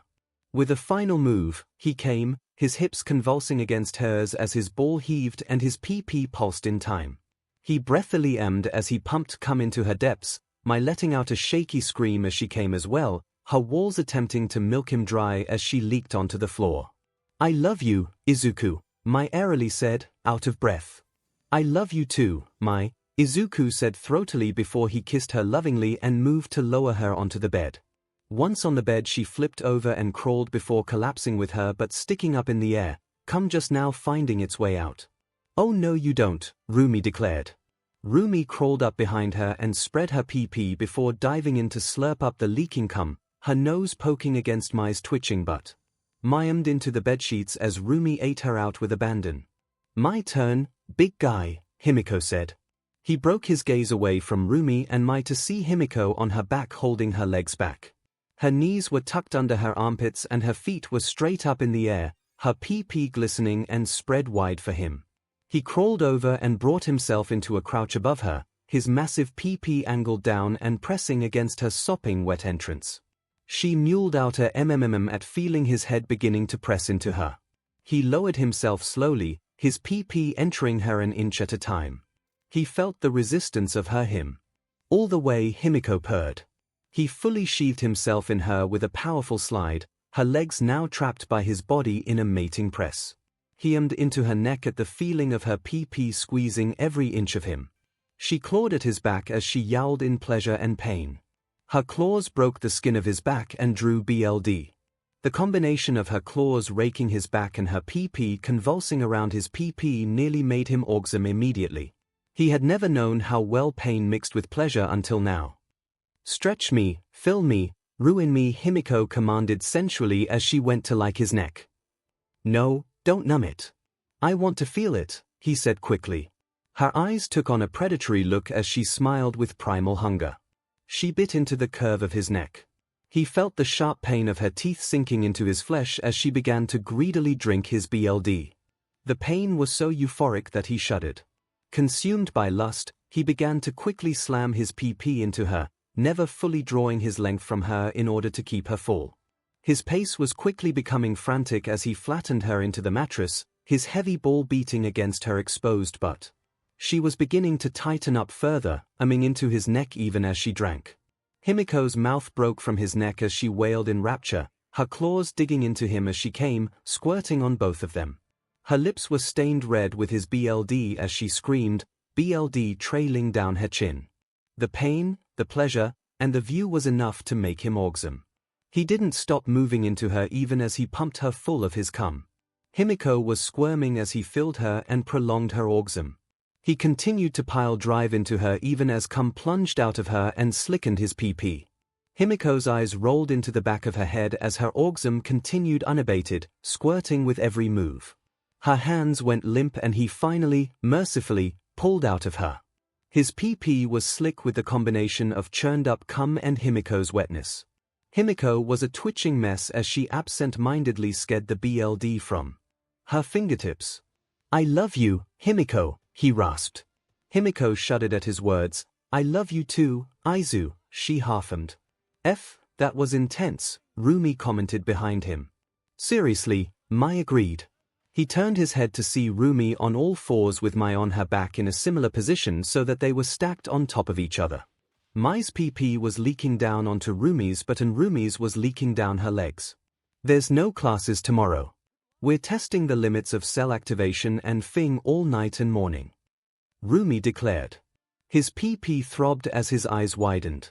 Himiko stirred. She crawled up beside him and used her quirk to transform into a doppelganger of himself with bloody lips and a slick pee-pee. She was smiling predatorily with red teeth. "How do you two feel about getting spit roasted?" Himizuku asked. Rumi and Mai's answer was to pop open their mouths wide and hang out their tongues while arching their backs. It was going to be a long night. In the teacher's lounge, Nezu was holding an emergency faculty meeting. Everyone watched a hooded man slip into the throng of reporters and subtly place a hand against UA's front gate, the metal decaying rapidly and collapsing the entire bulwark in seconds. The reporters took the opportunity to rush the campus. The man looked directly into the camera with a BLD-curdling smile and hate-filled red eyes before turning away and vanishing into the city streets. Another video played immediately afterwards. They watched the camera feed of the very room they were in with horror. A purple portal opened in mid-air and an incorporeal bartender stepped out of it, looked around, grabbed some papers on a table and re-entered the portal. The screen went dark. "This is nothing less than a declaration of war," Nezu said in a tone that caused shivers to run down everyone's spines. "What were those papers?" Eraserhead asked, eager to get all the facts. "A class schedule as well as a roster of all our first-year hero students that listed their quirks in detail," Nezu explained, frustration leaking into his words. Vlad King stood. "Those were mine, sir. I left them to respond to the break-in. I wasn't thinking, I'm sorry," he apologized with a deep bow. "I can hardly fault you for that. I'm more concerned as to why they wanted them. They could be planning to strike at the students during a class away from the main campus," Nezu said. "That schedule was for the entire first term. They could strike at any time." Vlad King pointed out. "Couldn't we just shuffle THA's schedule around?" Snipe commented. "Not without rescheduling every major outing including internships and the sports festival. The HPSC would never allow it." We will simply have to take extra precautions, 𝐒𝐲 lamented. I'm going on 1A's trip to the USJ Friday, Midnight declared, not willing to leave her kids and partner to chance. I'll go with 1B on Monday, I'll be gosh darned if anything happens on my watch, Snipe drawled. Vlad King looked Eraserhead in the eye. Please keep my girl safe, I'll never forgive myself if she gets hurt because of my mistake, he almost begged. I'll protect every one of my students with my life, it's only rational. Eraserhead solemnly swore. Keep my boys safe. Present MIC yelled with his quirk. The USJ is my territory, I'll protect it and the students with extreme prejudice, 13 seethed uncharacteristically. Excellent. We must keep all our kids safe. I'll be devising plans for our future outings as well. Dismissed. 𝐒𝐲 chirped a little too cheerfully. Sore. Izuku was sore, muscles he didn't even know he had hurt. He was determined to make Thursday a lazy day to end all lazy days. He and the girls limped downstairs at about 11 a.m. After devouring food and water like rabid animals, they had all collapsed onto the couches in the common room with one thing in mind: rest. Several hours of lounging about later, Izuku was still sprawled on the couch but with two added guests. Yuki and Eri had joined him and were currently half asleep on his chest while he rubbed circles into Eri's back and scratched Yuki's mane, causing her to purr like a Mack truck. Rumi, Okako, and Kirishima were yelling at a recorded MMA fight. It was Rumi's favorite fight of all time and had seen it countless times, but she was entranced nonetheless. An incredibly muscular man kicked his opponent in the head so hard that they had to carry him out on a stretcher. Rumi jumped from her seat cheering. Right leg, hospital, left leg, cemetery. That's why you don't F with Miko Crow Cop. Himiko, Mai, and Zu were snuggled together under a pile of blankets on the other couch while watching Rumi and Okako with amusement. Altogether it was exactly how he had envisioned his day going. I smell romance. Something happened, didn't it? Mina questioned from the kitchen. We joined the polycule, Ribbit, Zu deadpanned. That was an option. Mina shrieked as she grabbed Toru and shook her, almost spilling her girlfriend's drink. 𝐒𝐲 knelt next to him and placed a hand on Yuki's back to gain her attention. Baby, we have a meeting with Hound Dog soon to talk about yesterday, she said in a whisper. Can Sissy come? Yuki asked, voice heavy with sleep. Eri answered just as sleepily. Izuku laughed at the apparent sisters, jostling them more awake. Izuku turned to 𝐒𝐲. I didn't think to schedule an emergency session with Hound Dog. I figured we would talk about yesterday during our regular Saturday session. We can come, if that's okay with you. I would love that, and Yuki seems to want it as well, 𝐒𝐲 commented with a smile aimed at her daughter currently sprawled across his chest. She sure has warmed up to you fast. He sat up while holding the barely awake girls close to his chest. Let's get ready, girls, he said, causing them both to whine in complaint. It was the next day and they were about to load onto the buses that would ferry them to his mom's domain in order to learn more about rescue, the Unforeseen Simulation Joint, or USJ for short. He and his girlfriends were the only ones that had gleaned that from Aizawa telling them they were to do rescue training today. After changing, he made his way to the buses to see Ida trying to line everyone up to board the buses as efficiently as possible. Izuku just walked past and got onto the bus while saying, if Aizawa-sensei isn't worried about it, then neither am I. Ida followed him onto the bus, in an attempt to persuade him to his way of thinking, no doubt, but stopped when he saw the layout of the bus. Oh, Ida said in defeat before simply plopping into a seat. The layout must have been different from what he was planning for. Izuku pulled out his phone to check the news articles while waiting for everyone to board the bus. Bakugo silently sat at the very back of the bus in a plain gym uniform. Trigger-related crimes on the rise. Swipe, where did Lady Nagant disappear to after being cleared of involvement in the suspicious suicide of former HSPC president? Swipe, how Quirk singularity theory may be proven true sooner rather than later. Swipe, breaking news, massive surge in villain activity in the Mustafu area, All Might spotted on multiple scenes, but the attacks keep coming with no sign of slowing. Expect heavy traffic in the area as All Might gets the situation under control. What are you looking at, Ribbit? Zu asked as she sat next to him. The news, it looks like All Might will be late to our class if he makes it at all. His cleaning up villain attacks all over Mustafa, he said, showing her his phone. Can't other heroes take over? Zhu asked. Yes and no. The news is saying that he'll be handling everything and placing everything on him. There's also way more attacks than normal, it's almost suspicious how many there are, he explained. He shouldn't have to do everything, even if he is All Might, Zhu said, irritation coloring her emotions but not her tone. I agree, what are they going to do when he inevitably retires? He asked hypothetically. I hadn't thought about that, Zhu said, worry coloring her emotions this time. He placed a comforting hand on her knee and squeezed gently. Don't worry, when we graduate we'll pick up the slack, he said, making a fist with his other hand. Zhu smiled at him and ribbited happily as she leaned into him. 𝐒𝐭𝐻𝐲 sat on the other side of him with 𝐒𝐭𝐻𝐽 hanging off her arm. 𝐿 midnight cooed as she entered the bus. Hi, Mima. Zhu and 𝐒𝐭𝐻𝐲 joined our polycule the other day, sorry I haven't told you until now, he said, causing Midnight to gasp in excitement. Wait, why are you here? He asked after coming to the realization that her presence was odd. Midnight placed the back of her hand against her forehead dramatically. My own son doesn't want me around anymore. I always wondered when your rebellious phase would show up. Used to his mama's antics, he only sighed in exasperation as a response. Midnight blew a raspberry, you're no fun. I'm here in case Eraserhead needs backup, she said in a half-truth to avoid Izuku's lie detection and to not worry the students. She turned her attention to 𝐒𝐿𝐲 and Zhu and grinned. How do you two feel about having children? She asked mischievously. 𝐒𝐿𝐲 blushed so hard he was worried she would float up to the ceiling. She hid her face behind her hands and answered simply, yes. Zhu was unfazed however as she answered blunt as ever, I want a school of tadpoles, ribbit. Midnight cheered and began furiously typing on her phone while giggling like a maniac, no doubt informing 𝐿𝐿𝐽 and 𝐴𝐛𝐻𝐻. Izuku's curiosity in quirks reared its head. Tadpoles?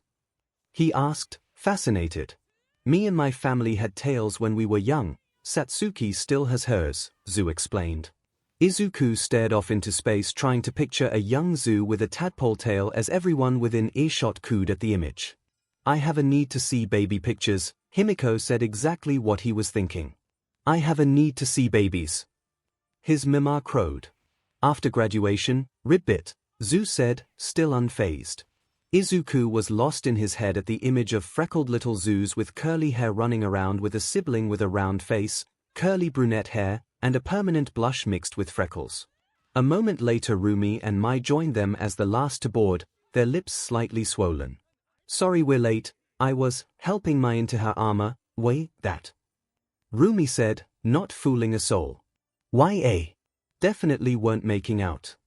Mai helped. Izuku rolled his eyes at how obvious his girlfriends were as the bus finally took off. Shortly after getting underway, Terishima moved seats to sit next to Bakugo and asked, how YA feeling? Teasage, just leave me alone, shitty hair. Bakugo growled. Kirishima was undeterred however, he playfully elbowed Bakugo in the arm and said sincerely, don't be like that, we were all worried about you. Bakugo didn't say anything but Izuku could feel his surprise at the sincerity. It actually worried him a bit at how shocked Bakugo was at a classmate caring about him. After a 30-minute bus ride the students of 1A, Nejaya, Eraserhead, and Midnight exited the buses to see a massive dome-shaped building with golden letters on the front that read USJ. They entered the building to find 13 waiting for them, backdropped by the enormity of the facility.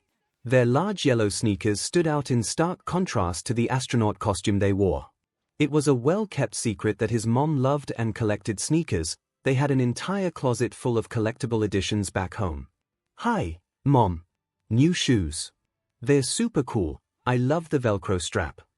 Izuku greeted, excited to finally be taught by the best rescue hero in the business, his mom. He was only slightly biased. 13 waved to the class before answering, Hi, Izuku. Thanks, they are new. He didn't need to see their face to know they were smiling. 𝐒𝐿𝐽 grabbed Izuku's arm and squeaked, it's 13. They're our favorite hero. Before lowering her voice to an excited whisper, introduce me, introduce me. Midnight sauntered up to 13 and kissed them on their helmet before whispering something to them. 13 looked right at 𝐒𝐿 and said with a distorted voice, "You must be Uraraka." They looked at 𝐤 and continued, "And you must be Asui. Welcome to the family, both of you." It looked like 𝐒𝐿's software had crashed. She was staring blankly ahead for several silent seconds before shakily saying, Dreamin. Someone pinch me. Ouch. Not there, Rumi. 𝐒𝐿 yelped as she massaged her butt. Rumi shrugged and gave her girlfriend a shitting grin. Instructions unclear. Where's All Might? Aizawa-sensei asked 13. You haven't seen the news. Mustafa is in chaos right now. He's putting down villain after villain, but they just keep coming, 13 whispered. Midnight smirked. Well, it's a good thing that she adopted a ridiculous mockery of All Might's signature pose, I am here. Phut. 13 laughed at their wife's antics. Izuku does it better, they said, betraying him.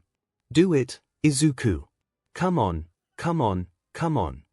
Midnight pleaded before she began chanting do it over and over again, 13, Rumi, Himiko, and Mai joining in. The rest of the class was looking at him clearly confused, none more so than 𝐒𝐿 and 𝐤. He regretted ever showing them his All Might impression. He whined in defeat. He turned away from the class and molded his face like clay with his fingers before turning around quickly with an uncanny impression of the number one hero. I am here. He boomed.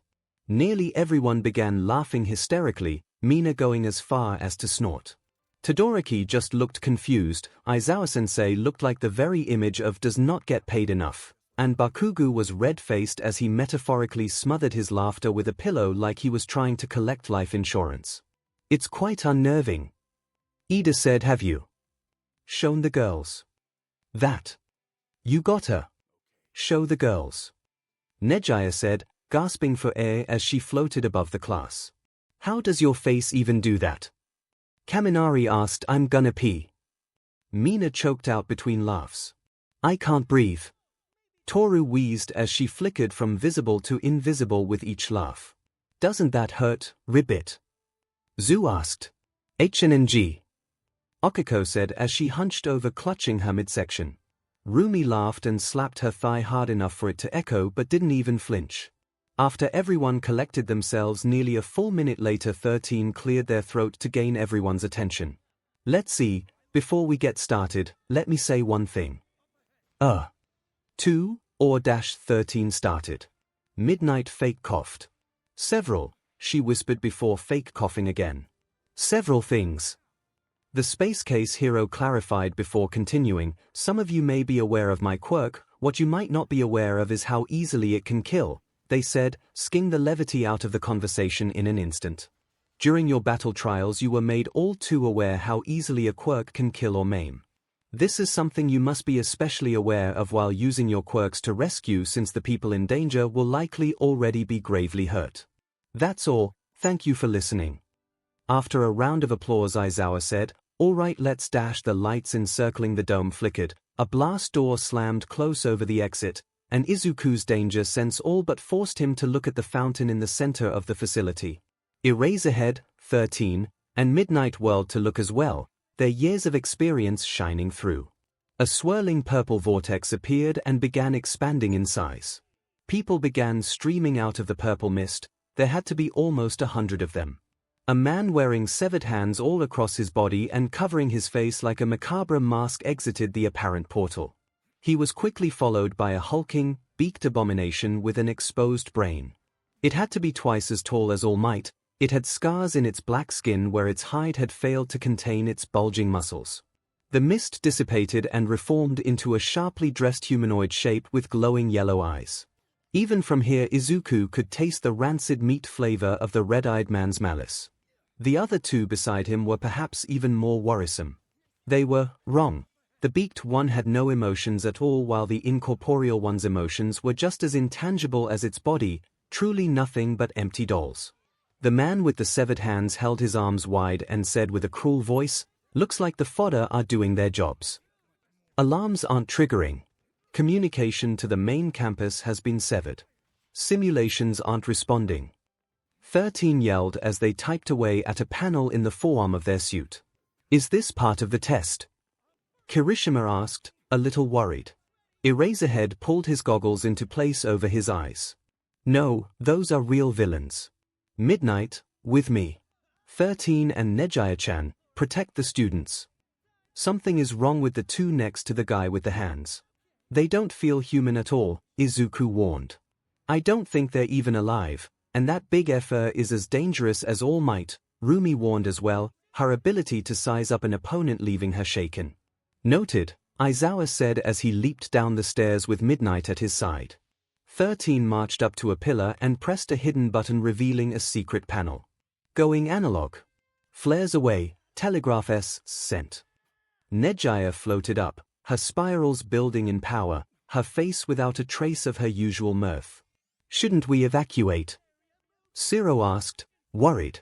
No, they could be trying to flush us into the open where more villains could be waiting in ambush, Nejiya refuted, their senpai showing why she was won the big three. Quirk usage to defend yourself and others is granted. Hold. The line, 13 growled in a manner he had never once heard from his mom before. Most of the class was understandably scared. His emerald eyes glowed as confidence rolled off of him and into the others like the tide coming in, the sensation building with each wave.